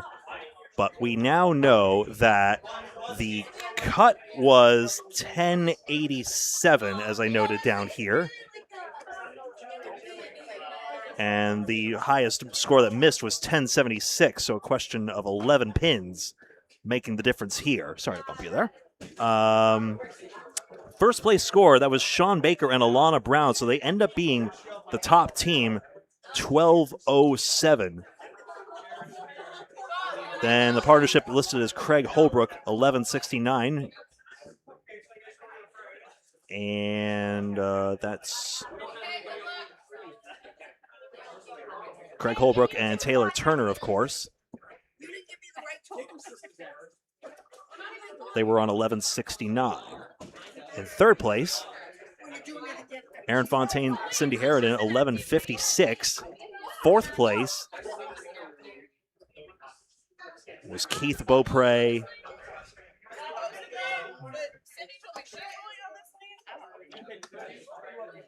It was Keith Beaupre and Julia Jones, that's right. The Central Park Lanes team connection. Fifth place, Joey Lister, Sonia Rossi, last year's runner-up. Please don't touch that, thank you. Sixth place. And never mind, let's get going here. Again, we're going to feature lane 4, but we're considering the field of 3 here, excuse me. 10 reduced down to 6. As Sage Johnson gets set here on lane number 4. Sage Johnson and Logan Gingras advancing.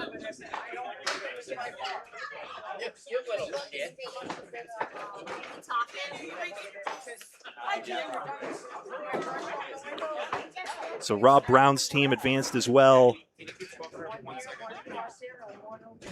Nick Leach advances as well. Sorry, it only goes by one partnership name here.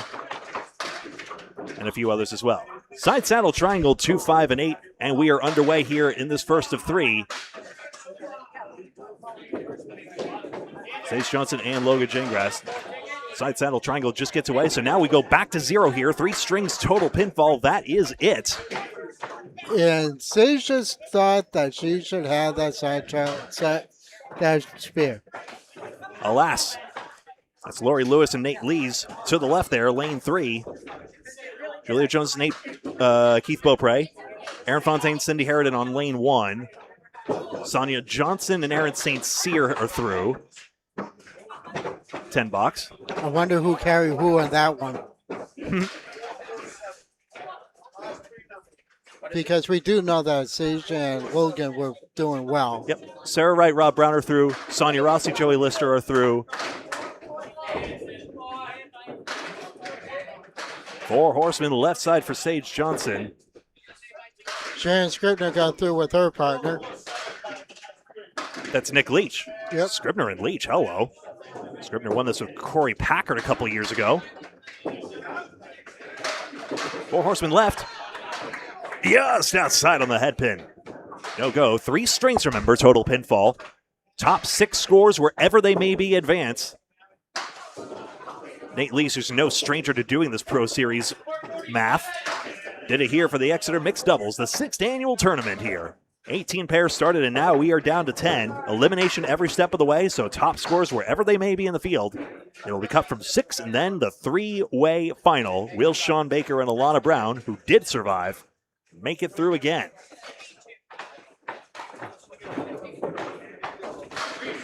Sage Johnson. $70 for Candlepin's Cancer. Let's just throw it in there. Thank you very much. So the 50-50 raffle generated $70, I'll say, for Paul Grant's records as well. $70 of revenue. Thank you very much to everyone here at Exeter for getting that done. Sage Johnson converts the 2-pinner for the spare. Please like that video. We're here live on this stream. Good to see you all out there in chat. Still didn't lose that many of you, honestly. 96 of you. Hopefully didn't go too far away. But hey, it's about lunchtime as well, or the tail end of it. It's 1:35 right now. Local time. Hopefully wherever you may be watching, you're having a wonderful day. And thank you for making us a small part of it as well, as with all these events. 29 in the ball here. Nothing new here at Candlepin Bowling Network. We cover Candlepin Bowling all day, all night, whenever we have to. And duckpin maybe twice. Yeah, we cover. Yeah, Every now and again as a treat. yeah. 2-4. Johnson doubles up almost to 37 through 3. Well, I know Drew Steele usually covers that. Right. Oh, what a viewing trip they had last night with the King of the King of the Hill. Yeah, you guys tuned in very well to King of the Hill, Putnam Street. Thank you very much. That's on the Facebook page, Candlepin Bowling Network. And it did get uploaded to Candlepin Bowling Network, I believe, if Nico didn't do it yet. 9 boxer Sage, 46 through 4. Come on, puppy, that's a good idea. Problem is, I shouldn't really drink while I'm commentating, but if I really wanted to, I'd go over to Shooter's Pub right next door here at Exeter Lanes. They take good care of me, tell you what. They do. I'm almost due for a refill. I don't know about you. It's like 2 great places basically joined up in one building, Exeter Lanes and Shooter's Pub.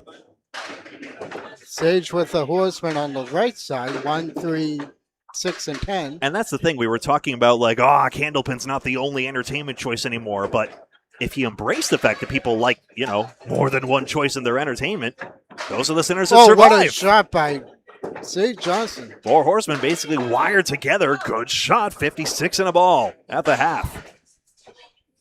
Brings up Logan Gingras, who will go bowler for bowler here, as many bowlers do.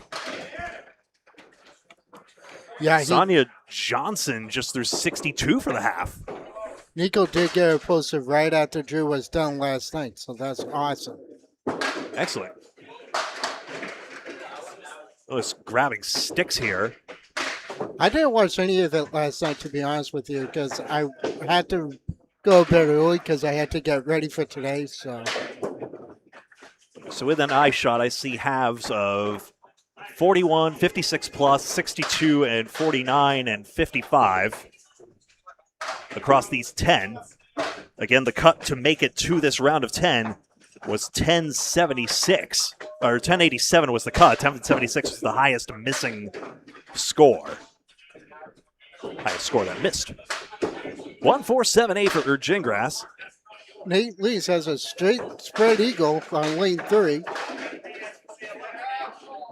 That creates a financial liability for the former spread eagle Oh, what a shot.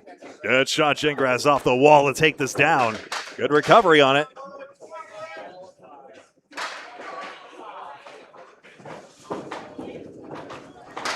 Let's see where he does this. Does it go on the right side or the left? No, he went left side. Ball takes that to 9 pin. Yep, Ball did most of the work. That's what we call a good working ball. Good work, Ball. You're absolutely right, though. Yeah.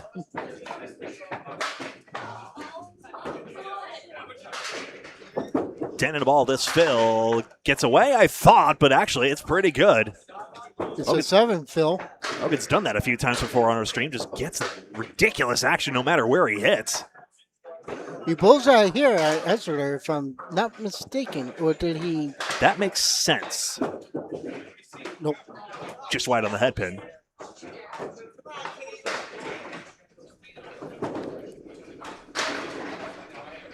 That's incredible memory, Nico. How much you want to bet he looked everything up beforehand? Yeah, if you're a big enough fan of the shows, I wouldn't be surprised if he just knows it offhand. I have an encyclopedic memory of certain things. Not that show in particular, I regret. It is not head-to-head, no. Elimination. Well, we know that's Paul Gray. We've covered this event before. Yeah. 1, 2, 7, 8, 10. So we're keeping an eye on the other scores as best as we can squint up at these telescores. But it's so hard to read them. Cindy Harridan 55 half.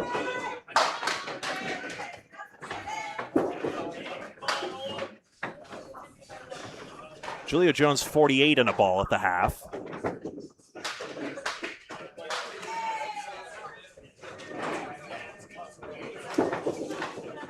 And what an out. That's a good out. Basically a baby high-low. That'll be 34 through 3. Yeah, of course, Paul says he's on medication. Yeah, you are absolutely forgiven. Yeah.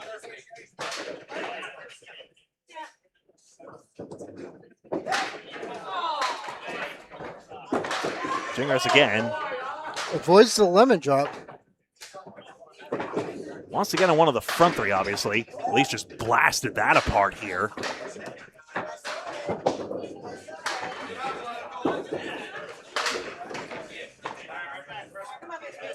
Three, 7 is all that remains on the third ball. And we hadn't seen Paul Grant's favorite leaf. The one that he says is dumb. Not that one yet. Nope. 8 box 42 through 4. Logan's run. That's right. I don't know these nicknames. I don't go by the nicknames like Paul does. I hear them often enough. I know. Well, you work with Paul more than I do, so. 1, 3, 7, and 10.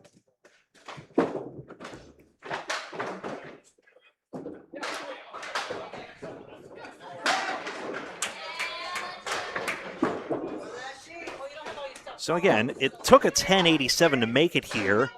And if he were to pin this out, he would actually, well, Sage Johnson has the ball anyway. We get to the 108. Can't make the sweet escape this time, unlike the baby high-low he made earlier. That's my manner of speaking, not an actual term. High-low, of course, the high-low jack is this. Everyone should know that one by now. 49 half. If you don't know the high-low by now. Welcome to Candlepin Bowling Network. You must be new. Great to have you aboard. If you don't know the high-low jack by now, go watch an Ocean 05 show. Gee whiz, Keith. What was that shot onto? That was a mutant strike for a 20 box. See if I can. Sage Johnson gets a 2 fill.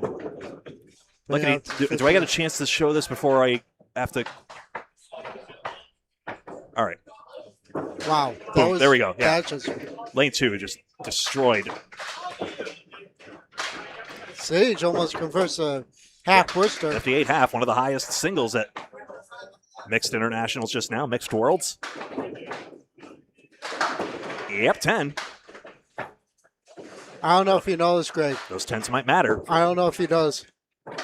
Sage's sister is on her right. So I wonder if this is kind of feeding her to bowl good right now. Lanes are drawn at random. Bill and Nicholson, father and son, were on adjacent lanes. 1, 3, and 7. That was yesterday at the Amateur Candlepin Bowlers Tour, the ACB team. 1, 3, and 7. It's been a tour longer than we've been covering it, but pleasure to do so now. This will get away. Keith Beaupre is on 55 plus 2 through 4.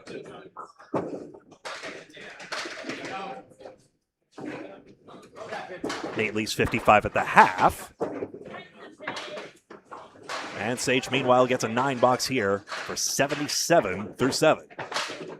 Well, Keith almost converted that through that 2-1 split. Another big half. Joey Lister, 58 plus 2 at the half. Sonny Rossi, 55 half is also good. That's a very good start for them in this first of 3 strings. Johnson, 1, 2, 6, and 10.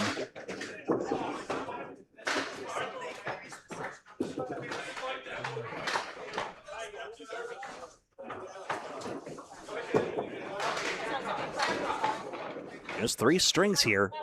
6th of 14 today in effect. 3 string rounds coming up after this.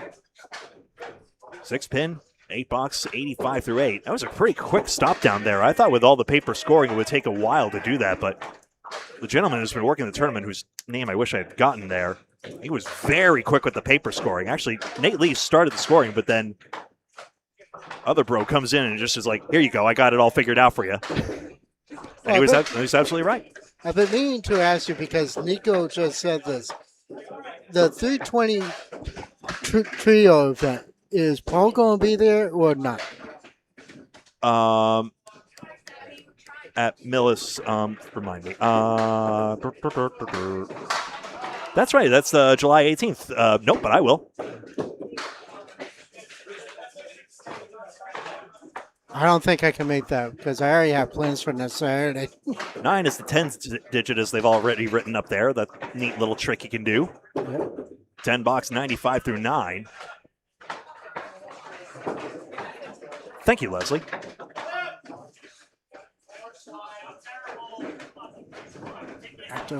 Yeah, I can't do that. Yeah. No, I Doctor's can't. orders, otherwise Paul would move heaven and earth to be there, but health comes first. No, I can't make that one either. He's not dumb, he's just disappointed. I know. 5-1 split.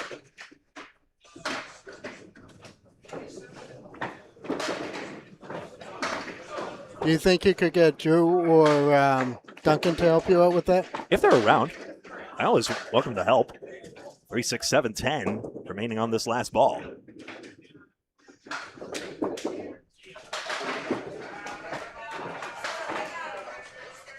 Okay, so 103 for her string. So now let's compare it to the other women's strings around, because that's obviously the point of this. All right, Lori gets 87. Lori gets stuck in the 80s. Sonia Johnson 117 and a ball. Sarah Wright 96. Sage's ahead of that one. Sonia Rossi's working on Mark right now. 104 and a ball. Yep, Shannon Scribner I think is ahead of Sage right now, and then the others are too far away.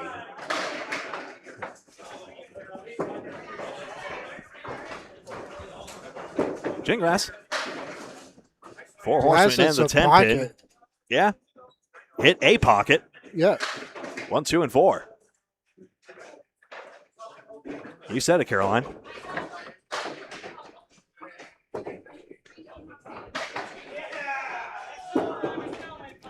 Ooh, just ran it. Oh, just missed running it down, I thought. But instead, Logan, without hitting a single head pin, is going to get the spare here on this 3-pinner. Wood tripped it up and sent it back.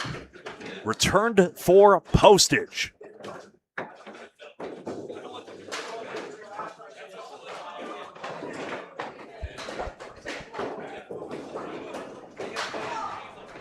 Second mark here.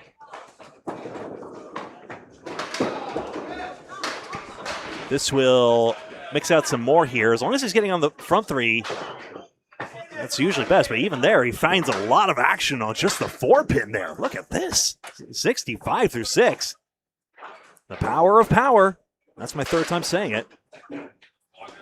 1, 2, 3, and 10. This could go as a triangle. Missed it, though.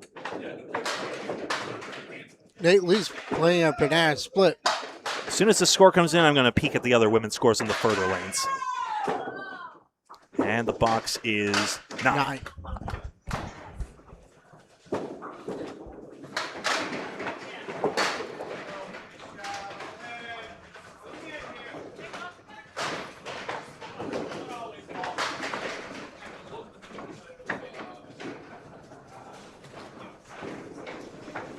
Logan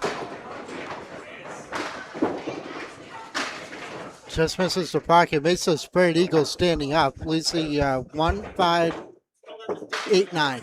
Go ahead, Greg. Was that the first ball? Yep. He made the spread eagle on the first ball? Yep. That does not put a bonus money, but that is extraordinary. Alana Brown 114, Taylor Turner 1. It looked like 112, but the last digit is smudged. She's in the 110s. Did you read this or me? I could do it. You can do it because he just put it up. Perfect. Paul, a promotion for Paul. Rollaway Lanes, 9-pin, 80% handicap, high-flying Rollaway Lanes, Ware, Massachusetts. Saturday, August 29th, 10 a.m., 4 p.m. shifts, or both if you're Cam Green. Please register at Candlepins4Cancer.com. Candlepins number 4, Cancer.com. And we'll put the website right up so you can go do that. Yep.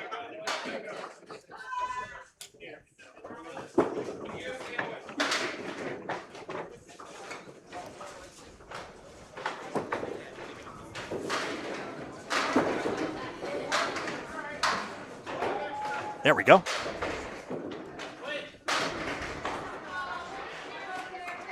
Now the supporting cast of the head pin is gone here. Gingras needs an out. Let's see where he goes with it. On the head pin, gets 2 all the same. In some books I've seen they say go for the safe shot, the 4-7, but you want to get as many pins as you can, of course, but In that way, I would definitely do what he did. Go aggressive at it. Yes. I can see it either way on that shot. Nice hit strike.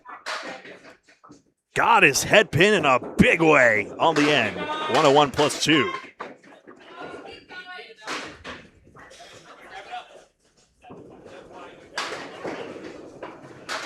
Let's see where he plays this pocket. Oh, Nate Lee's almost converts the eagle. Ah. All right. Squinting around at scores again. And you got another thing from Paul that you need to do after Logan fills his strike. These work from home employees, I tell you. No. I have to do it to the ladies' internationals. Do I need to remind you that? Oh yeah. This one for count here. And Logan Gingras finishes out with a 9 fill and a 110. Here on Candlepin Bowling Network on Facebook and YouTube. We are doing a legal ID. That's the shtick. Please like the video if you are logged in. Really appreciate it. Already, how many of you watching now? 118 of you, as a round started, frankly, sooner than I think anyone thought it would. Great job here. Like the video, like and follow, subscribe. You know, if you see a button that looks engaging with the channel, hit it as well. Really appreciate it. And to those of you rare few who want to go above and beyond, just by watching, which already supports us, you can hit a super chat up on YouTube. Law dictates we read any halfway decent message. And but that again, that's just a nicety above and beyond. Just you being here, it means we think you're exactly where you need to be right now. And thank you very much for watching this. First string of 3 down. I'm going to take an audio time out, I think, and try and peek at some scores. Be right back. Hi again. Second string of 3 will begin soon. Just a reminder, Sage Johnson and Logan Gingras got 213 on our featured lane here. Alana Brown and Shawn Baker were north of that, 241. Shannon Scribner, Nick Leach, 226. Laurie Lewis, Nate Lee's below that, 195. Taking a look here, Beaupre is going nuts here, 123 through 9. Can I peek this camera over just a little bit? There we go. Give you a better look at this one. Not go. That's a shame. His partner got 97, so that'll be a pin out for 230, let's just say. It's 229 or 230 for him and Julia Jones. So that's ahead of our score here. Harridan and Fontaine end up 116 plus 121. That's pretty good. So that's at 237 plus something for Harridan and Fontaine, which could be the best score in the room among the ones that I saw. That some of the other telescores got erased too quickly for me to see. But of the scores I saw Brown and Baker 241, Harridan and Fontaine, that's 243, it turns out, with that spare fill. 243, so they actually passed that. Scribner and Leach 226. Beaupre and Jones 230. We saw the 213 here, Sage Johnson and Logan Gingras. And Lewis Lee's 195. And there we go. Second string of 3. I believe everyone just moves right now, I believe was the direction. So here we go. Radio silence for a bit while I get this moving. We're all in the last place. Every single, you can't go to front.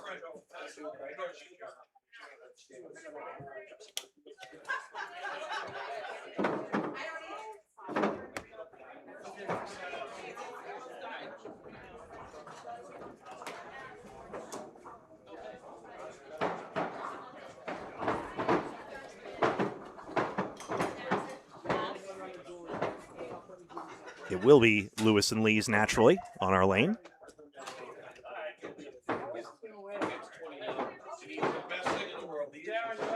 You might want to fix the other camera. Good idea.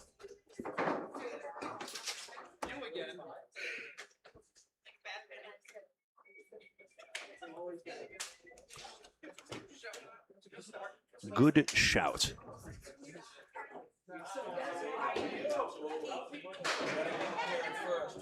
Lori Lewis, also known as Lori Schiappa, you see on the name of her shirt. I just go by whichever one she enters by.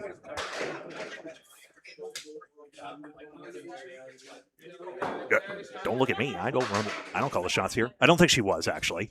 No. We have no official capacity. This is not a Candlepins for Cancer event. We are just sidling up with the camera as we usually do. Lewis starts off with a 9-pin, drops 7-pin.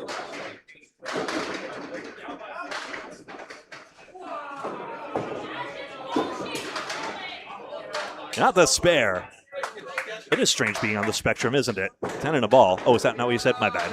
Miss Hawaii. That's right. 10 and a ball to begin in this second string of 3. 3 strings total pinfall to knock the field down from 10 to 6. It's the top 6 scores, wherever this may be. It's elimination, not knockout. So again, we'll keep an eye on everything else as best as we can. 1, 3 is all that's left. The fill is 8. Laurie getting away with this one. We've seen a few backdoor strikes. Are the balls communal or are they personal balls? House balls are available for anyone who comes here to Exeter Lanes just to bowl, so whenever you get a chance to be in the area, just come on over to wherever bowling alley. But most bowlers would use their own balls because in competitive play, it's important to have consistent ball weights, a material you're used to, and there are some who will swear by, certain materials reacting better to the lanes. Kevin, you have certain thoughts on that as well. Like, what's the material of your balls? Rubber. I go with the Cobra Pro rubbers.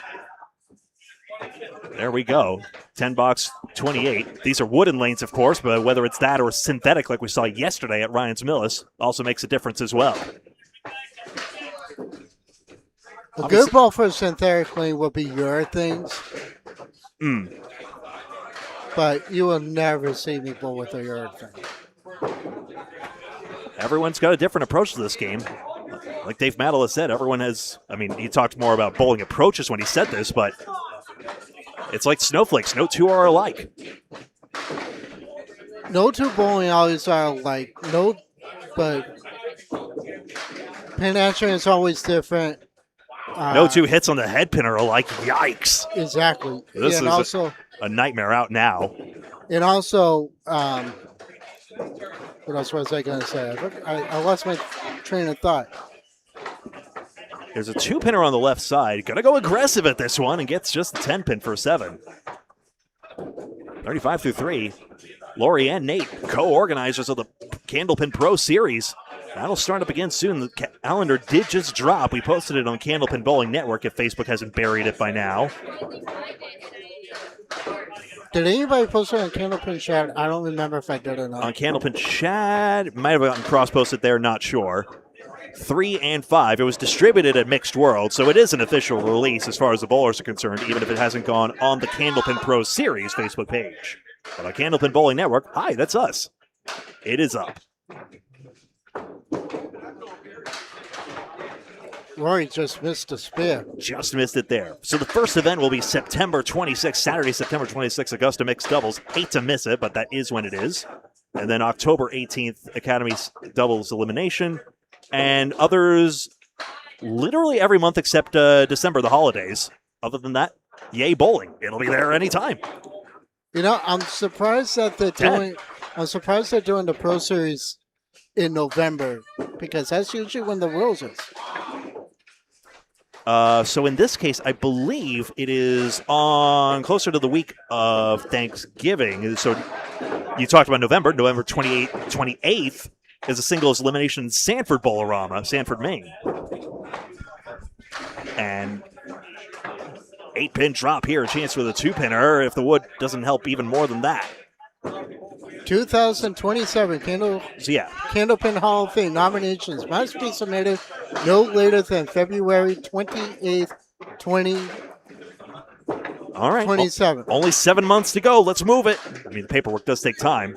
Plank does drive straight back. Lewis the chance for a 60 half when she gets up next. Let's take a look around. Sonia Johnson a 58 half.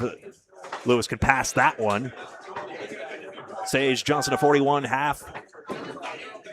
Julia Jones is shooting at this 2-pinner here. She'll convert that. And that's a 10 box. She has a 50 half. So Cindy Harridan on 51 and a ball seems to be the only bowler.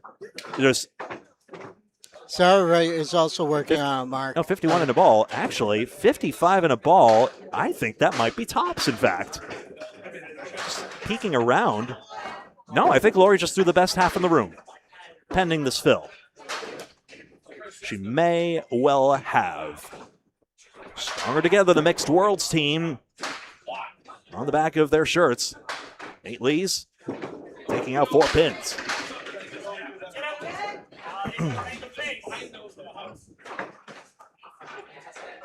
I'm going to regret asking this, but Paul must know who's going to the Hall of Fame in 2027.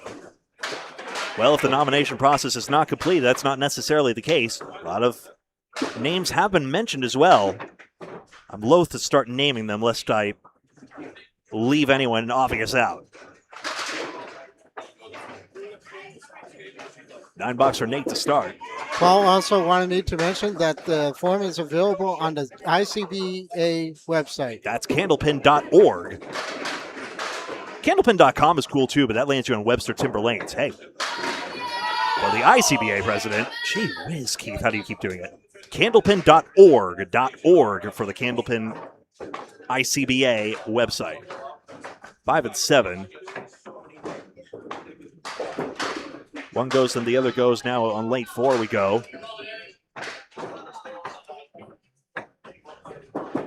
They'll try and cut it this 5-7, not going to make it. Third ball still to go.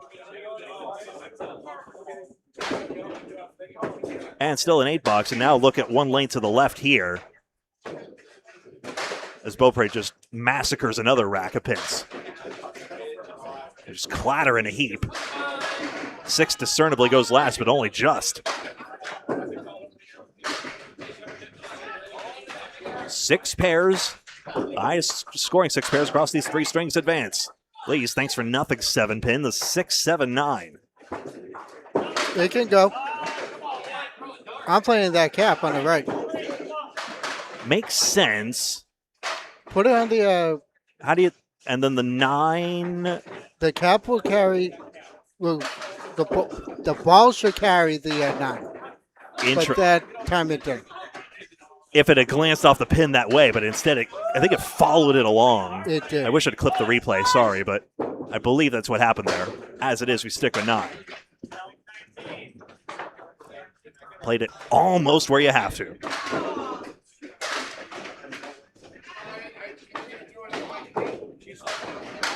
(26 through 3).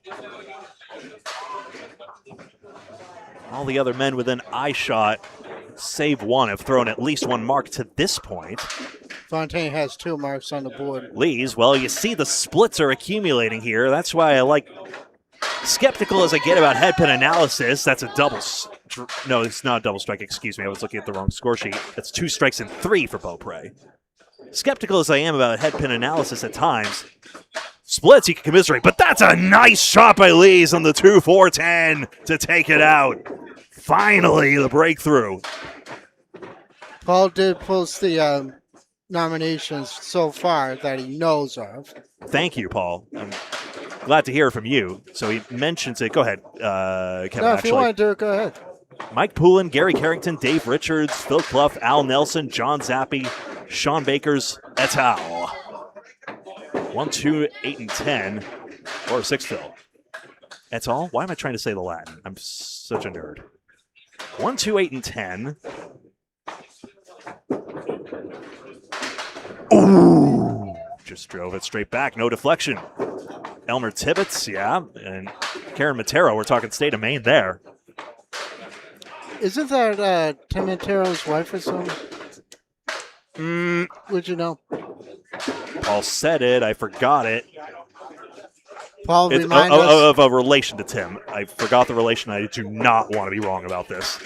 9-box 51 at this half. Keith Beaupre 73 at the half. Fontaine is on 2 marks somehow. He's in the 50s by now. Holbrook has the 1 mark. He's got a 50s half unless he goes higher than this. And Fontaine just come. Okay. It's his sister. I thought it was siblings, but I did not want to guess wrong. 3 Phil for Lewis in the end. So 58 half, again, still rates very well against the other women in the room. 7-pinner. It's gone once today already, not this time. Good sticks, though, 2 and 10.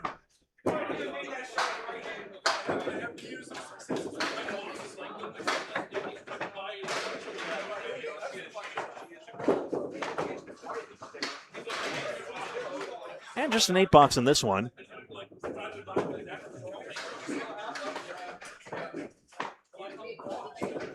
Craig Holbrook spared in the 5th. He's on 51 and a ball.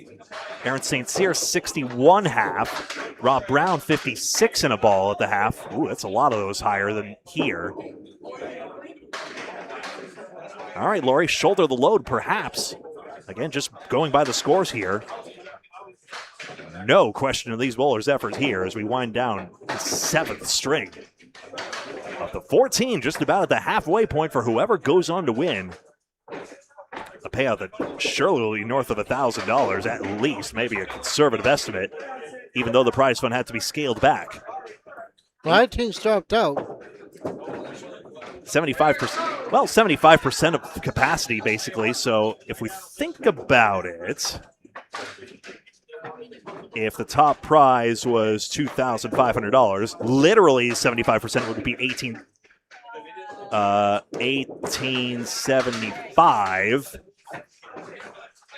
but we'll see if it actually turns out that way. They'll probably round or something like that, but there we go. 76 through 7. Got that 10 box there. Hey, the first 6-pack we've seen all day. That's what we call it. Never mind. Oh, we had a couple during the first round. Don't you hate it when... Oh, there was? Okay. Don't you hate it when you buy a 6-pack and then one's missing? Oh, what a shot by Cindy Harridan. I hope he got that. Clipped it just now as soon as I heard the ruckus. Just the head pin remaining. I will be sure to get a look at that. Cindy Harridan just made the spread eagle plus a talent.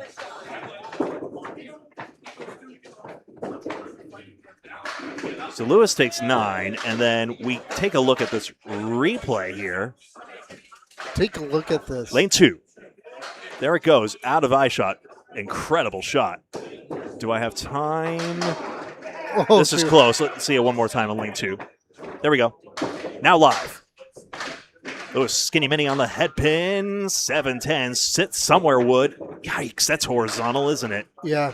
You gotta. We're off angle a little bit here.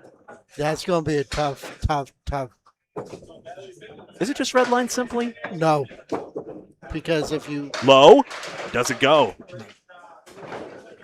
Because the problem was you had that piece of wood in the back. And if she hit that piece of wood, it would deflect. That unfortunately is a 7-10 where it's very tough to play it. Just because it's instructive. Yeah, see. exactly. Where does the ball go behind? It didn't deflect enough. No. So that does indicate red line might have been right in this case. Or a higher hit anyway. If the pin action is equal. I probably would have gone lower because I could probably try and get that piece of wood to move forward a little bit, but it's still a very, very difficult 7-10 to even try to convert.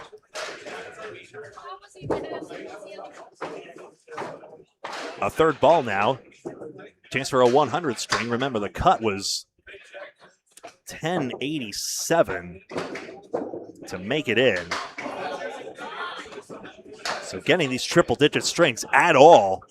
And the pins that do not just give pins just because you showed up. Oh, here's another tough one. Well, 1, 5, 7, 10. We'll let Bullmore take care of this one. 6 box for an even 100. That could be significant. Cindy Harridan is going to blow past that, but not nearly everyone else, though. Sonia Johnson has just thrown 132. Sarah Wright had a 2-mark back half. She's actually in the 114s, in fact. So suddenly the marks are coming everywhere on the women's side of things. And actually, I'm not so sure about this at this point. Still second string, still 1 to go after this. Nate Lees, 51 half. Head pin hit. Bundle of 5.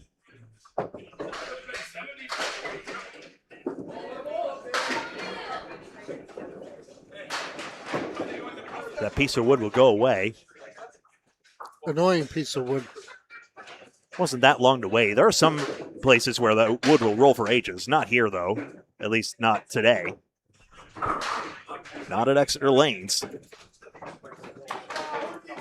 Bob Ficar Sr. on hand, the owner of the place, and his capable crew. I'll probably get a quesadilla from Shooter's Pub in a second here, but I don't think I have time right now. Not during this tense gripping action. Round of 10 right now. Lees completes the 10 for 61 through 6.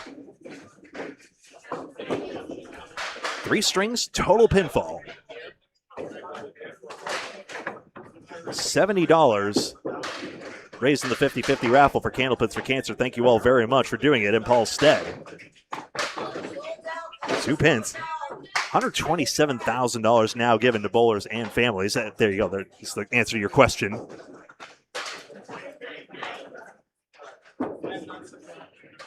And no, not with the wood away. Not high enough. In the face was obvious the play, obviously the intent there, and just got off target.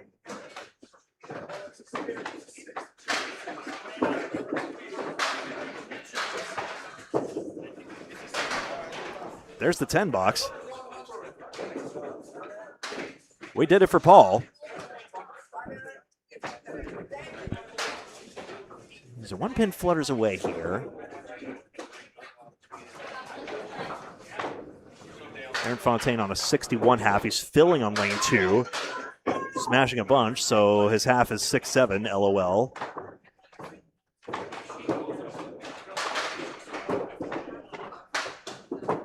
Four horsemen and an 8-pin gets down, thankfully. What do you... Caroline just gave us a good idea. I might do. I'm sure they would love to sell me food. There we go. Top-notch staff is right, Paul. Four horsemen, the third ball. That's fine for the out. That's a 9. Good third ball there. Getting a little worried here. No marks in this back half. Could prove a problem. But again, a middle string. This is only the middle string. St. Cyr on 4 marks now. That's Gingras making his second mark. Holbrook's got 2 marks. He's in 64 through 6.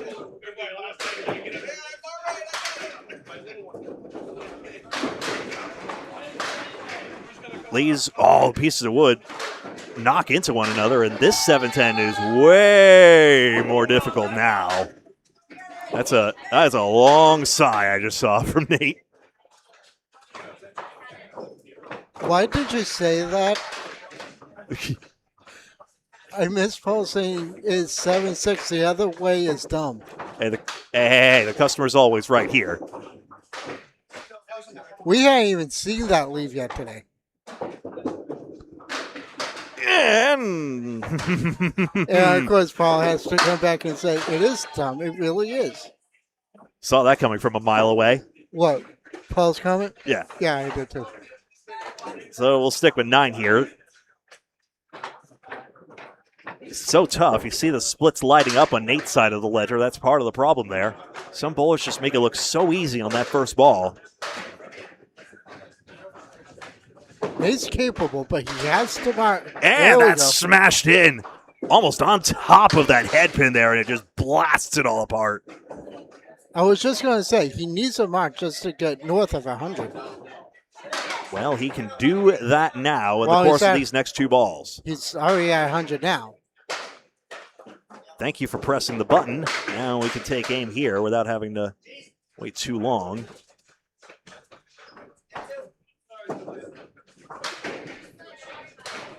He'll go box for box, though.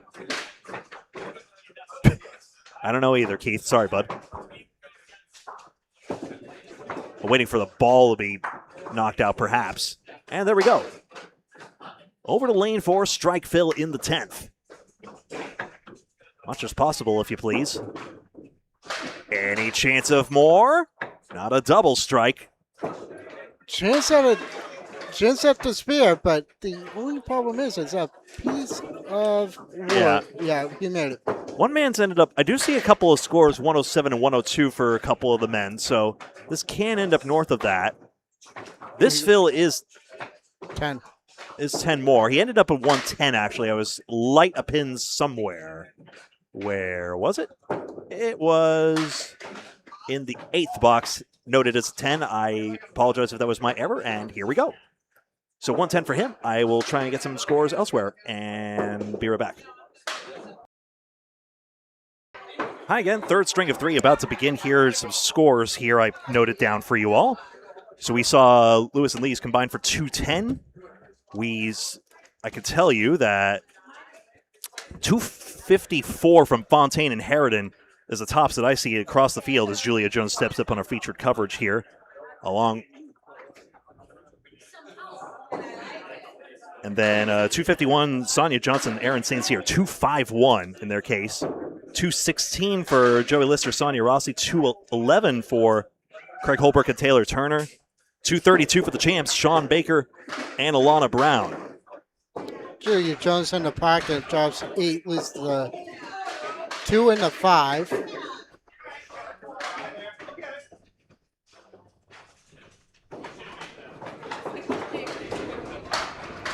Converser for a spare.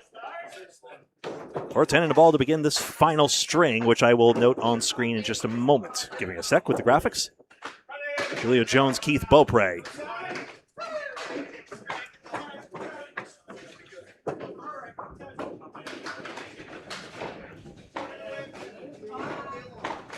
There we go.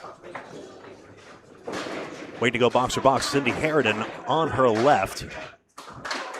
And that'll be a 9-box over yonder. So, top 6 advance. I mean, Cindy Harridan and Aaron Fontaine got 243 in the last, 254. So, through their 4 strings combined, are on 497. That should be lopsidedly best, you would think. I didn't see Sonia Johnson and Aaron St. Cyr's last score to go with their 251, but either way, that's 2 pairs who you'd think would advance. Jones with a 7 fill on the split. Or try.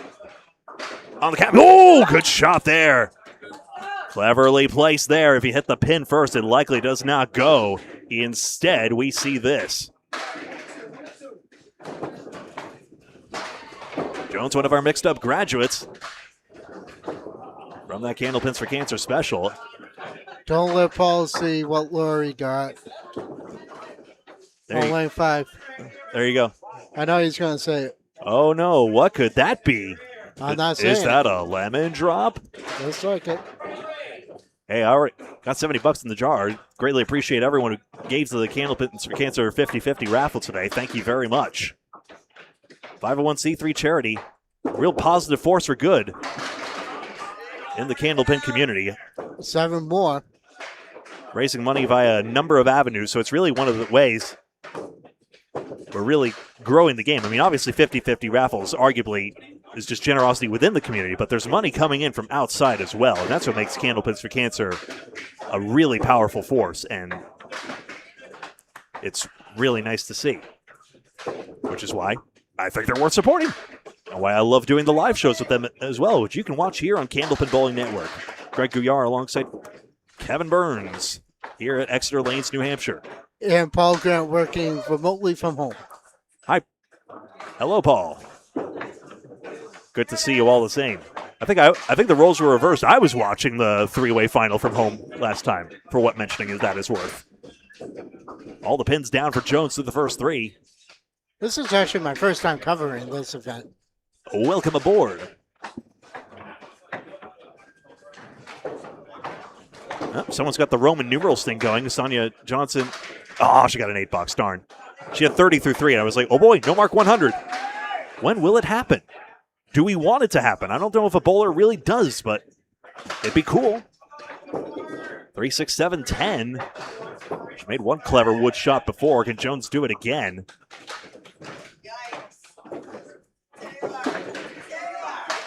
Red line. Yes, there's 10 to go. It's as simple as that. Julia Jones again with a clever shot. 3 marks in 4. And Harridan's like, I missed mine by that much. The 3 at 6-10 of the 4-pin. Our pleasure, Caroline. Always.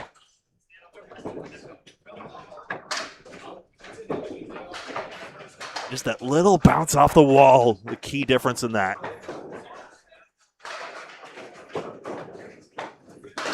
Now, this is an excellent start to her string.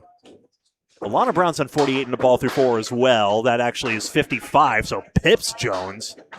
Looking around, though, I don't think anyone else is as high right now. Box for box. It's out of 58. For the half, though. Yep. Jones, meanwhile, knocks down 6, so she has beaten that in 4 boxes. Now a chance for at least a 70 half if this horseman doesn't go.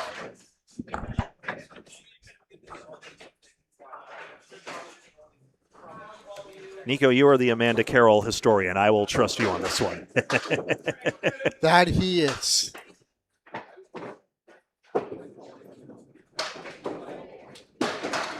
This one running outside. The wood did deflect it away, I'm afraid. Oh, good memory. Paul corroborating it at the very least. Yep, solid 10 there. A 70 half for Julia Jones. Gonna pin perfect half. You betcha. Just see here what went wrong here. So I think the pin action, the wood ramps it away somehow, and that's that. But an excellent start, and Keith Beaupre will get to build on that beauty.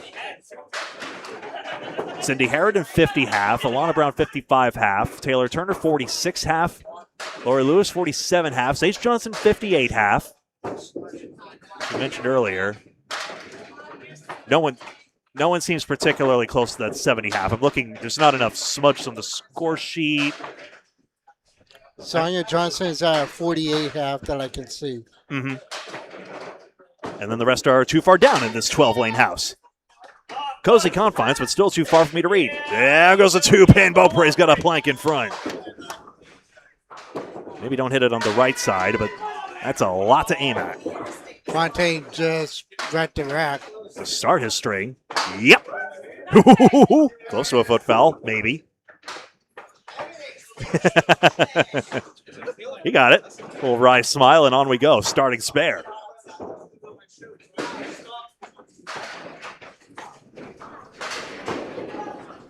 Ten pairs enter, 6 pairs leave.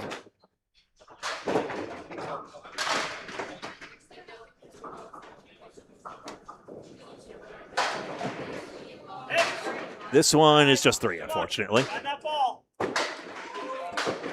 Slight drop of the line. Keith's fiance Bev is here. And Aaron Fontaine is shooting at a spread eagle. Fine, I'll pay him. Money's a little more dangerous than usual. Well, especially with him, you have to pay him. I'll do it. I know we're only featuring one lane, but I'm making a one-time exception today. 2 object pins, too bad. You're looking at me. 9 box, 22 through 2. Whoa, what a shot by Keith. Someone gave me a look. Was it something I said? No. Okay.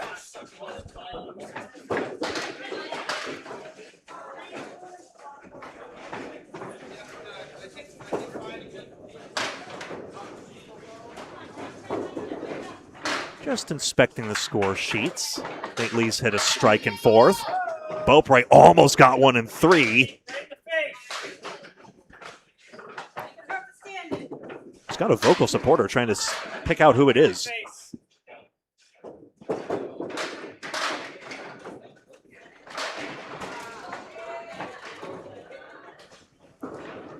You bet. In there, second mark in 3.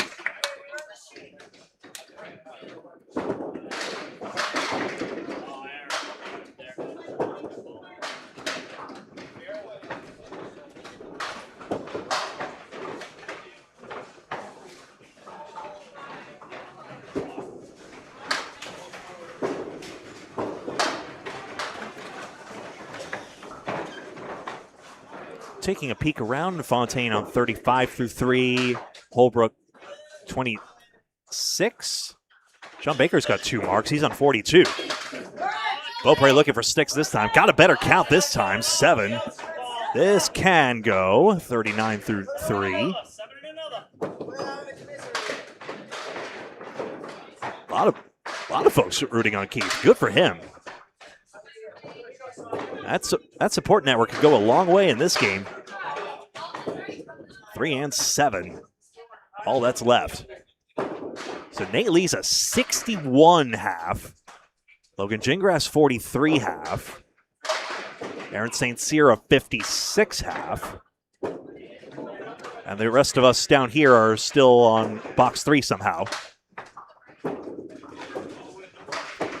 Right gets the right of way, I guess, and it's just trickling down onwards, basically. If you both step up at the same time, it's right of way, but there you go. 8 box, 47 through 4. It's right of way, not left of way. Keep liking that video, folks.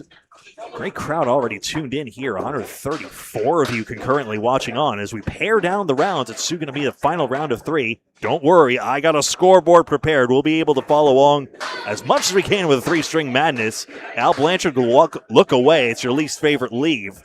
Heath Beaupre slices out 3. Another chop off. David Gowans was in here earlier. See, we got chop offs in Candlepin. Oh, that smashed in. How dare you, 7-pin. Everyone else took the offense to it. I thought I might as well, too. Stubborn 7-pin, a stubborn 7-pin. The voice of AJ Stockton. You saw it. You saw him bringing the energy from string 1. I am here for it. 57.5. That was just unfair. So a 127.5 of the partnership. Julia Jones with a massive carry here. So, again, Beaupre 57. Baker's higher with 61. Craig Holbrook ends up with 41, sad to say. 52 plus 2 for Fontaine could be higher. Nate Lee's 61.5 is just above. Logan Gingras stuck on 43. Aaron St. Cyr about the same, 56. Rob Brown will sit down on a mark, but is on 40s in a ball. Jones could get this one. Triangle numbers 3. 3, 5, 6. Good! Makes it. On the crossover side. 4 marks in 6. Julia Jones. So pin perfect. 80 and a ball through 6.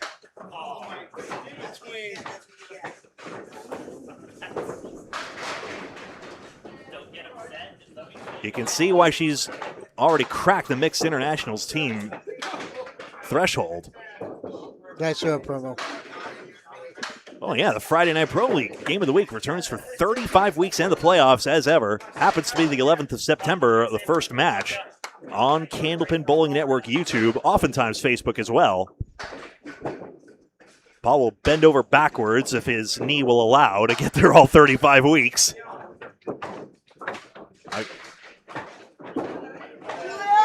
Jones head pin. Whoops. Well, it's a good count, bad leave. She's made a few splits, both with wood. How about this one? If she can't avoid that piece of wood, she might have a good shot at it. Gotta go down low on the right side on the 5-pin. She just got off target there. So easy to nitpick. She's a lot better of a bowler than I am. The dream would be right side of the 5-pin, I think, but that's what I said. Just... You want to go to the right side. Nope. Same spot. All right, sticking with an 8 this time. 96 through 7. 26 over par. That is to say she can pin out 126. Par being 10 a box, it's good to be over par. We're the Central Park Lanes shirt. East Boston, Massachusetts, sponsor of many major international team competitions. She'll get a 6-pack this time. We call this one. It's not a common Candlepin leave, but it's one of our pet names here at Candlepin Bowling Network.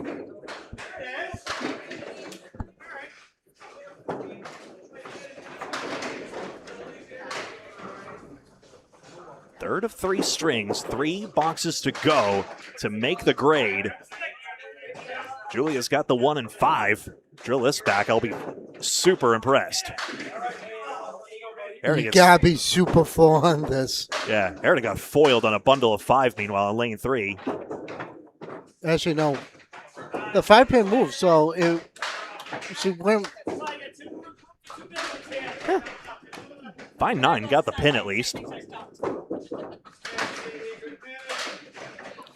I don't know. I don't know if you want to try and play the head pin off the wall and have it come back and take it to the 5.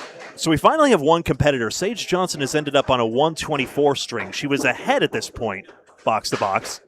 Jones could pin out 125 to Pepper.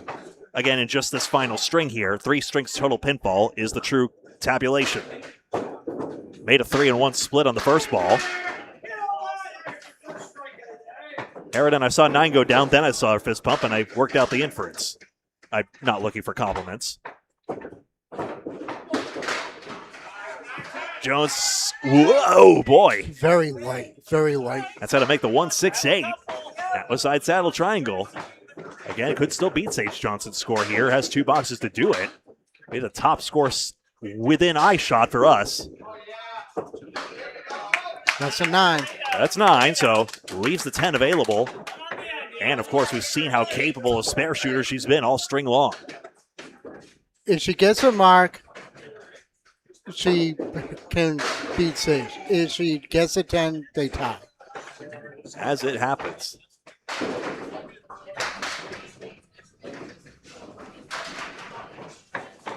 Or try here in the 10th. God, headpin right down Columbus Ave. She's going to have to make a shot. 3-6-10 right, 4-7 left. Harridan just doubled on lane 3. She can match Erin Fontaine's hype in a slightly more subdued way, but only just. Decent shot there, good offer. Hey, that's the route to 10 now with the plank. Keep the ball away from the... Makes Sage Johnson tied on a high single again, just like Mixed Worlds. You bet. Tie. There we are. So despite all those splits, I mean, we've seen bowlers get buried by those 4 splits. Not Jones, 124. Throw it out. Alana Brown will come quite close, but she'll end up on 114. That's 10 under from Sage and... Yep. Now, Sydney Harridan, by doubling, will pass this 124, interestingly. Keith Beaupre going to watch on here. This is strikes in 9 and 10 working on lane 3. And she'll go to 111 in the 9th with a strike working, so that is 129 if nothing happens on this remaining ball. On lane 3. Harridan again. Nope. And the fill is 8 on the second one. So 129 for her. So it looks as though we have a tie for second, but a lot of scores south of Julia Jones's 124. And now Keith Beaupre on a 57.5, which at the very least is very comparable to the rest of the pack as far as I can tell with an eye shot. I think it's average plus, average to better in the case of that 57.5 to 2 mark half.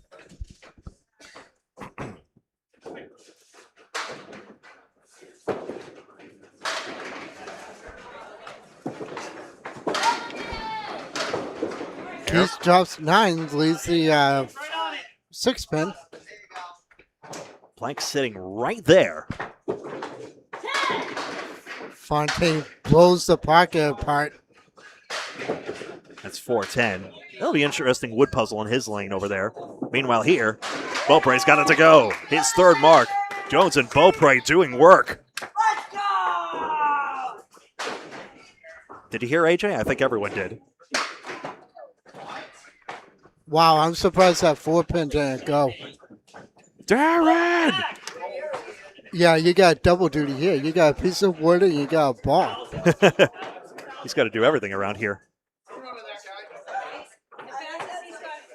He's waiting for and he knows exactly what ball it is, you know. Don't go out too soon.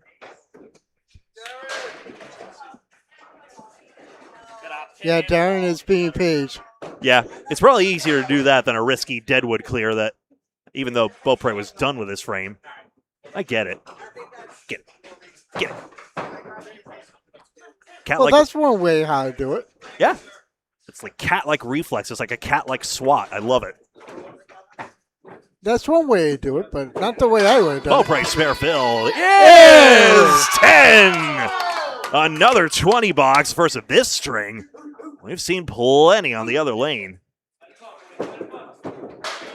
That was worth the wait. Aaron has a tough split. And down goes that 6 pin.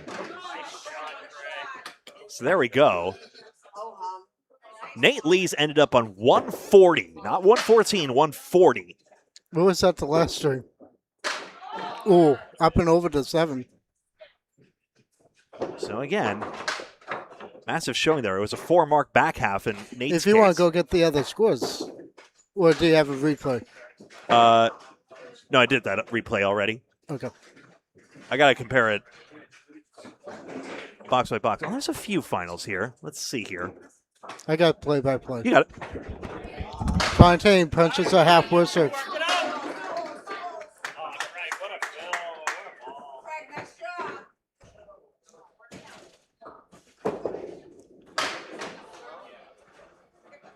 See what Fontaine here does.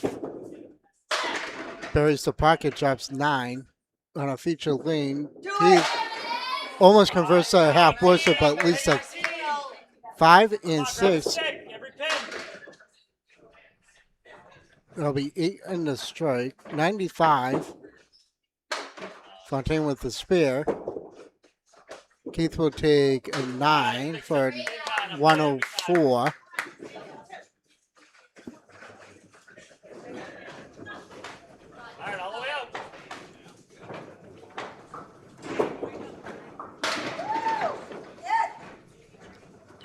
Fontaine. Keith. Ooh, that pin slid, but it finally fell.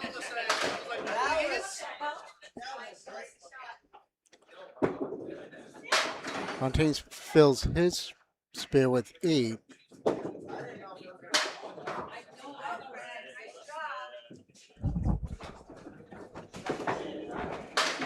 And that would be 9.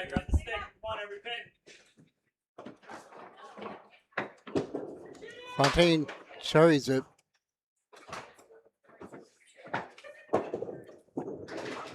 And a 10 bucks for Keith. It's dirty.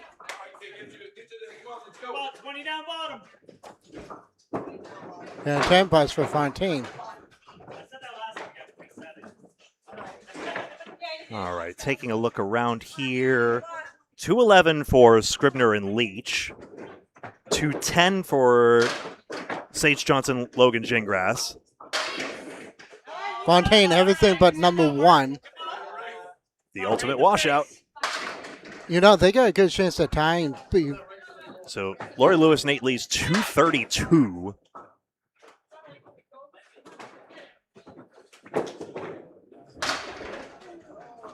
Possible 140, 240s rather. That's trilled. Beaupre 124. He knew it from the second he threw it. He just turned around. Equalizing Jones's 124 with a ball. So that's the tops of anyone. It's possible, actually.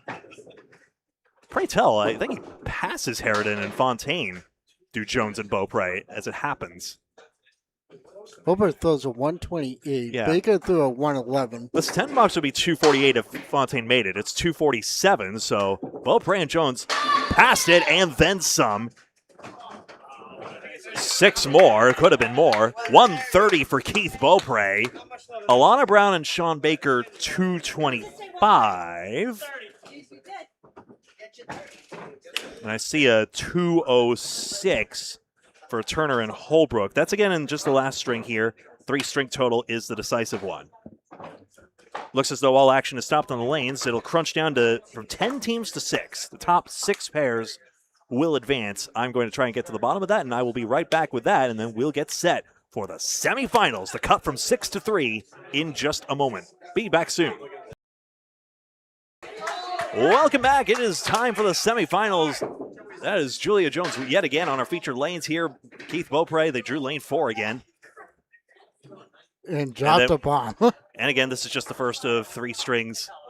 And Greg is late to move the thing. Come on. Do-do-do-do-do. Welcome to the semifinals here at Exeter Lanes. Kevin Burns alongside me, Greg Gouillart here on Candlepin Bowling Network. So that's a nice and easy one to score to start it off. Julia Jones just threw a 124 on our featured coverage. And again, it'll cycle through as we start the semifinals. We go from 6 to 3 for the finals. This is the semifinals. There we go. I think we caught up now. So also in, Taylor Turner and Craig Holbrook just made it in, only just. Then, trying to read the screen here. Where's the 7 going? Anywhere? Nope, it's going to stay up. Worst possible outcome for it.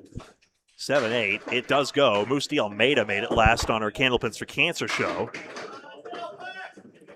Shawn Baker and Alana Brown continuing the defense with 7:04. Fontaine and Herod at 7:43 was tops, as I suspected.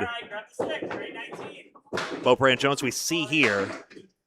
Sonia Johnson, Aaron St. Cyr make the cut, and Joey Lister and Sonia Rossi continuing, trying to make it again to the finals. Nineville on the strike. Corner pin, who knows? But as it is, it'll be a 9-box. 28 through 2 again. Almost a 2-mark start like she had last time. Well, now it's a lot easier to cover everything because you have all 6 teams in one area. Yeah, now we can see it. No more squinting. We can actually tell you the scores as we go. So I'll try and keep better track here. Half Worcester right side. Glennis McKinley getting nominated. That makes a lot of sense. Glennis Hickey McKinley. Mentioning both the names she's competed under. And I'll tell you, team together again. A reunited bunch of Ladies Internationals champions. It'll be great to see them again when we cover it in a few weekends' time. Coverage begins Thursday, July 30th. Good out. It looks like, hey, it does get half the pins. It is a good ball. Considering what was left, it's a good ball. Lana Brown is 30 at the 3. Sonia Rossi is at 36 at the 3. And Taylor is at 26 at the 3. Cindy Harriman also 26 at the 3. And Sonia Johnson is working on Mark.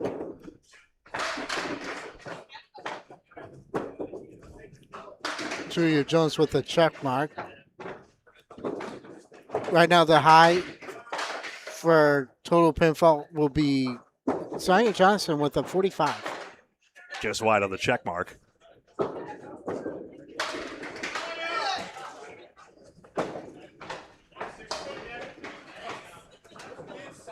That pin is down by rule. 3-5 is what remains.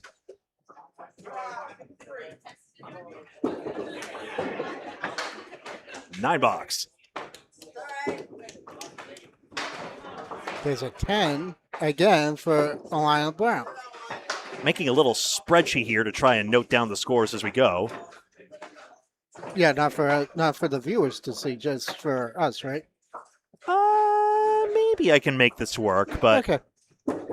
I'm not going to put any pressure on you today. thank you. I do appreciate it. There's only so much I can do. Julia Jones dropped 7. Suggestions are welcome.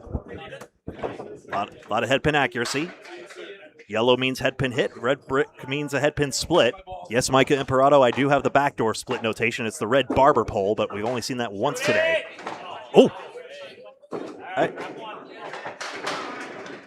Obvious dismay on her shot there. Alana Brown making a shot there after being a perfect 40 through 4. Got the spare there. I wish we got a replay of that because that would be kind of interesting to see what happened on I the... don't think I did. Oh, or on Jones's, you mean? Yeah. Jones I have, yeah. Okay. She was really distraught at the outcome of that. And the ball went in front of the 10-pin. How does that happen? She's like, are you kidding me? She literally said it. I read her lips. She said, are you kidding me? The only problem with that is if you get a bounce off of the piece of wood, that ball is not going to help you. Beaupre missing the middle rows now, 1-7-8. Pretty when it goes. Baker with the lemon drop. Gee whiz, this would have to go crazy off the wall, you'd think. Or glance it off the 8-pin. Or you just take out the 8-pin. Hop, skip, and a jump there. So real quick, Sonia Johnson has a 62.5. Cindy Harriman with a 40.5. Julia Jones on our feature lanes has a 53.5. Alana Brown is working on a mark with a 50.5 plus, and Sonia Rossi with a 62.5. Taylor Turner with a 43.5. And 4 is hit, but it's a 3-4 split. Not an easy shot. Am I wrong to say that feels a bit alien? It does, but it's not an easy shot.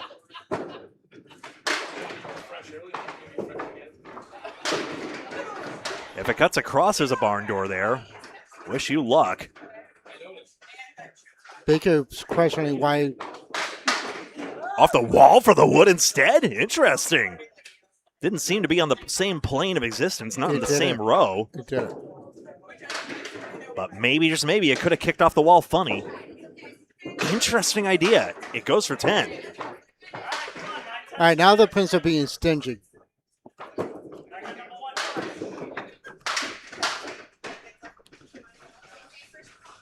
Well, we've seen splits before. Well, you can tell when Prince are starting to be stingy when they don't want to fall anymore. Throw a better ball. Not the case. Oh, Bray just did throw a better ball. Nice. Needed that. Needed that. See you later. 29 plus 2 through 3. Let's see it again. Joey Lister over on yonder throws a strike as well.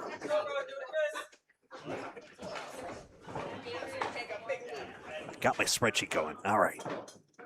Maybe I'll be able to keep track of everything.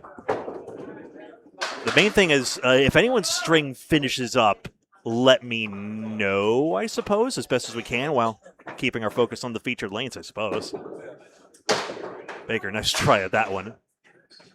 Scratching his head.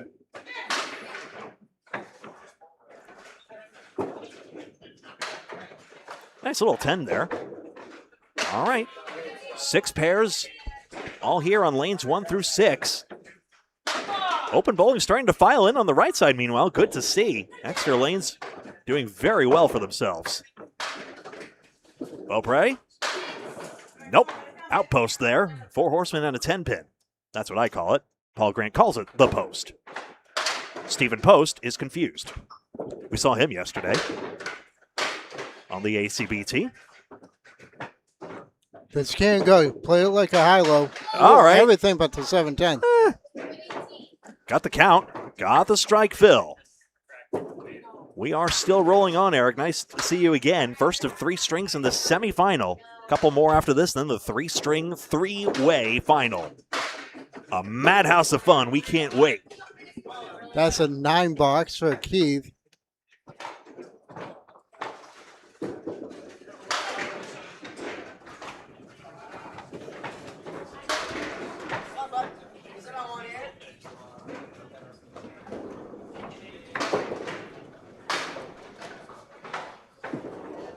In the 5th, half Worcester. Holbrook on lane 1 is shooting at a spread eagle. Shawn Baker on lane 3. He and Alana Brown looking to repeat. It would be their 3rd straight trip to the finals, at least. I may be forgetting earlier history of this tournament. When did we start covering this tournament? A couple years ago, I think? I defer to Paul on this one, if he's still there. That'll be a 7-box for Keith. There we go, 53 half, all the same. Him and Jones on the same level today. So they combine for a 106 half. Sonia Rossi and Joey Lister are well above that. This is a great start for them in the 120s half. Aaron Fontaine, well, just split up there. They might finish below triple digits for the half. Aaron St. Cyr, Sonia Johnson looking good, so the Sonias are looking good. Taylor Turner, Craig Holbrook on 92 for the half. So this seems to nestle about in the middle in just this first string of 3 total pinfall. That's right, they used telescores and pen and paper. Julius Jones with the high-low jack, 27-10. Lana Brown leads that infamous lead that we've hadn't seen all day. Oh yeah, that one. Yes. The 6-7. 7-6. Well, it was dumb. I still call it the 6-7. Most people do. Oh, High-low jack made. For the spare. Gets a head shake for some reason. She's actually. I think she, Did she play the? Yeah, she played the wood because the piece of wood came back to. not what take she it wanted, down. maybe.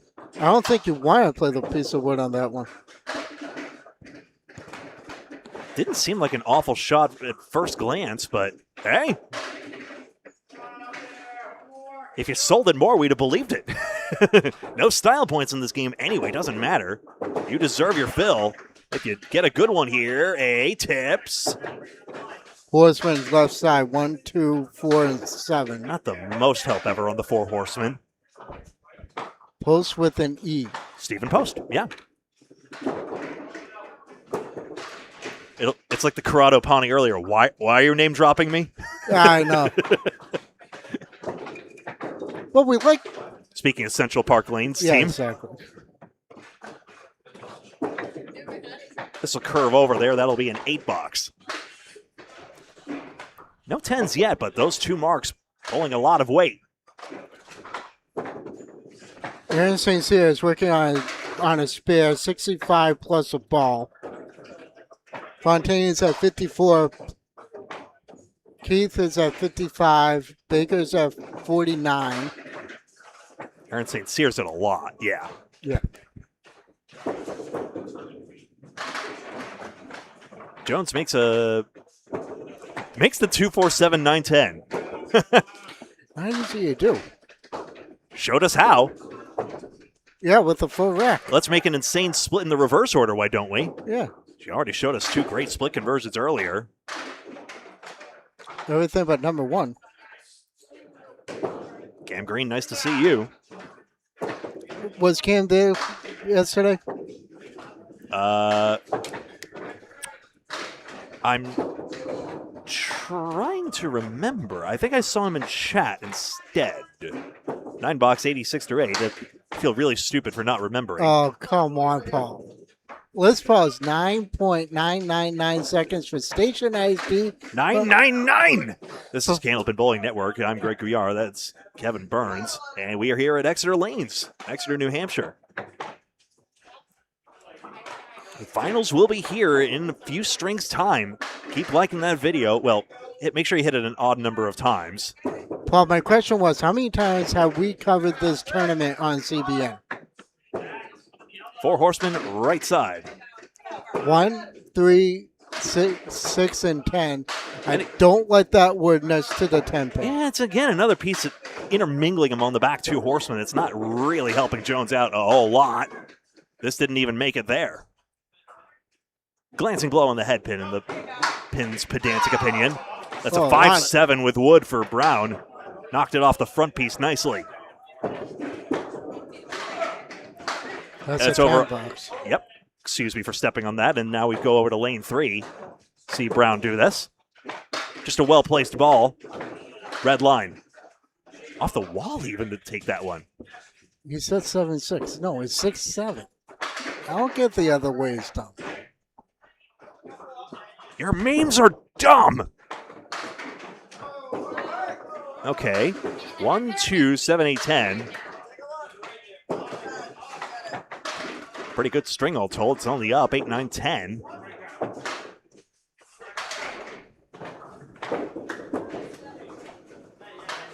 Ah.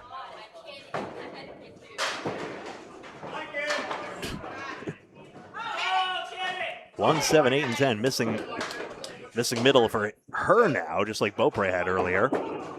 She glancing the head pin. 1-8 net. It's pretty good all told. A 104 string for her.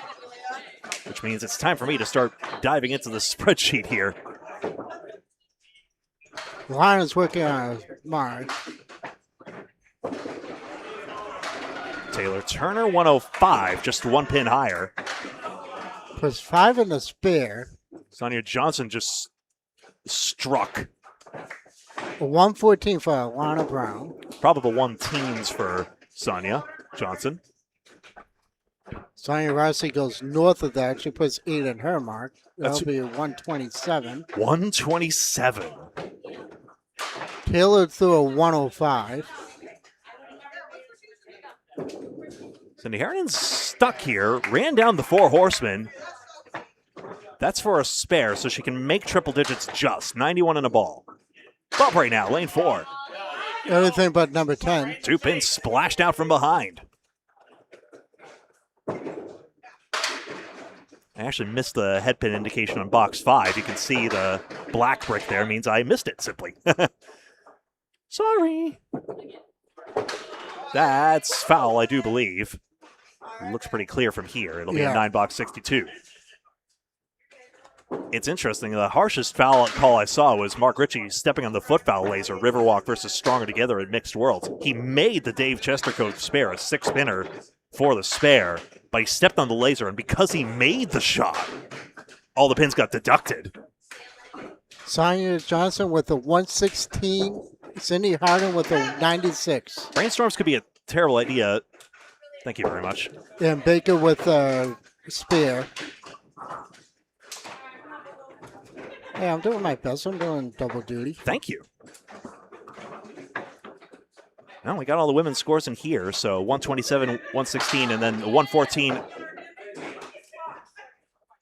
are the top scores for Rossi, Johnson, and Brown.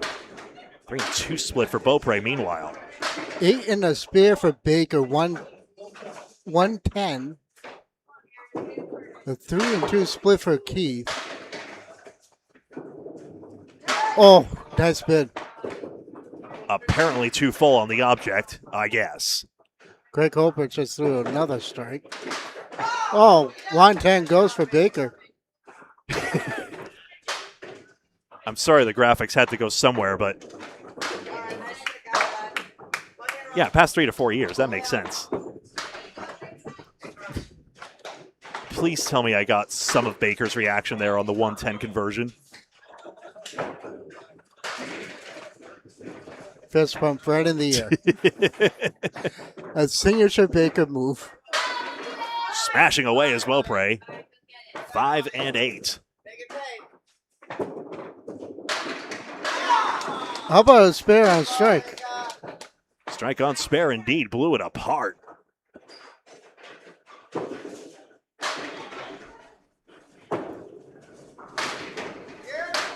Little form, number 5.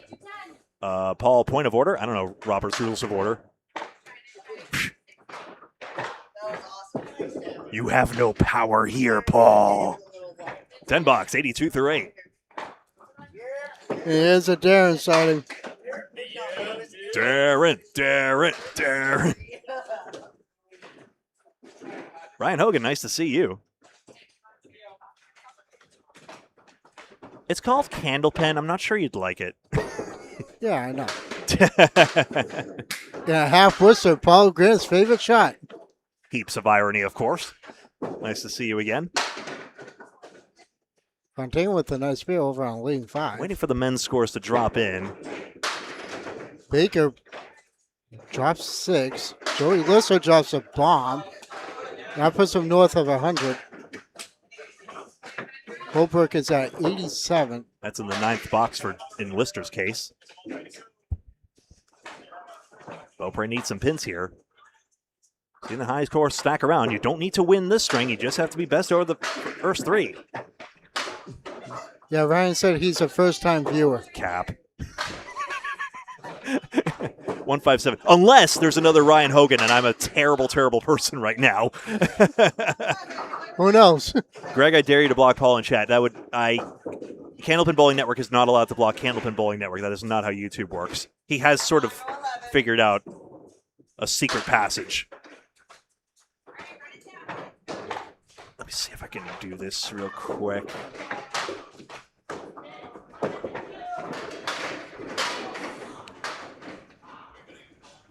Score sheet. Let's call it.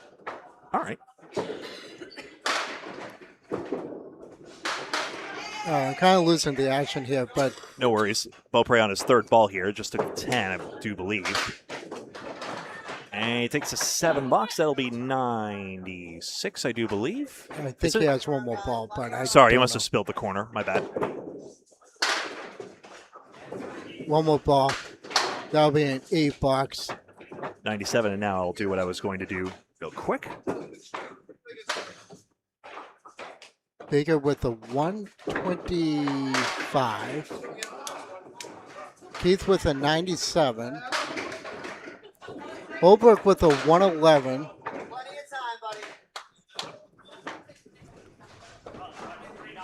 A 134 for Lister, if I can read that right. I don't know. Yeah, it looks like a 134 for him. You're right. Okay. Sean Baker, what is that? 125? That's pretty good. Yeah. 97 for Keith. Well, we have that here. All right. Stop saying sorry.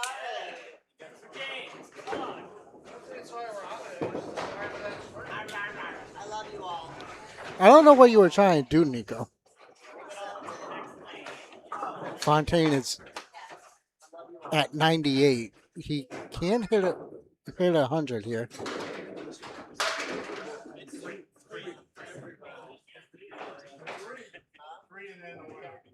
All right. Fontaine blew through the middle. St. Cyr is at 112 at the 9 on that spare. There we go. Ooh.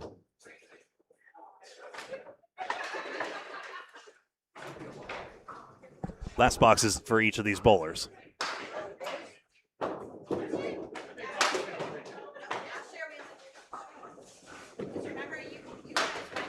121 for St. Cyr.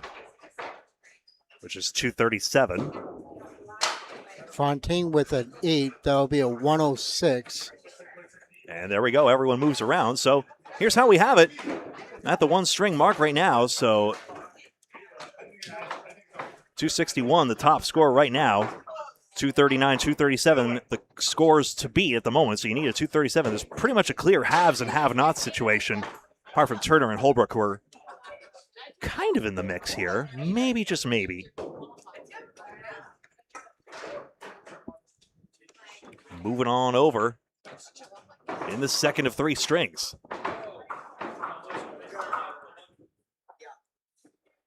Who have we? Shawn Baker and Alana Brown. Aha, the champs are here. We finally get the champs here. You are watching Candlepin Bowling Network, second of 3 strings at the semifinal, set to begin here at Exeter Lanes, Exeter, New Hampshire.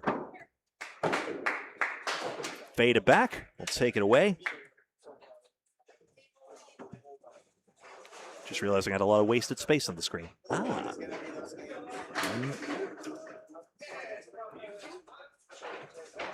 No, I can't do it, otherwise I'll block it. Bummer. I was trying to show it on screen as well, but I don't think all the information fits. Too bad. Brown starts off here. Not a head pin hit. Thank you. That's a split no head pin, in fact. You're welcome, Micah Imperato. I've got the thing down. Get the red barber pole going. Sonia Johnson buried the pocket. Alana. Oh, 3 pins only. Nardone's late. Nice to see you, Mike, always. Are you going to adjust the pin cam for the last 3? That would be negligent otherwise. Yes, Nico, I shall be adjusting the stream post-haste. 9 to start it off. Alana Brown. And that... So far, there's only 1 mark on the board for the ladies, and that's Sonia Johnson with a strike. Alana Brown and Shawn Baker. It was 367 for Brown and there's a strike for Alana. 340 for Shawn Baker. Alana Brown just blew that up And hard. Sonia Rossi just smashed her. All right. Pace of play. Let's go.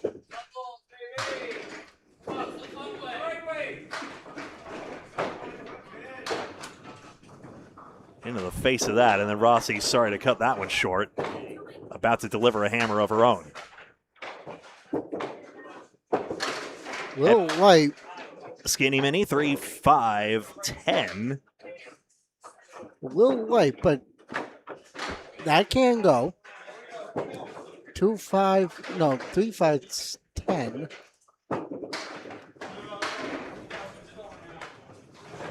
So far, the count is in favor of Alana right now. Just full. The fill is 8. A little too full. And that would be a 4-box for a 4-fill for Sonya Rossi. All righty. Brown for a pin. Makes a shot for 10. Okay. Go off. Go off, Queen. And here's the replay of the 5-10 being made. This is a pretty shot when it goes. Down low. She made the Woolworth. It was a pretty shot.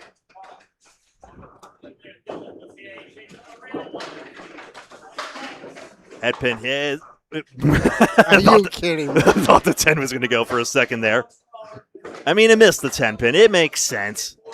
But come on, please. Third split already here. Beggars can't be choosers. But Alana Brown was such a split master here. Last time she was at Exeter. Missed it just. Sent it over the 9.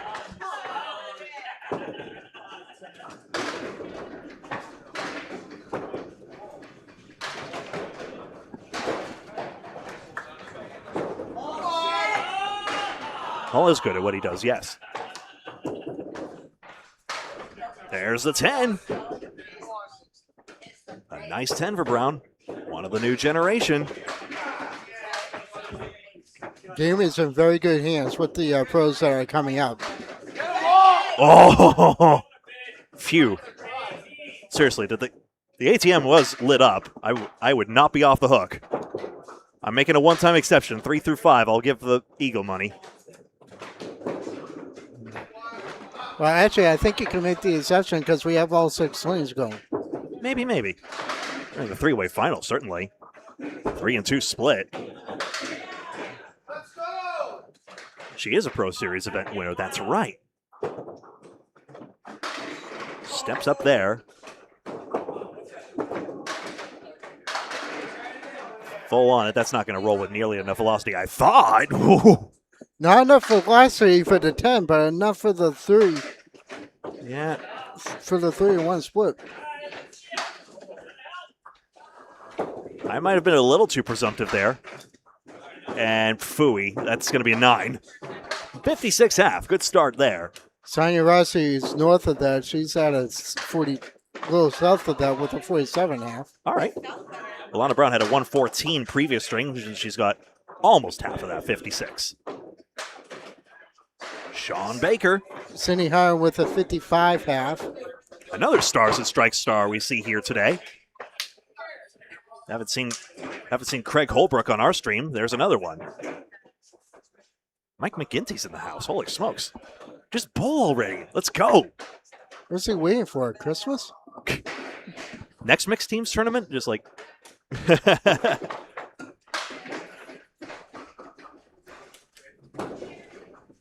Baker, a 125 in the previous string. Lister at the top, men's score 134. Rossi, his partner, 127. So 261 lopsidedly out in front right now. 1, 3, 6, and 8.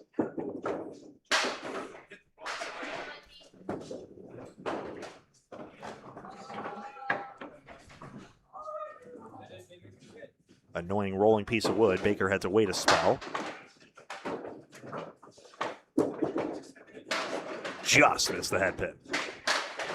Hard to say that would have gone. It kind of felt like he dropped it. Or it sounded like he dropped it. Got this one out a little more. Missed the head pin all the same, unfortunately. So sticks with 7 for the first box. Holbrook isn't leading with the 10, but I think Fontaine has a spare. Not a lot of 7s we've seen in the late stages. A few.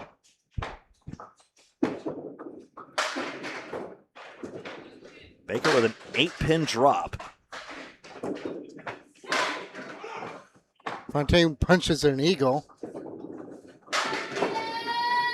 Keith buries the pocket for a spare.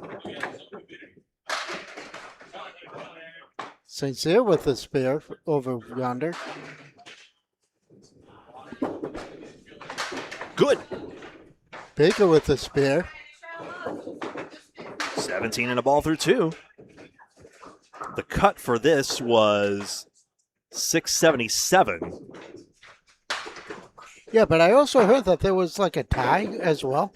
It was thought at first, but that wasn't the case. 677 averages out to 112 across men and women for the 6 strings. Up from the 108 average required to make the initial cut to 10. The cut to 6 went up 4 whole pins. And we know how tough the pins are. We know how valuable each is. 7-8, unfortunately. Jones got confronted with that. Top 3 pairs of 6, wherever they may be, advance to the 3-way final. Can Baker and Brown do it again?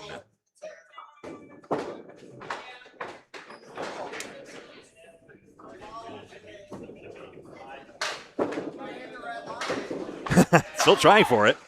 That's the sort of shot you have to pray with. The box is not. Beaupre spinning wood doesn't make the spare over on 5.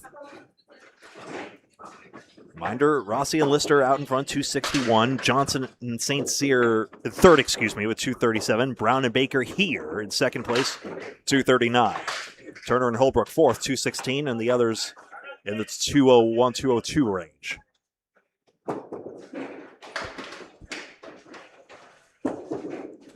$60 pins apart this field. 1-3-7-9 for Baker. How about the 1-8-9 for Joey Lister? Yeah, I've seen that a few times. Actually, it might be the 1-8 if I squint. Is it? Yeah, it is the 1-8. That's over on lane 3. Yeah, it is the 1-8. Shawn Baker, Stronger Together, an homage to his wife Kim Baker's successful fight against cancer. Good shot spare. Baker blows it apart, second mark in the 4.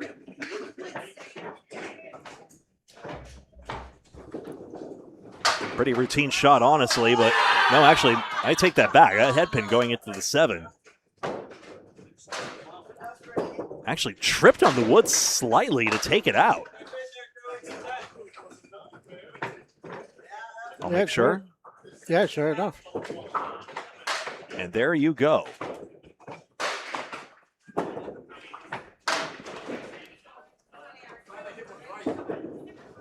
On the fill.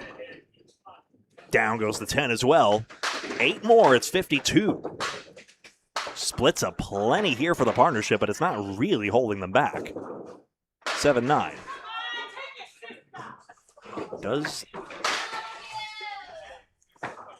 Taking a long look at this. A head scratch off camera. It is. We're off angles slightly.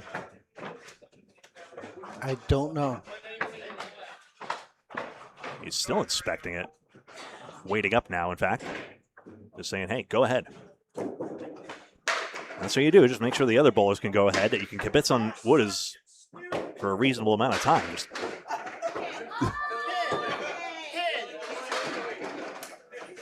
I think he made a choice on what he's going to do. all right. The time has come to decide. Sound like Vanessa Lachey or something like that. Ended up red line slightly right, perhaps. I don't know. I thought if he played more of the... There was a wince there. It's not like he was disappointed. I don't think he hit it where he wanted it to. 62.5 for Shawn Baker. When will he ever be bad? Other halves. Aaron St. Cyr, 48. Holbrook is working on a spare. Yep, that's his first one. I think he's on 48 and a ball. Yeah, it's well pinned. Joey Lister, 48. Keith Beaupre, 62. Same 62 as it happens. Aaron Fontaine, 50 and a ball. So Beaupre tied Baker, 62. That's it. 3 pins out for Brown.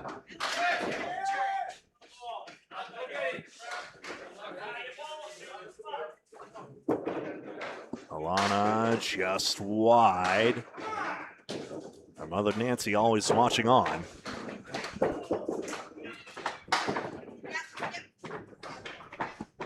Always nice to see her. The high-low? Not this time. Sorry, Nico. She didn't do it this year.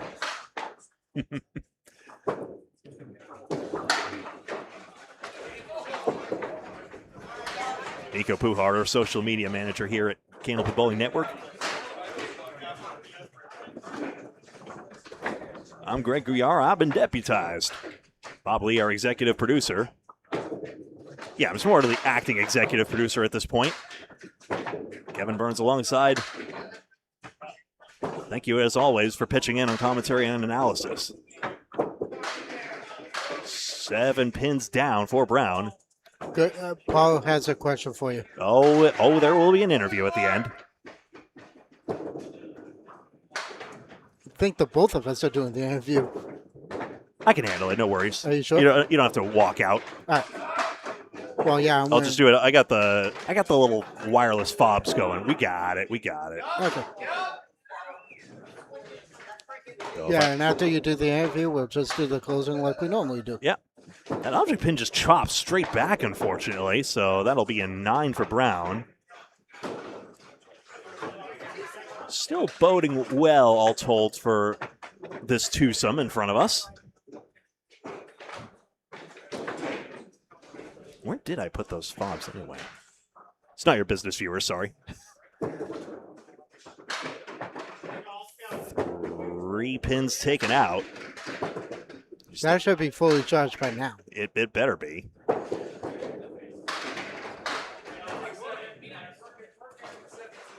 I'd like to file a complaint. There we go. There we go. Just why 2-pinner there.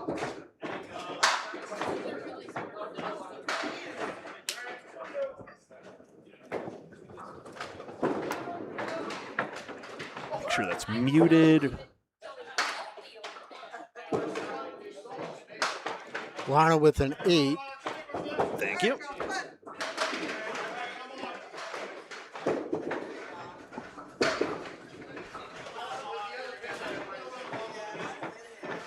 Multitasking, excuse me.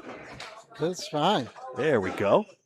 But are the viewers okay, Kevin? That's the point. I know. Well, if you do like it, please like the video. Thank you very much. 136 of you watching. The finals are soon to come. Middle string in the semifinals. Here on Candlepin Bowling Network. Yeah, nope. Let me just do a shameless test. Oh. It works. Hooray. Wow. I am an audio engineer. Who did the interview yesterday? Me. Oh.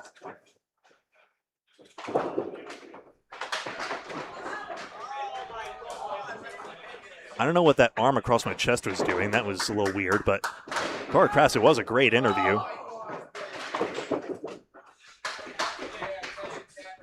That's a fellow Joey Jocelyn, a good friend of hers, I learned, and also her teammate Becky Wright at Internationals. Matt? Yes, please.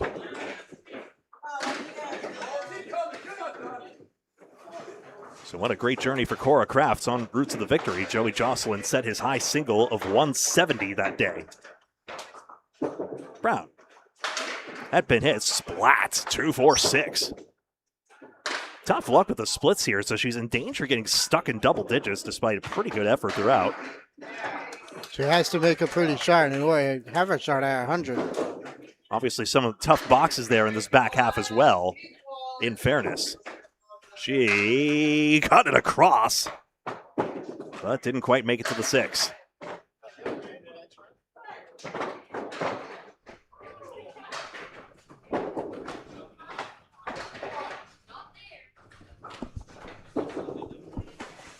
And another quality 10 here, and a quality 10, thank you very much for that. 10 box, 97 for Brown, which again understates her ability big time. You see all the splits there on the score sheet to contextualize what she was up against. 98 for Sonia Rossi. Taylor was a 118. Sonia Johnson was a 107. Julia Jones, 108. Cindy Holland's working on a strike.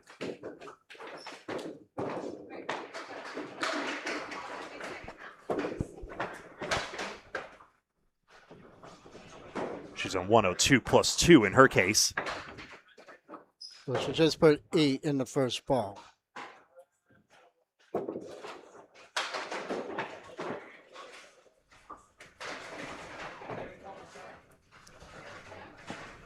Let's peek in here real quick. There you see some scores popping in. Again, Harridan working on a strike fill. And this is her last ball at it, so that's an 8 fill, yes? Yep. And a 110, therefore. And we see how this is shaking out right now. Obviously, the men's scores still the drop right now, but Rossi and Lister up here in front. Shawn Baker on a 62 half gets this. It's Jessica.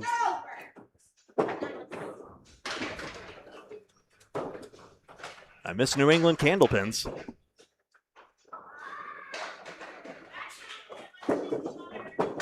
Ooh, outside on this one. Clatters a bunch, but at least the 410. The mirror image is dumb. Score at 9.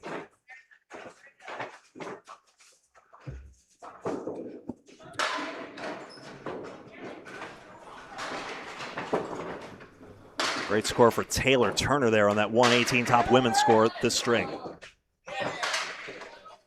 Yo, we do get Mike McGinty back. Is that so? And Ron's Ice Cream, 20th Century Lanes is hosting? Yo! Let's go to Hyde Park, baby. I want some ice cream. That's going to be so good.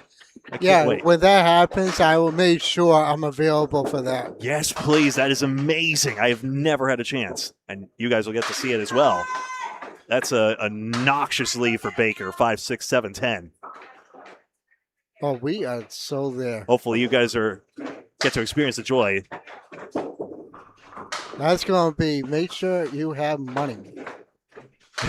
Because the ice cream there, I hear, is pretty good. I've been there once. Well, that's for my selfish sake, but we're going to enjoy showing off another great center here. Also Model E pin setters there.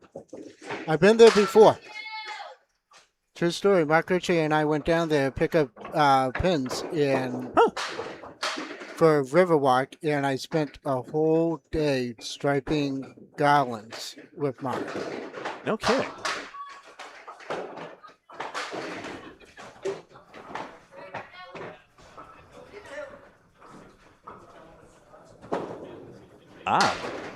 Missing hole in my history. Well, welcome back is the correct greeting in this case.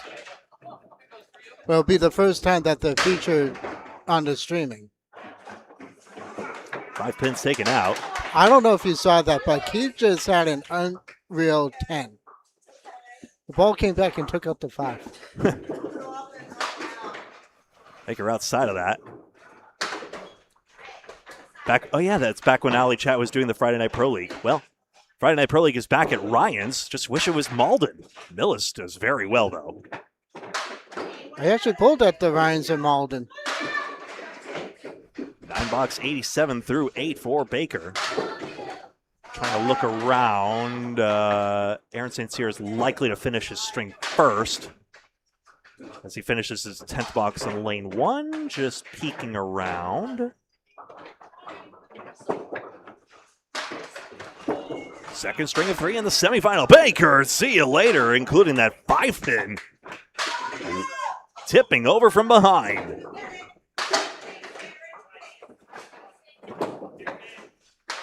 Five-pin was the last one to go. Just swings it in. It's such a straight dart of a ball. I frankly don't know which way it breaks. I think it was slightly left to right, and I think that's true in many cases of Baker, but it is so straight that it's hard to discern. A 1? There are some, I don't know which way Holbrook's ball breaks either, if I'm honest with you. It seems left to rightish, but that's hard to tell as well. Aaron St. Cyr with a 105. Thank you. I can't read Holbrook's here on your own for that. No worries. Looks like a 102. That makes sense. I think I'm going to go with that for now. Baker on a strike fill. 310. Lizard finally just a strike. There we are. That's 106 plus for him. The others are a couple boxes away.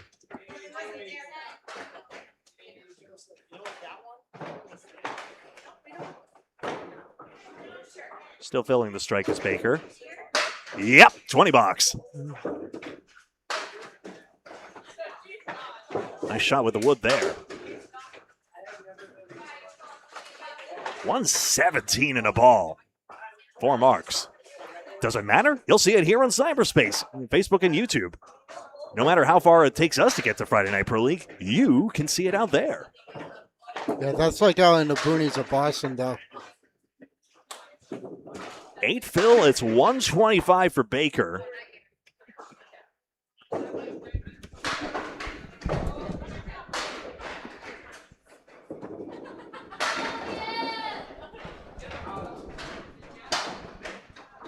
Joey put 7 in his strike.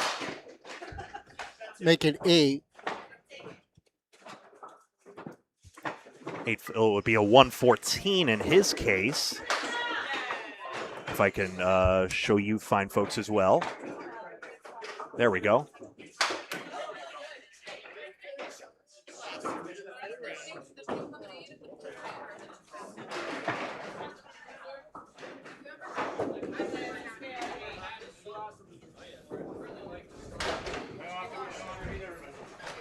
Fontaine with the 111. Okay. Keith with the 108. And there we go.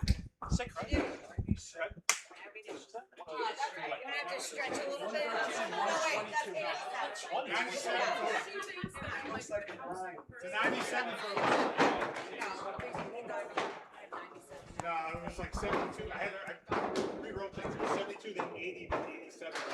Holbrook telling me a 122, actually. I completely misread that somehow. Oh. I thought I saw 90-something on the score sheet. I'm very confused there, but there we go. In which case, that rockets them up. Sorry about that. Interesting.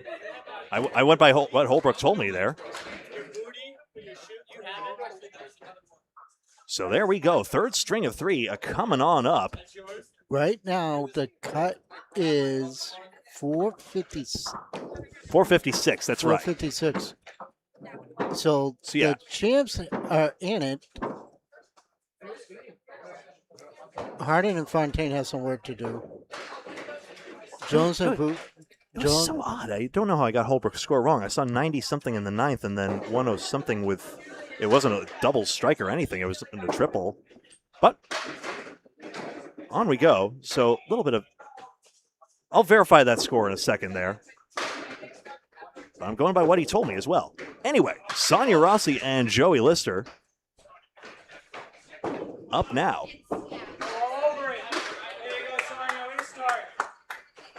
Possible I misheard as well. Our scores are not official in any event. So we have Sonia Rossi and Joey Lister. Yeah, Paul Grinch has said that the Wi-Fi is tough at High Park. We'll figure it out. I figured it out at Central. I figured it out anywhere. Except for Academy. Hey. Wouldn't it have been nice, huh? I know. I think it's because of all the streaming that was going on, too. So that was Rob Ficarra Sr. doing some lane maintenance out there before Sonia takes off. Probably a sticky approach. Yeah.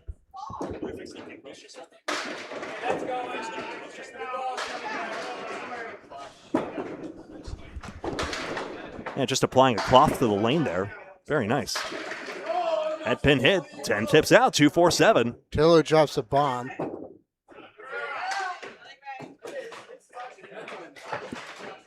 I wouldn't know about Hingham. I never been to Hingham, and I don't think that's going to happen. I've only been once. Oh, deflected. Obviously, that's the Friday Night Pro League team moving from Hingham. Is that because it's Zappy retiring, or is that because something? I can only speculate. 10 bucks for Rossi. Just started off.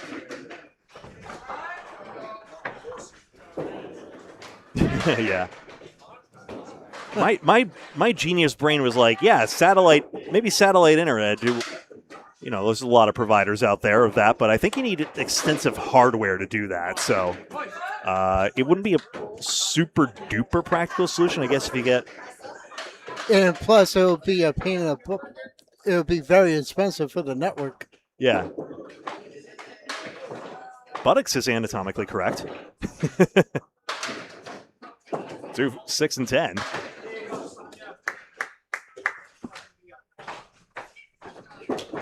And yeah, I was worried the gap was a little too wide there. Rossi gets stuck with 8 box. Last Ladies International champion with this team, Exeter Lanes. So was Alana Brown we saw earlier. I was in remiss. You'll see her there on lane 5. We just had her last string. So again, a kernel of doubt here, whether I might have misheard Holbrook say the score or I misread it, but as it is, it looks as though the cut is either 456 or 449, thereabouts. But it looks as though Rossi Lister, Brown Baker, and then Turner Holbrook with Johnston St. Cyr. What a shot by Taylor. Nipping around. Heron and Fontaine, we talked them up, and actually they're in 5th place right now. And Jones and Beaupre, for the big start, actually, after the good finish in the last round, actually ending up in 6th of 6 at the moment. 8 box. Now, what were we saying here about Turner's shot? Oh, 3-1 split. Oh, here we go. Here we go. Well, there you go. That's right. 3, 6, 7, 10, baby.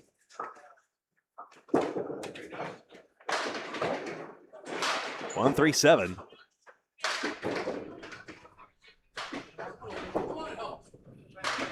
Geographical convenience. That makes sense, Mike. Thank you.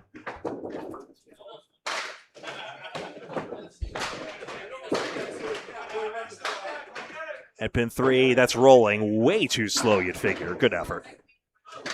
Oh, what an offer. Yeah. Nico, that was one comment one time if you really think about it. 9 box, 35 through 4.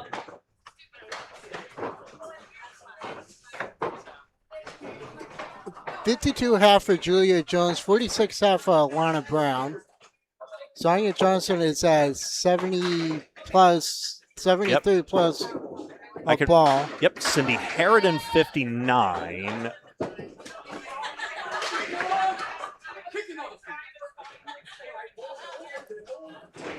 Nice leave here for Rossi. At his first ball, right? Yeah.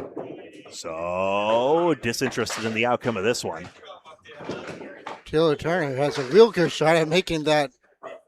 Oh, yeah, Wood was covering 61 and a ball and a half in her case. That'll be an 8. No, 9. That'll bring it to 44. Chopped it out. Exactly. Everything is logistics. Oh, another 189 we just saw. Man, these pins will do that to you. Taylor Turner at 61.5. 61 plus. Right. Joey Lister. Only man who's thrown a double strike today. That's not the first stream we've said that. 5 and 8.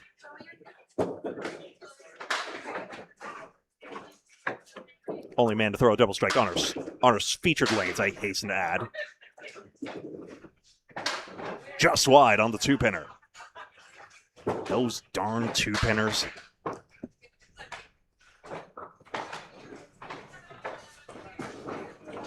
Last game for this round, and then that'll be a 10 plus for Joey. Craig Holbrook with a 10 as well. St. Cyr with a 10. Baker and Keith both have 9s. Oh, we're gearing up for the 3-way final already, are we? Yeah, please. Here we go. That's smashed in. Lister strikes. Fontaine also strikes as well. Holbrook a little light.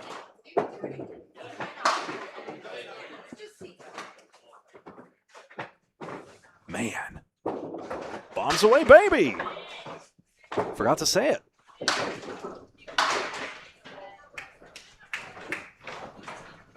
Grego's royalties now.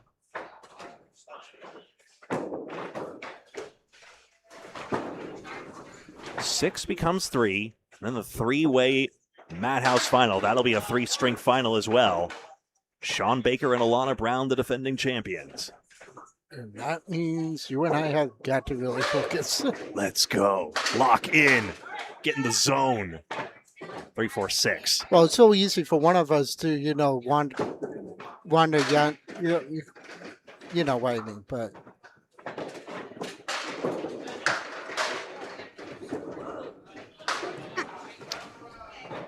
Load up 8.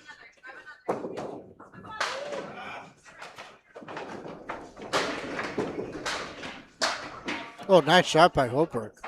There he goes. That's the third mark for the partnership, his first.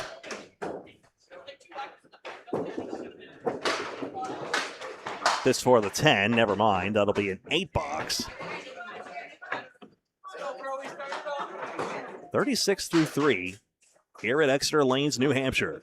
Only 6 of the 12 lanes. If you're in the Exeter area, still a few lanes available. You see those glistening blacklit 8 and 10? That could be yours. Headpin, the ball glanced away, so it trips the 5, and then... Oh, this is interesting. Wait a second. Where's that wood going? Huh. Where is that wood going? Lester will try to go right tip of it. Actually missed the wood, only just.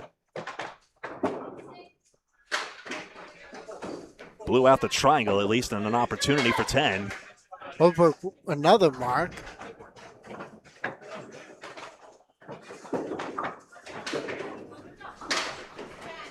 There's 10 for Joey, 46 through 4.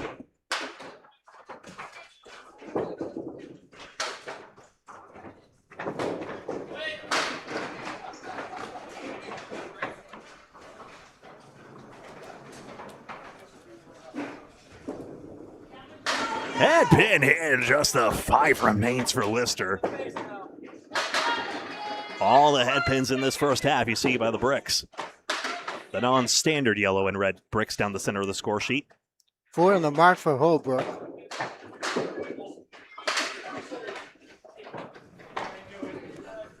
Yes, that's a dart. Joey Lister, 56 in a ball at the half. Let's see how that compares. 100 plus at the half for the partnership.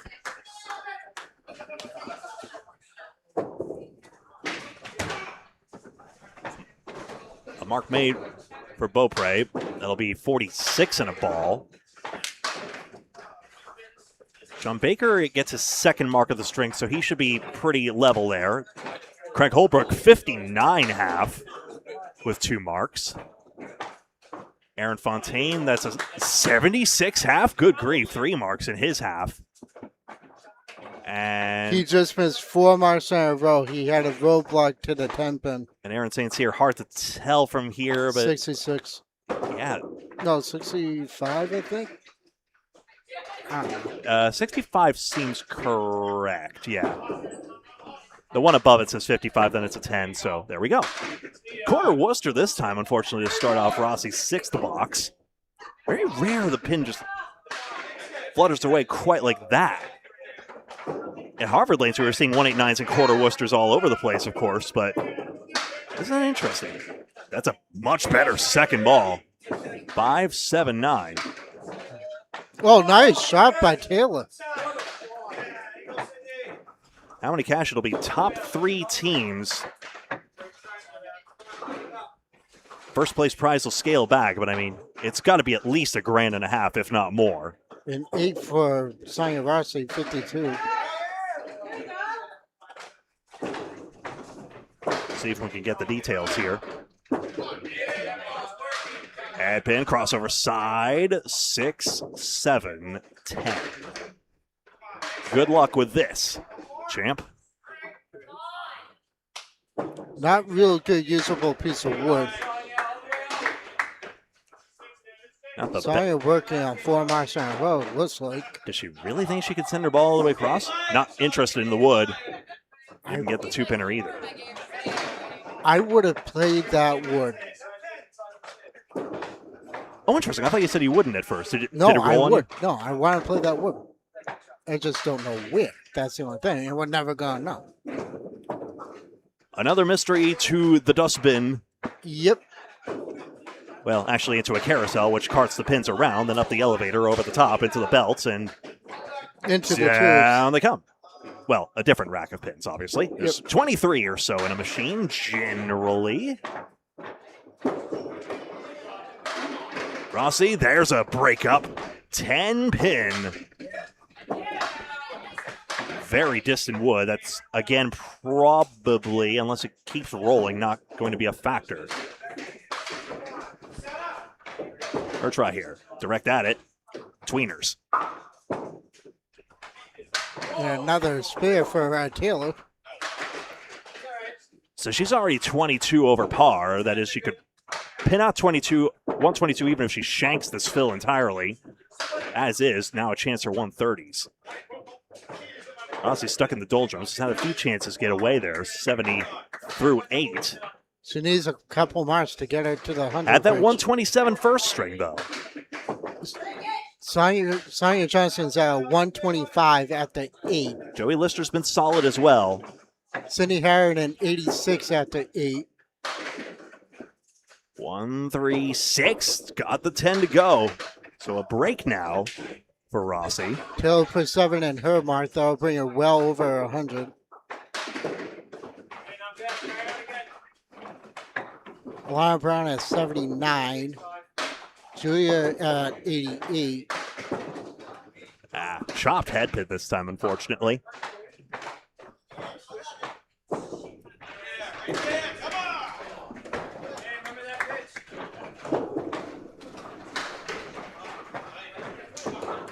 Box is 9. So a tough string here for Sonia Rossi, who's 225 start, and Joey Lister's 248 pair start.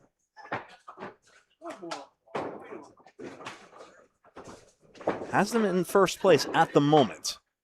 Sonya Johnson is at 135 with a box to go. Brown, Baker, Turner, Holbrook, Johnson, St. Cyr, the candidates elsewhere.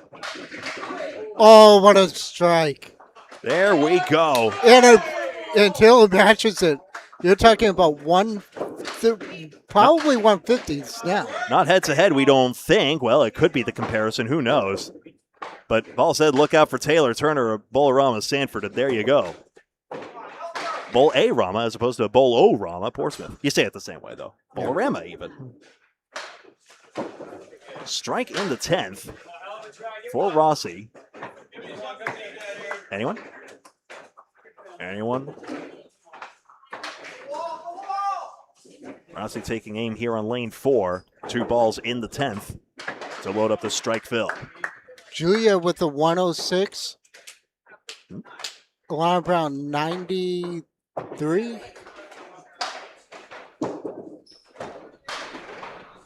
And a Cleary. Could run down the 4 horsemen for a 9 fill. That's probably the most prudent route. Escaping with a 98 isn't the worst thing ever.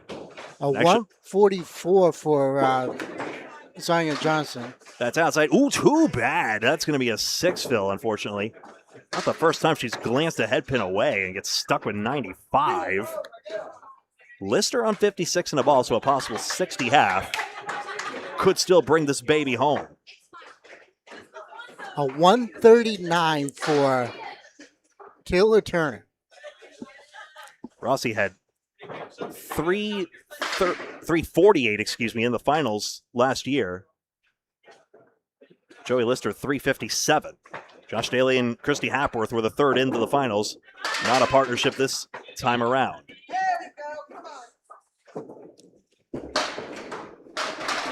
Lister, 9 on the fill, 65 at the half.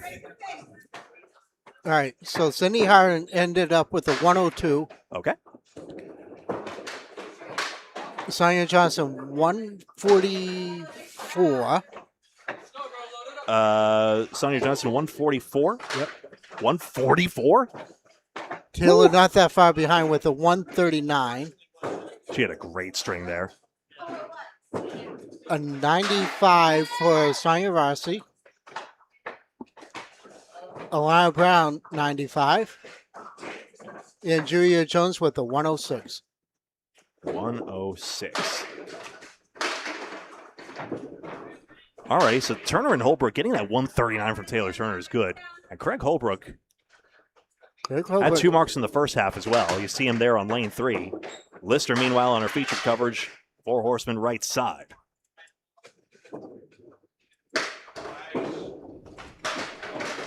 Baker just clattered 4 horsemen. Can Lister? No. So Shawn Baker just threw a 20 box, in fact. He's 26 over par in this case.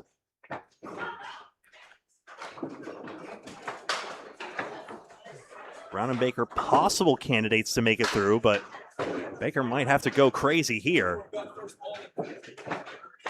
Do I have a chance to show the score sheet real quick? Yeah. Again, some slight doubt about Holbrook's 122 there. But now in this case, whether he did or didn't, if I misheard or otherwise, 575 it could have been, 102. I apologize for not having my facts straight on that one. Lister on this spare fill. Hey, look at this. It's the 6-7. He actually had an 8 box in the 7th.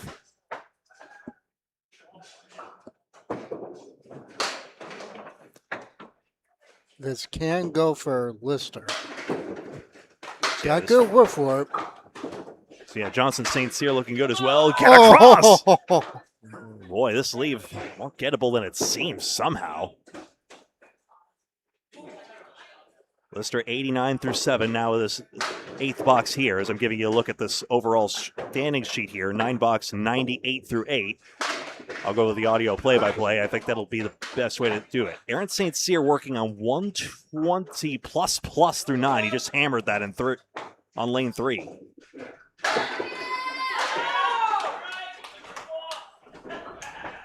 Keisha threw a double strike. Hello. Jones and Beaupre needed that sort of spark. Actually, no, I think, yeah, it was a Lister, a 2-pinner, 3 and 6.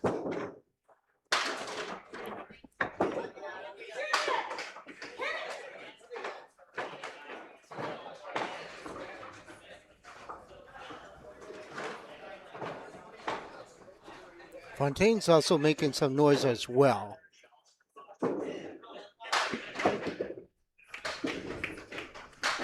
Lister takes a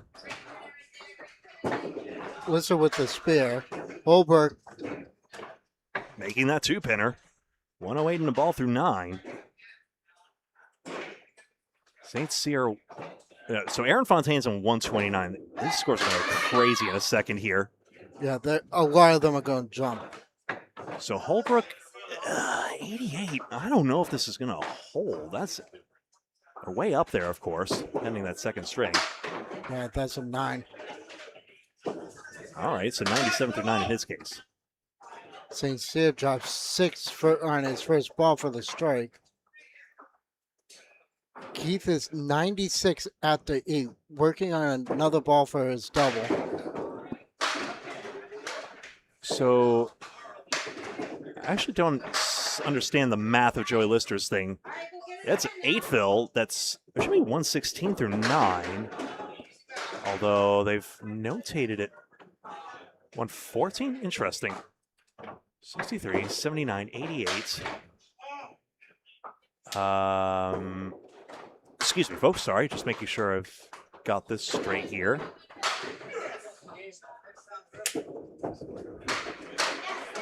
There it is. Joey Lister making the shot. Oh, I found the fly in the ointment. There's an 8 box in the 4. That's the problem here. So Lister actually 124 in a ball. There we go. 5 marks. As we try and populate some scores in here. 122 for Keith. All right.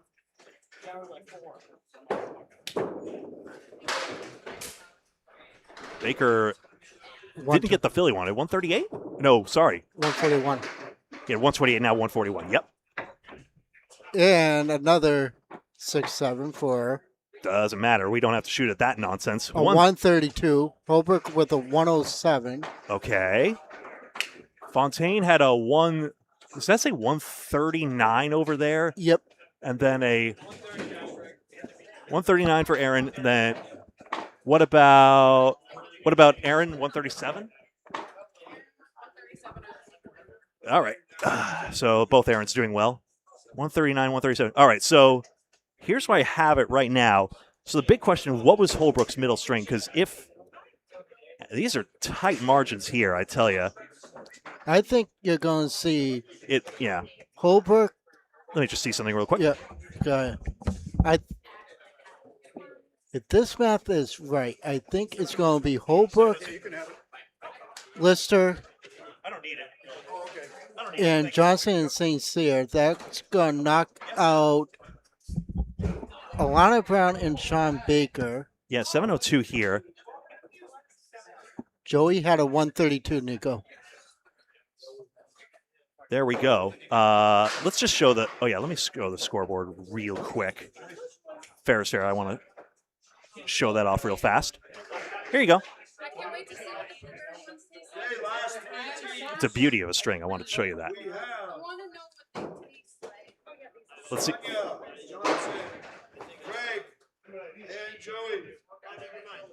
So the three pairs are correct. It is Sonia Johnson and Aaron St. Cyr. Taylor Turner and Craig Holbrook making it through 702. So I did hear correctly. It was 122. And Sonia Rossi and Joey Lister 700. Thank you for your patience. I believe That Alana Brown and Shawn Baker missed it by 3 stinking pins in this final 3. That knocks out Fontaine, Keithan Jones, and Baker in the reigning champs. So now we got a new scoreboard, and now it's more work for the three of us. For the two of us. Here we go. Phooey. We'll be fine. If this is zoomed normally. Good bowling all around.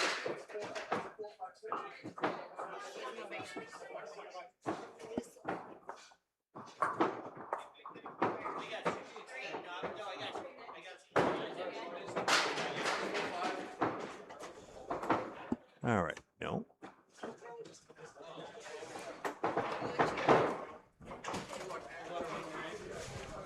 So how is this scoreboard going to work now, Greg? Hopefully well. That'd be nice. Here we are. Hold on. Okay. And wha-bam. Okay. I think I did it. And then I do this and pray we keep up. I'll do the best I can. We'll figure it out. No need to go like ball for ball. Just like try and call out. We don't have to call out every single person's ball necessarily. I'm not. I know Taylor's starting off. Okay. So here we go. Taylor drops 7. Sonia also drops 7. And Sonia Rossi punches a quarter. It's almost converts that side cells triangle. And pin cam needs to fix. I got it. Sonia Rossi just makes a true spread eagle.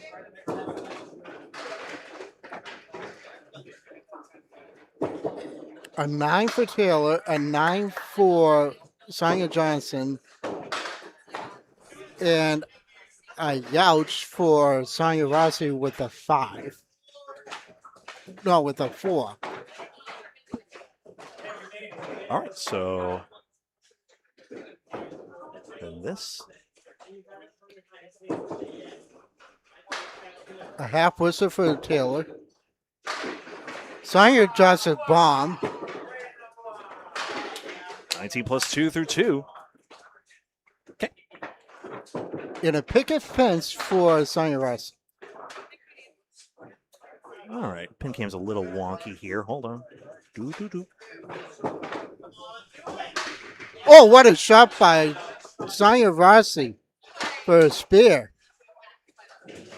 Taylor takes a 6. That will bring her up to 15 after 2. 14 plus a ball for Sonia Rossi.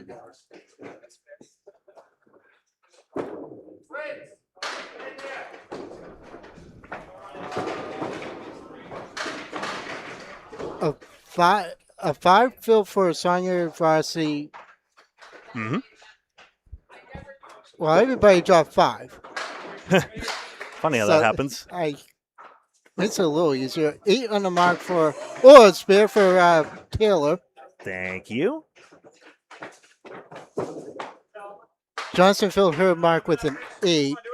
Now a 9-box 36 through 3. And Sonia Rossi with an 8 as well. All right, it looks as though I'm calibrated here. Greg Gouillart alongside Kevin Burns. It Who's is going- finals time. Who's going to talk himself hoarse. Nah, I can help out. Okay. Taylor Turner, spare fill, head pin. 7 more on the fill, 32 through 3. 4, 7, 10. 1, 9, 1, 9 and a half whistle on the left side for Sonia Rossi. All right. Oh, a spare for Sonia Johnson. Barely just nicked it on outside there. Through the hoop for Sonia Rossi. A 10 box Yep. for Oh, mind the table there. Sorry. Terry Ann, mind the table. Sorry. a 10 box for Taylor. 42. Sonia Rossi's Yep. 42 through 4. And there we go. Caught up there. Okay.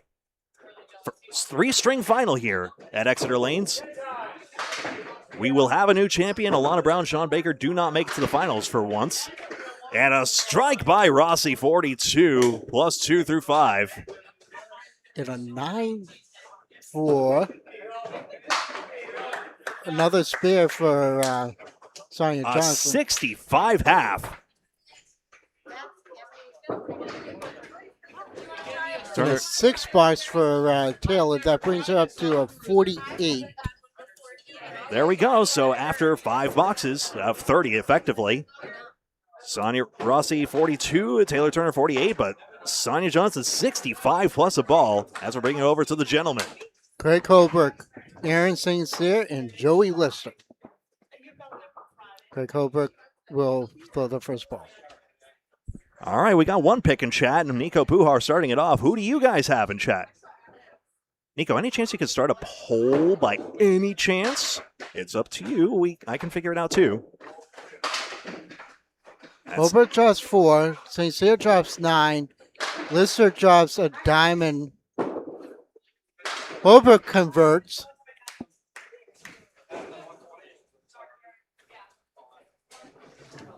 Single pin, St. Cyr. Got it. Converts. The only one that doesn't convert is Joey Lister. Which is a shame because that was a good second ball, frankly. It was. And Lister with 10. Thank you for pressing the button. 10 to start it off. See the running totals there. The scoreboard should magically expand if this thing works properly. Holbrook puts 7 in his mark. St. Cyr puts a 20 in his. Oh, man. Lister, that would have been a good fill. Oh, if only. Holbrook with 2 marks in a row. 3-pinner goes.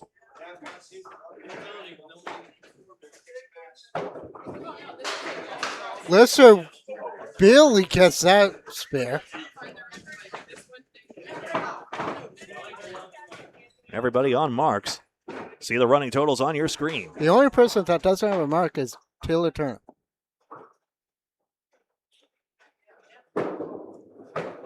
Holbrook drops 5.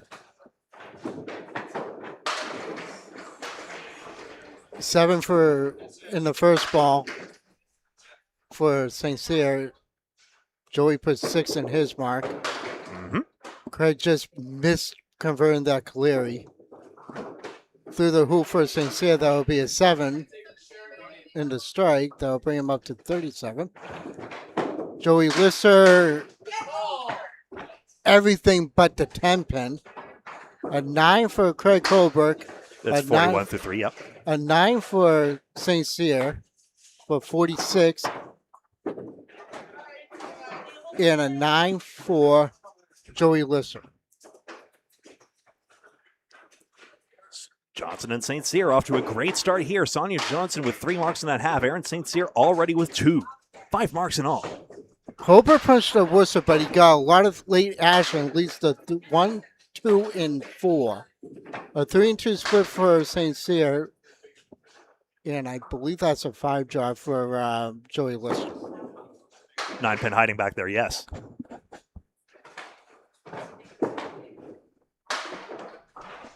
Four Horsemen with the best chance here. 9 for Holbrook. 50 through 4. 8 for St. Cyr and a 7 for Joey Lister. Holbrook is at 50 after 4. St. Cyr is at 54 after 4. And Joey Lister is at 43 after 4. Holbrook leads the 5-10 with a piece of wood against the 5. Aaron with a 2-1 split. I love the way the black lights glisten against the lanes there. Nice shot. Nice shot by Holbrook. Holbrook is sitting on a mark. And a 60-plus half. St. Cyr went wide. I can see what he was trying to do. You're right, Mr. Pelletier. How does he still do it? 3rd balls each. A 9 for St. Cyr and an 8 for Joey Lister. So he ends up at par, but Aaron St. Cyr and Craig Holbrook both with 60 halves here. Sonia Johnson with a 65-plus half.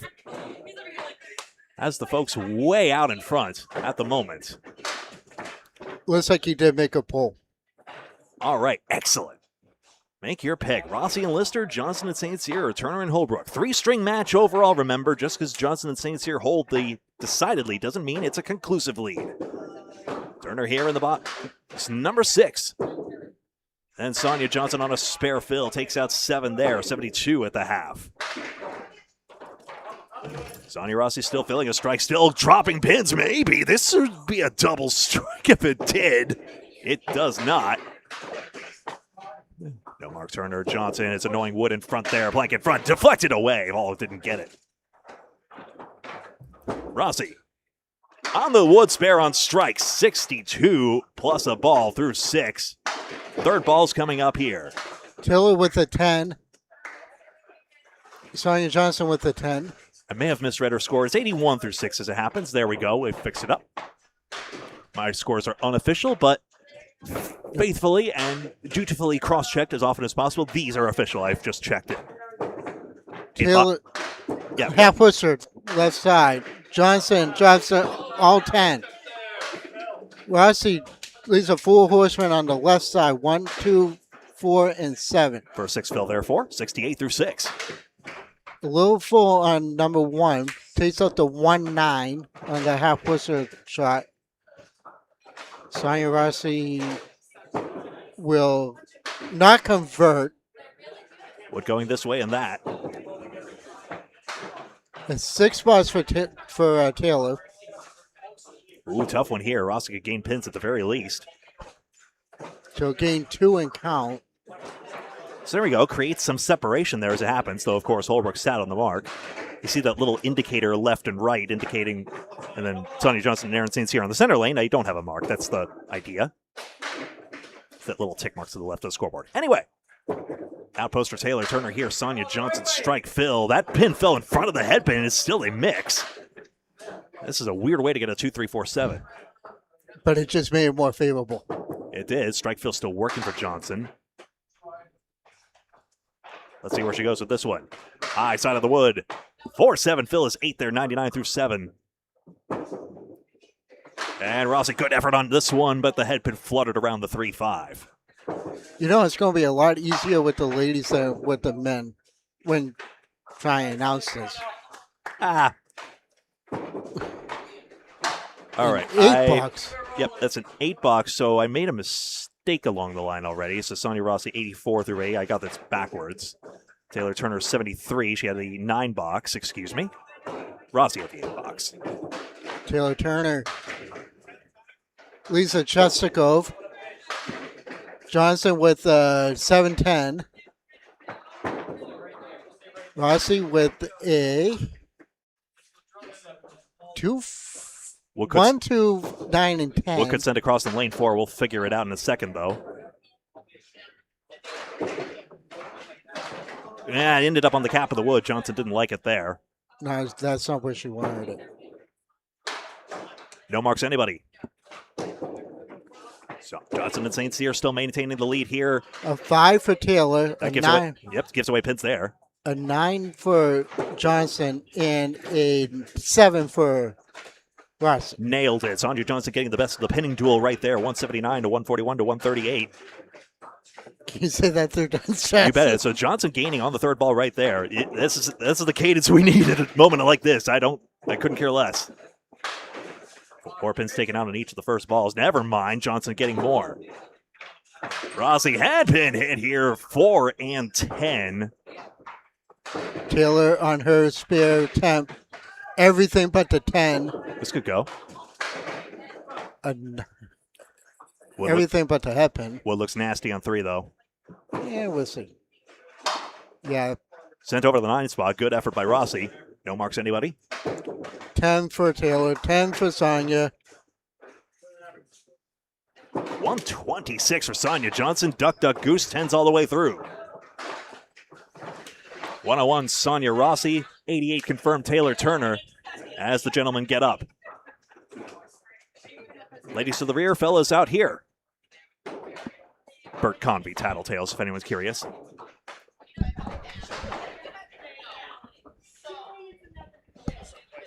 No, I'll get the payout information as soon as I can. Sorry. Holbrook It's a lot, though. puts 3 in his spare. St. Cyr off target. Just got confirmation. $2,000 to the winning pair. Joey Lister off the head pin. Holbrook almost converts. That's a 3 fill on his spare fill. Just got confirmation of the payout. $2,000 to first. Not sure about second and third just yet. A 9 for Holbrook. 72 through 6. Had that good half there. A 10 for St. Cyr. 1 pin better. And an 8 for Joey Lister. So tough.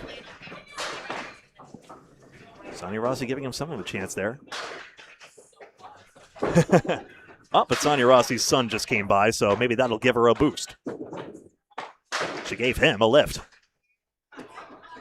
St. Cyr with a great break here. The 1-3 Lister 4, 7, 8, and 10. Holbrook with the outpost. Wood could send it. No 6 pin. Everything but the 6. Spear for St. Cyr. Spear for Lister. Nope. With that flat wood, I wouldn't think so. No, I thought he was going to play more on the cap, but a 10 for Holbrook. That brings him up to 82. Still wishful thinking here. That's going to be a 9 box. Doesn't matter. Yep, sorry. 67 through 7. So St. Cyr with that mark, and Johnson and St. Cyr trying to grow the distance here. Triangle number 5 for Holbrook. Half Worcester, for deuce, and the spear for St. Cyr. All right, bit of a break for the rest. A 9 drop for Yep, that's a wood here. Worcester. Lefty got it. Holbrook on the other side of it. 92 at a ball through 8. St. Cyr not going to mark here.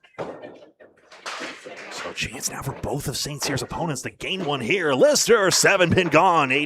77 in a ball through 8. And a 10 for St. Cyr. 95 through 8. And we see it there. The score is starting to crunch together a little bit. 41 pins still separating St. Cyr from anybody else. St. Cyr and Johnson well out in front here. Sonia Johnson at 126. So the power of that when Alana Brown carried Shawn Baker to victory. from last year's mixed doubles. Holbrook strikes just barely on spare. And Lister just blows it apart, and he gets a 20 bucks. That's an answer to Holbrook's slow motion strike.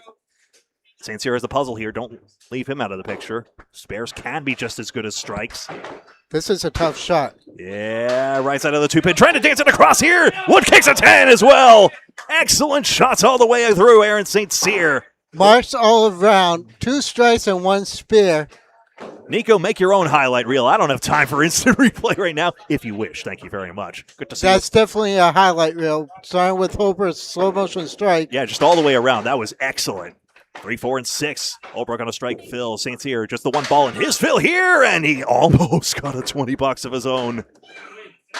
Double strike for Joey Double Lister. strikes. A 7 fill for Holbrook. Sorry for blowing out your eardrums, Greg. Yeah, it's as is tradition. That blundered flank, I'm afraid. 119 through 9. 9 bars for Holbrook. So he gets a 128 at the end there. 10 bars for Lister. St. Cyr, rather. Yep. So he has 124 to go with the 126, 88 and 128 confirmed over there, 101 and 117 plus. So that's already factored in. So after each of these balls for Lister, it's going to add up. So it could possibly be 20 more. We'll see. Could get another strike here, of course. This would be interesting. So It wouldn't surprise me if he did get another strike because he's known for throwing triples when he has to. all right, so 1 ball remaining here. I'll put the spare smudge up to indicate that 125. And he converts. And he's got it. 135 for Joey Lister. We add 10 more onto the second strike, Phil. And there you go, 135 there. 101, that's 236. 136 and 126 and 124 is confirmed. And 88 and 128, and we expanded around. All right, second string coming on up. Everyone's going to rotate over one lane, I do believe. You okay for you all by yourself for a minute? Yeah, go for it.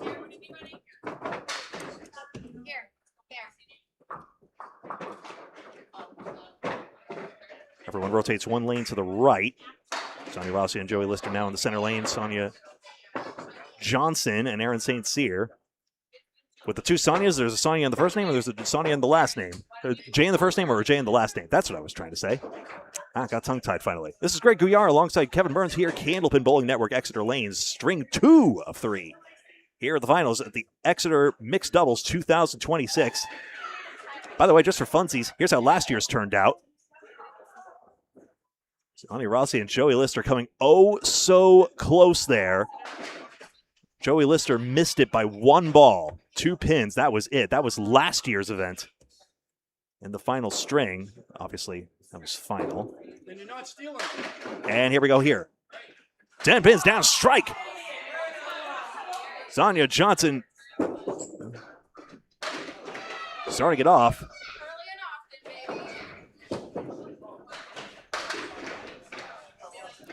And 410 here for Taylor Turner. 4 horsemen left side. Sonia Rossi running it down, spare. Excellent shot in the first here.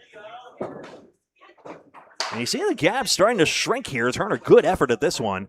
Will not make her mark. Sonia Johnson starting off the second one. Strike Phil starting off with 6. Taylor Turner winding up at box number 1. 10 box in the first. So Johnson's already gone ahead here. Good for her. Now over to lane 4. On her second ball now. This is good pace of play. Let's go bowler for bowler, really.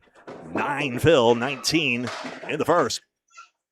5 Phil starts it off for Rossi. Shows 15 through 1. Turner's first ball there. This is Johnson's third ball.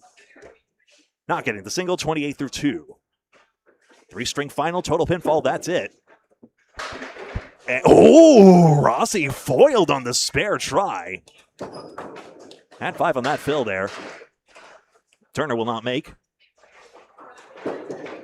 And Rossi, 10 box, 25 through 2. Turner, a third ball coming up here. Johnson, first ball. 5 on the first. Taylor gets an 8 box now. You see the comparison through 2 boxes. The 7 second boxes, yep. 7 box. So, yep, 17, thank you very much. See the comparison there, 3 pins apart. Johnson, good effort. Second ball doesn't take it out. All right, I'm back, so I got some play-by-play. No worries. Rossi and Turner, first balls each. Coming up here, Rossi, just 5 pins taken out. This is the third ball for Sonia Johnson. This will be That's a 9. box. Yep. Just a 1. Rossi's tried. No mark there.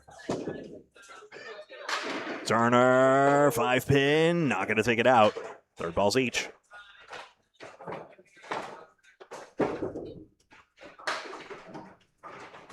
Rossi with an 8 box.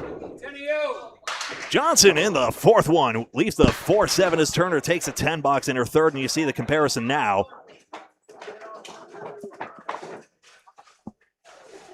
Go, Johnson, go. I'll keep up with you. Don't worry about it. Just nail this blank for the spare. You get. Nope. Did not get it. Excuse me. Bro, I don't know either. I'm sorry. So, according to Nico's poll, a lot of people are saying it's going to be St. Cyr and Sonia Johnson. Rates well. That'll be a 10 box there. Dashed with a split here. Wow, Rossi nearly did, and she has a similar reaction to the other Sonia. Turner's try, can't get back on it. And now the third ball's coming up for each of them. Except for Sonia Johnson. Here she comes to round out her half here. Johnson Horseman on the right side. They hold the lead here, never mind the margin here. 10 box Rossi, 43 through 4. Everything but the 6-4 pin for Taylor. Not a lot of marks in the early going here. Obviously, Sonia Johnson got that one. She will not mark here. Had that one strike. Sonia Rossi, that one spare. That's it. 5th boxes for each of them. Rossi could make this. So this will be a 9 boxer Sonia Johnson. 56 at the half in her case. And now the spare tries for each of Rossi and Turner. Rossi. 3-6-7, 6-pin coming across, all the way across. 7-pin gets over spare. Finally. 53 and a ball through 5. Taylor needs to stop focusing. I think so. I think everyone's giving it their best out there. But she will get a 7 box, unfortunately. 8 box, excuse me. Count every pin, you never know. 306 versus 289 and a ball. Rossi and Lister again in that catbird seat. Greg Holbrook steps up. Aaron St. Cyr on the right side, and Joey Lister front and center. In this middle string of 3 in the Exeter Mixed Doubles Final 2026. Great to see you here. Keep liking the video. Still a lot of bowling still to go. We're just about at the halfway point. St. Cyr drives a Horseman on the left side. Lister with a unusual split. And a banana split for Craig Holbrook. If you know, you know. Horseman run down St. Cyr. Everything but the 6-pin for Joey Lister. Oh, Craig Holbrook has a good opportunity here. I actually like that front piece of wood. As long as he gets the ball to move. Nope. Hit a cap first, unfortunately. Yeah. Here's a 10 for Lister. And an 8 for Holbrook. That lead for Sonia Johnson and St. Cyr is going to climb. There we go. St. Cyr spare fill is 4. That gives Lister a chance to gain. Got his head pin. Got 2 more anyway. Excuse me, Sonia Rossi's the one. His partner is. Holbrook drops everything but the 5 and 10. This is wide. Okay, pinning duel possible here. Lister just It's wide. going to be a pinning duel. Holbrook has a favorable lead right now. You think? Will it deflect? Right, red line. Knock the ball away. That'll be an 8. That'll be a 9. Holbrook can gain another pin and count. That'll be a 10.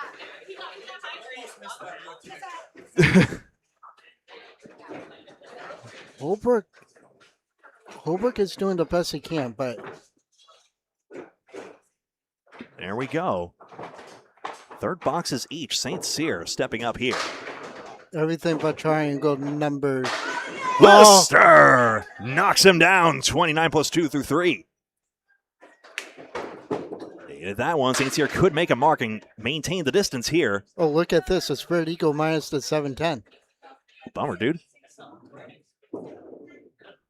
Just wide on the triangle. Lister has gained. He and Rossi both on marks. Third balls each. We might have a lead change here. A 10 bucks for Craig and St. Cyr. You see it here. You see the scores updating.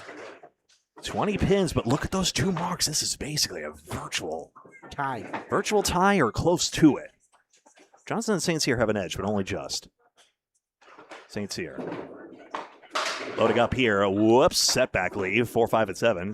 Dan Castle hates this one. 5, 6, 7, 10. Lister still loading up on a strike. Holbrook in his 4th box. Head pin. Ball deflects away. Thanks for nothing. 4, 7, 10. St. Cyr. Right side wood. Trying it and didn't get the 7 pin. Give her a good run, too. Lister still filling on a strike here. Got an 8 fill. Make it a 9 fill. Thank you very much. 36. Nope. That's not how math works. 38 through 3. And again, Rossi's spare fill significant here. St. Cyr gets 10 box. 42 through 4. I believe Holbrook is still in his 2nd ball here. Now Lister out of the gutter. I do believe that will be a 9 box. 47 through 4. And a 9 box for Holbrook. 37 through 4. I'll look up and make sure I got my story straight here. Aaron St. Cyr actually on 41 through 4. That's corrected now. Lister, yep, 47. That's confirmed. And Holbrook 37. There we go. That's official. 3 pin gets over. Lister, yikes. An eagle, but there is a piece of wood, so this does not count. Now for the bonus money incentive from Spread Eagle Productions, Candlepin Bowling Network. That's us. Like and follow on Facebook, subscribe on YouTube if you like hearing bowling matches from an auctioneer. Whoa, wood swiveling away for St. Cyr. Lister's try. Did the best he could. I'm dying to see how Craig is going to play this. He has to sweep it. Oh, he goes right through the bunny hole. That'll be a 9 bucks for St. Cyr. 50 at the half. That'll be a 9, nope, an 8 for Lister and a 9 for Holbrook. Okay, so at the halfway point, 12 pins minus a ball for Johnson and St. Cyr. I bumped the pin cam. That's a genius idea at a time like this, isn't it? There we go. Hold on. We can fix it. We have the technology. Yes. Are you sure we have the technology? Look at it. Okay. We're at the halfway point of this mixed doubles matchup here. Sonia Johnson getting set for box number 6 here. Spread Eagle. Again, the wood lingers.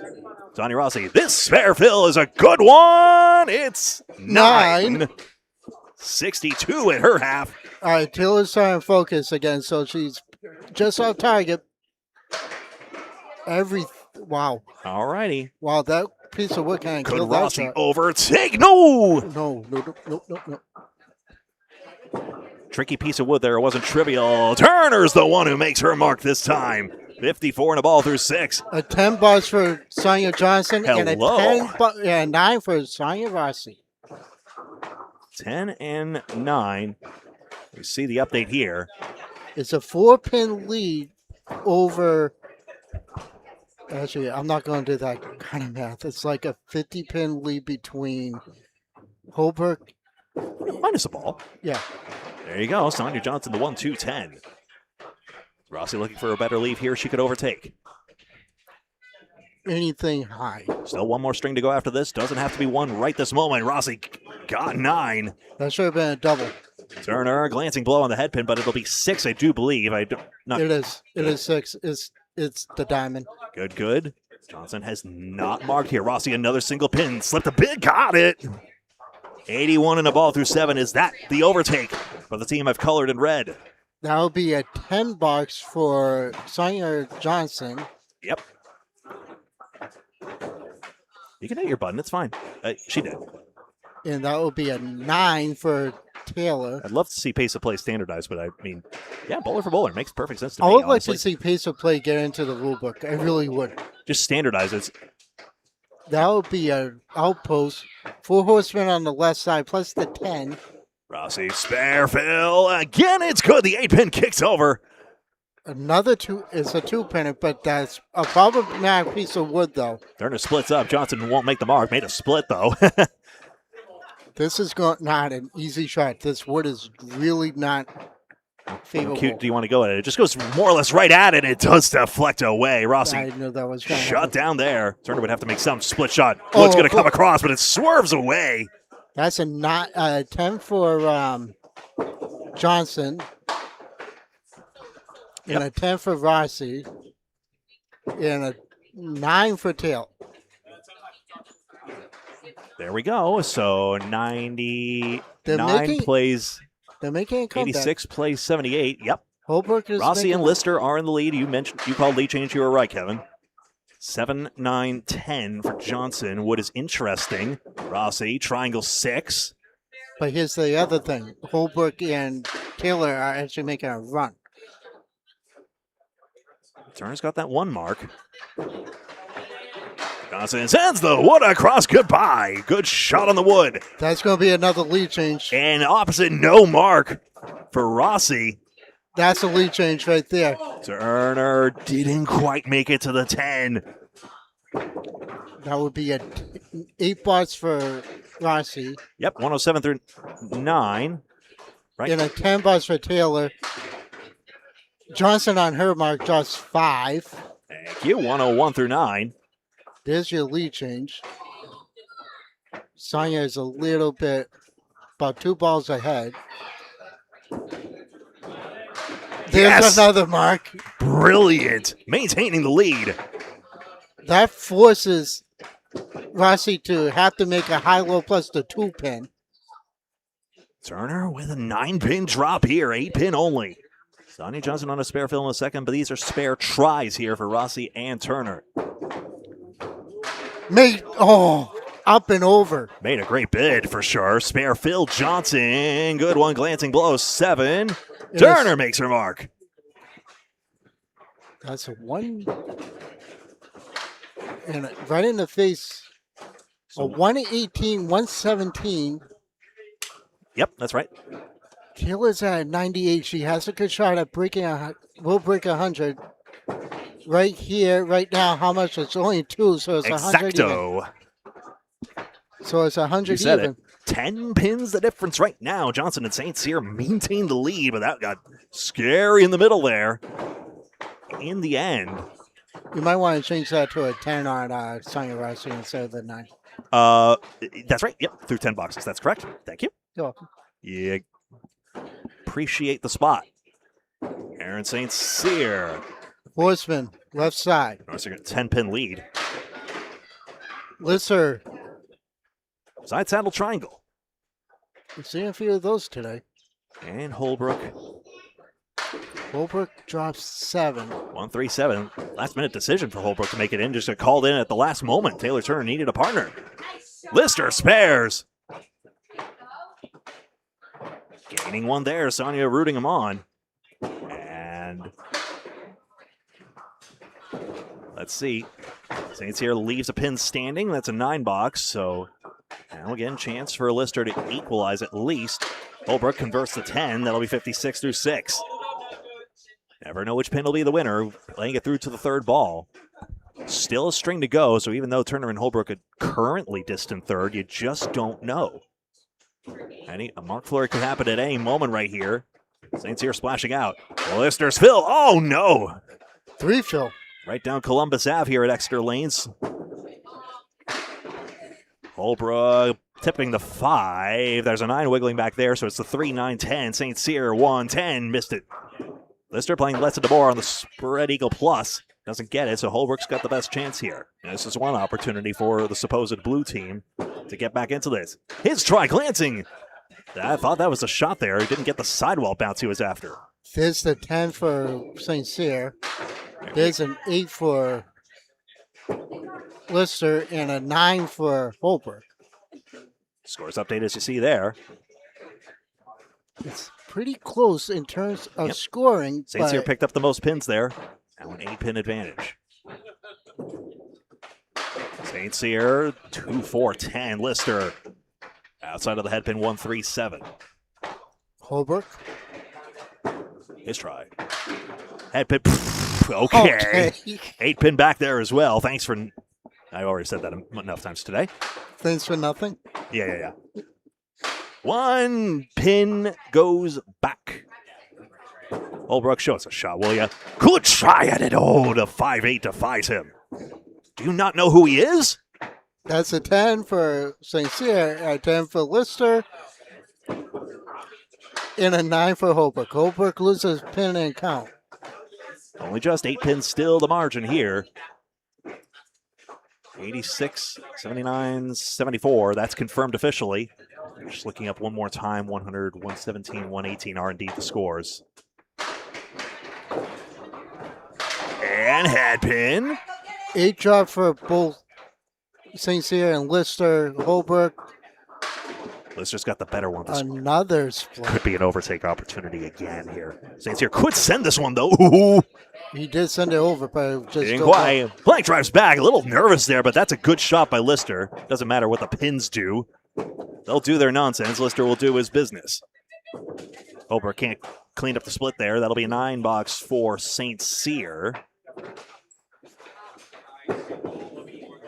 Holbrook pretty fine 9 all told. 83 through 9, and now 7 pins the gap. Lister can overtake yet again. Back and forth, Rossi and Lister go with Johnson and St. Cyr. Johnson and St. Cyr have held the lead for the majority of this 3-string final.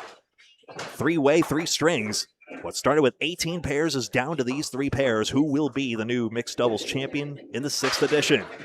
drops 9. St. Cyr does. Now Lister with that 8 fill, we have a lead change. Yet again. Back and forth we go. Holbrook, 2-pinner. Great opportunities for all 3 bowlers. St. Cyr wayward on the single here. Lister, 2-pinner. Got it. Another gain for Lister and Rossi. 114 plus through 10. Holbrook's try. Missed the 2-pinner, and it'll be a singular mark gain. A 9 for St. Cyr. Which will give him 97, I do believe. In a Paul Grant special for Holbrook. Not a good time for that. Not in this case. 10 box, 93 for the string, 97 for St. Cyr. Not in this case. Both the other men stuck in the 90s. Joey Lister, 7 more, 121, and that puts Rossi and Lister in the lead. Who's calling? Who called? I don't know. I love that mechanical bell here at Exeter Lanes. I'll tell you what, though. Final string coming up right now. And they all move 1 lane. There we go. Everyone moves to the right this time. It's a little simpler than earlier today. Thank God. I liked it. I really, really liked it. I swear. I liked it. I really, really liked it. I liked it. I loved it. I want some more of it. Anyway. Sorry, Tim McGraw. My bad. That's it. 2 strings down. 1 to go. Who will it be? Last string. Last string indeed. Sonia Johnson, Aaron St. Cyr on the left lane. Joey Lister, Sonia Ross. No, sorry. They would be on the right lane. Taylor Turner, Craig Holbrook. Front and center. I love Holbrook's towel. Very patriotic. Oh. Oh, yeah, son of a gun. Stars and Stripes forever. Sonia with a 3 drop. Sonia Rossi, yes. Taylor a little off, but she gets a splash. Johnson off. All right. Rossi misses the object. Want to be sure on these second balls here. Everything but number 1 for Taylor. Oof. It'll rose this string to determine it all. Sonia with a 7. All righty. Taylor with a 10. I knew that was going to be a 10 from the second Yep. the ball was thrown. We said it before we saw it. And that'll be a 9. There you go. So Sonia Johnson gaining 2 pins. Keep an eye on that. The lead for Rossi and Lister has shrunk to 7 as Johnson and Saints here try to run it down. Taylor did gain a pin and count. She'll need a lot more, but that's a good start. 4 horsemen, 3 horsemen, and 3 taken out. Rossi with the best Rossi has a tougher lead. Better leave than her opponent, Sonia Johnson. That's two Sonias going at it. Taylor Turner actually with the best lead here. Ran it down. She needed that. They need that. 20 and a ball through 2. Only one to mark in this second box. That'll be a 10 for Sonia Rossi. This will be a interesting 9. There we go. I was going to say an interesting 10, and she converted it. Sonia Rossi, 17. Taylor's at 20 right now, plus a ball. Rossi drops 8, leaves a half whistle standing on the left side. Turner spare fill, 5. Some 5. That will be a 5 drop for, no, a 6 drop for Sonia Johnson. This is it. $2,000 on the line. Who will it be? A spear for Sonia Rossi. Necessary pads the lead here. Everything but the 5 pin. All right. Sonia Rossi growing the lead. That'll be an 8. That'll be a 9.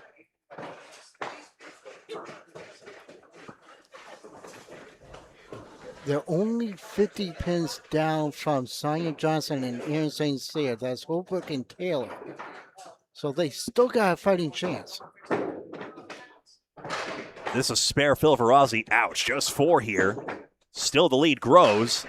Everything for Taylor. That's a nice way to come back into it. Well, Joey Lister had that double strike earlier. Who knows? That could make a difference. Rossi peels away, too. At least a spread eagle standing up. This gives Johnson a chance to close the gap, and the triangle's gone. 37 and a ball through 4.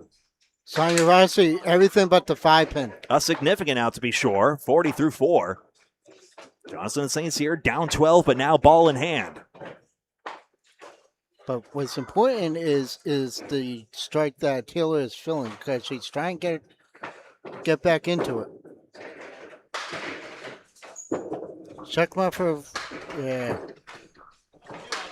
Oh, lemon drop for. Oh no! Don't tell Paul. And that would be $5 though. As long as someone puts it in. Jack Mark right side. Oh no! 3-6-10.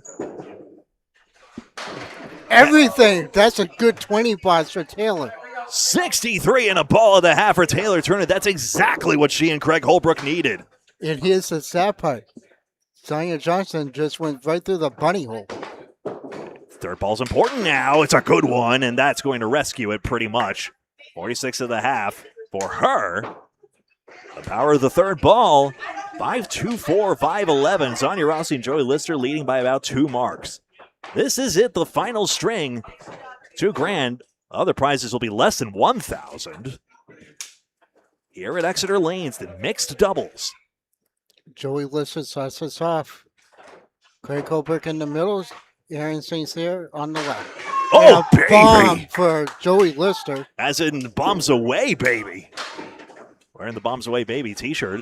Supporting Candlepins for Cancer. Here's my $5 for my 1 fill on it. Thank you very much. Sonia Johnson makes good on the $5 dono. Thank you very much. $5 on a lemon drop.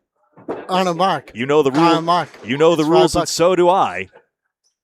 No Mark Holbrook. St. Cyr could wire this wood, as it is Lister standing pretty on a mark. Aaron doesn't get it. Made the 7-10. Okay. 10 in the first for Holbrook. St. Cyr a missed opportunity here. Maybe. It was a tricky leave. Actually, there was an 8-pin hiding back there. Now it's way back there. You are hit. Excuse you. 9 box. And I'm just going to stand, and now I'm going to. Now the E-Machine's just going to take it. Lister. Oh, boy. You were ready to call double, weren't you? No, I wasn't. No, I wasn't. Just throws his towel at his wife in playfully ironic disgust. No, I'm disgusted by the lead because that piece of wood was. Strike Bill! Just wide of the 6-penny plate to make it, and it burns him a bit. 16 in the first. Holbrook off target completely on this one. Single pin St. Cyr chance to Close the 20-pin gap. Yes! Got it there. Johnson and Saints here trying to reclaim this lead. That would be a 6 box for Holbrook. And Lister? Oh, hello. Okay, then. So Saints here gains 4 pins on the spot, just like that. So that closes up about half a mark, 16-pin difference. And Aaron St. Cyr is going to crunch it down. He might even have this lead. Lister all over the head pin. Can't say otherwise. A 2-2 split. Holbrook, everything but the 10 pin. At first, I thought that was going to be the 5-7-10. And St. Cyr has got the big fill here, and it's 10, as Lister cannot mark despite his efforts. Holbrook needs this. Holbrook got it. There we go, 26 in the ball through 3 for him. Lister gets one more stick on the third ball. That'll be 31 through 3 in his case. Aaron St. Cyr with the strike, and now Johnson and St. Cyr may well have just taken the lead back. With 2 bonus balls, you would think so.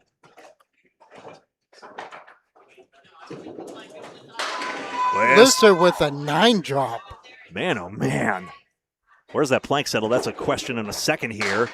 Holbrook's spare fill is still working. 7 more.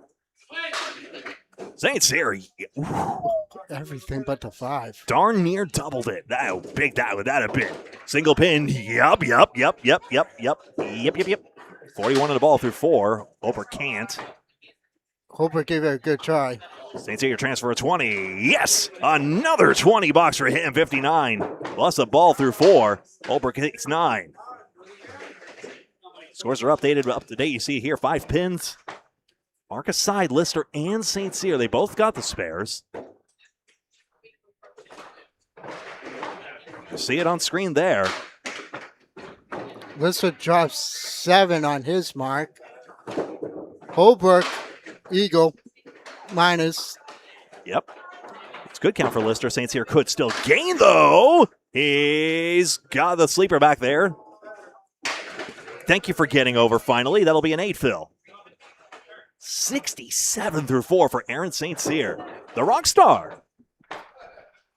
Paul's not here. We don't have to use the nicknames.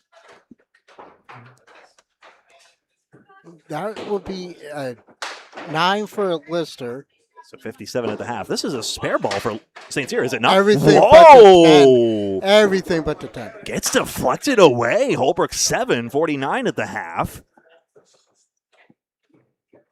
St. Cyr and Johnson have the lead, but a disappointing development here. And 10. 77 at the half. Massive half. As Joey, the freight train, Lister has a 57 half, and Craig Holbrook 49 half. Craig the King Holbrook, I think he's trying to make happen. What else do you call a multi-time deserving Hall of Famer? Anyway. A legend. There you go. Yeah, it's the objectively correct answer. Rossi, 4 and 7. He's Kevin Burns. I'm Greg Gouillart, but these names are the ones that matter most. Who are the 2 names that will go on the trophy? That would be a 6 fill for Taylor, bringing it up to a 69. Redline didn't take the 2-pinner. Turner had a 6 fill for a nice half. That would be a 9 box for Sonia Rossi, 59. Taylor, a 9 as well, brings her up to a 78. Sonia with a 10. Never know. 8 pins the difference right now. Nobody on a mark right now. Anything can happen. Tables can turn.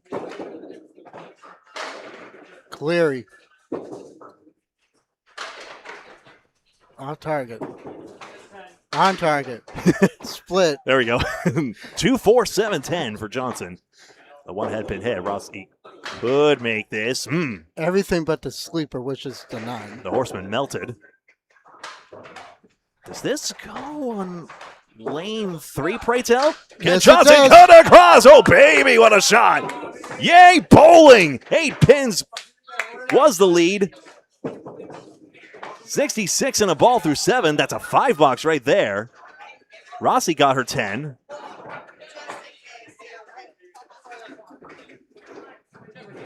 And here's a 83. Darren sighting. Darren.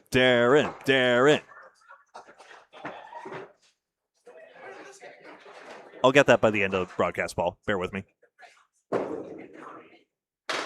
Rossi. Oh! Eagle. Down the middle. Sonia Johnson's spare fill significant in a moment. Turner got 4 as well. Here it is. It's 9. 17-pin lead for Johnson and St. Cyr. This for an eagle try here. This is makeable of Turner. This won't make it. So a single pin chance for Johnson, and St. Cyr just got away. No.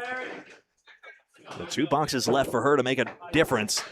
Sonia Rossi gets 6, though. Taylor takes 8. And a Paul Grand special for Sonia Johnson. In this case, it is a good time for that because they're in the lead. 21 pins up. And it did gain as well. So from 17 to 21, just like that, just on the 3rd ball pinning. Keep an eye on details like that. Rossi needs to find a way to a mark here. Hasn't got a terribly good lead for it. She leaves at Chesapeake.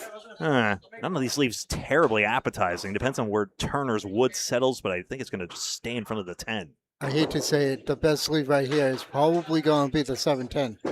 Maybe so. Off the cap of the wood, it's fair. It's into the 7-pin only. Johnson's trying. Nice one. She actually played that correctly. You wanted to play the cap. It's the only way you're going to get something to deflect. Rossi, again, possible pin loss here. 83 through 9. That'll be a 9 box for Taylor. By rule, absolutely. Brings her to 100. And a 9 box for Johnson. Gains 1 in the end. The only blunder right now is that 88 string by Taylor Turner. Because if she threw at least a 90, they'll be in it. Nico just doesn't want to be wrong in the poll. Thanks again for setting that up. That'll be a 7 drop. Yeah, it's good leads all the way around. Yeah, That'll be a horseman. Varying sizes of diagonal here. Rossi's got the easiest one, actually. That's significant for them. Nope. Oh! It spun out on her. 22 pins. And you just hit the head pin. Turner's full in it. Obnoxious wood and back. Or does it ramp in? Sonia Johnson picking up another one. 104 in a ball. She'll throw one more in the 10th. All right, that would be a 92 for Sonia Rossi and a 109 for Taylor Turner. Turner got stronger as she went. That's about a theme of her career right now. In the end, 6-2-3 for Rossi and Lister. It's 705 last year. Imagine that. Johnson and St. Cyr could be that high. Of course, we've still got pins to go here. It'll be 6 more. Sonia Johnson, 110. All right, go get it, baby. Go finish it. So not hard to imagine, actually.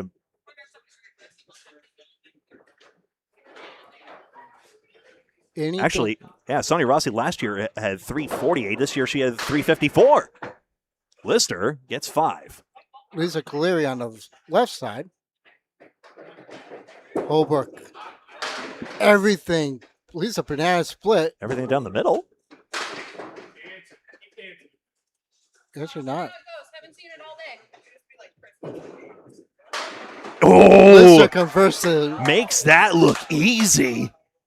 Even though we've seen it confound just about everyone today and just about every day. I actually like Craig's idea with that 6-10, 6-7-10.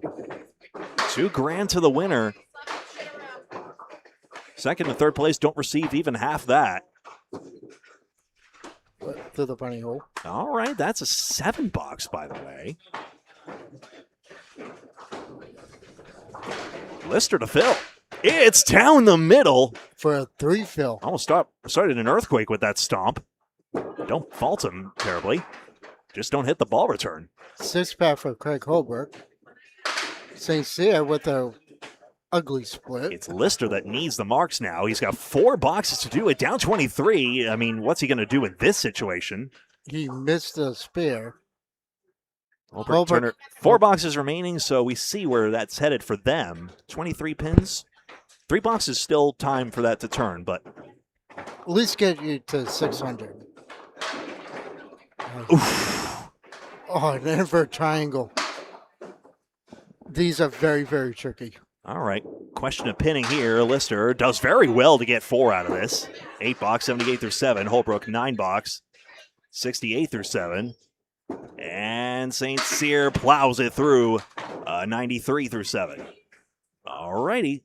668, 644, 24 pins the difference, 3 boxes to go. Lister might need to run the table here or double again.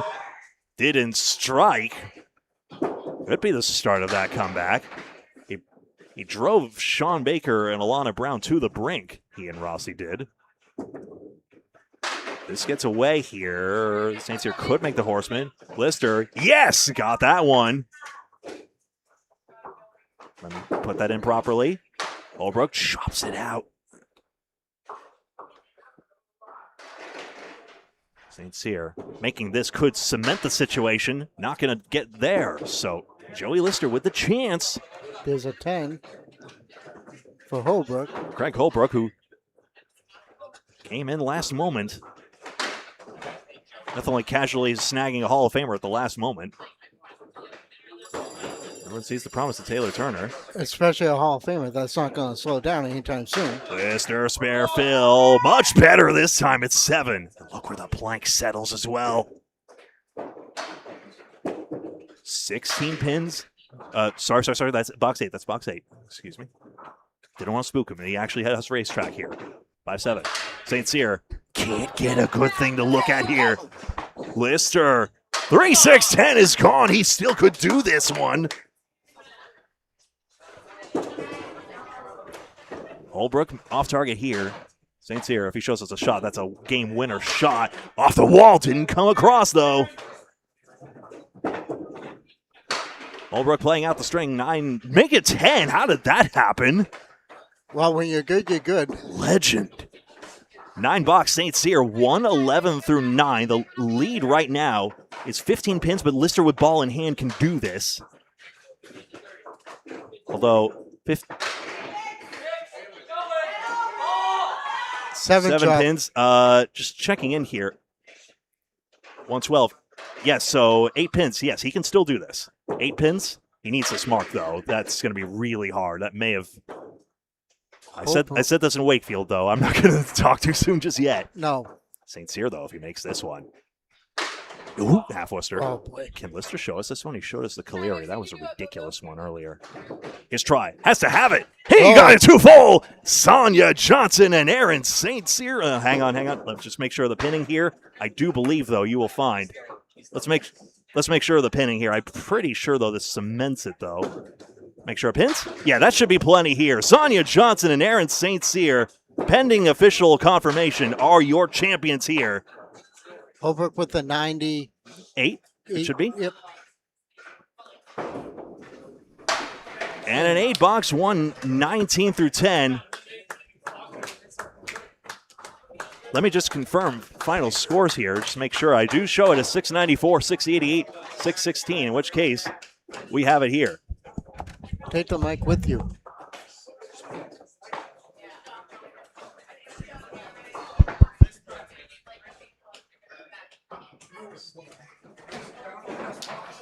We're going to have an interview with the winners, which will be Sonia Johnson and Aaron St. Cyr.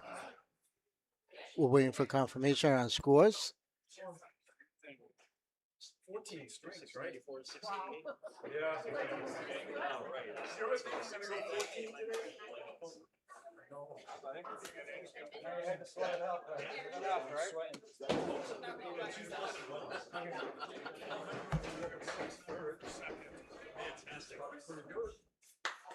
Hey, it looks like you guys have some money waiting, so I won't take up too much of your time, but congratulations. First of all, Sonia Johnson, first of all, was that you who scribbled yay bowling into the telestrator there? Always is. What does yay bowling mean exactly? Because we're always having such a fun time here, Rick. Well, the pins were infuriating here. The pins are tough here at Exeter Lanes, and maybe you could attest to this as well, but you guys found a way in the end. How By the way, talk to me about how you figured out the partnership between you two. So, like, what inspired you two to compete in these events together? Oh, ever since I joined the pros, wanted to bowl with me, so I said, yeah, why not? We've known each other since we were in the kids league, so it was only right. We probably bowled in 40, 50 doubles, mixed doubles events together, so just say why not? And how did you rate the opposition going in? How did you fancy your chances against them? I saw that it was Lister and Sonia, and I looked at Aaron, and I was like, "Cool, we're done." So you just thought you were cooked just then. I mean, well, there you go. All right, and finally, you guys are winning $2,000. What's the coolest thing you could spend your grand on? I feel like you had to just spend the money instead of like saving it for more important things. Oh, man, I don't even know. Probably run up a bar tab. That sounds pretty good to me right now. Hey, that's could do it at Shooter's Pub right here. What would you spend, like, if you could like blow a grand instead of like trying to save it for important things? Oh, bar tab and new tattoos. Hey, oh, fantastic. Oh, I like that. All right. See, that's it. That's your champions, Aaron St. Cyr and Sonia Johnson. Congratulations. I believe it was 600 and 400 for second and third place. I'll get to the bottom of that as well. On behalf of us here, Kevin Burns, I'm Greg Gouillart, and for Candlepin Bowling Network, thank you very much for watching this presentation of the Exeter Mixed Doubles. And until next time, so long.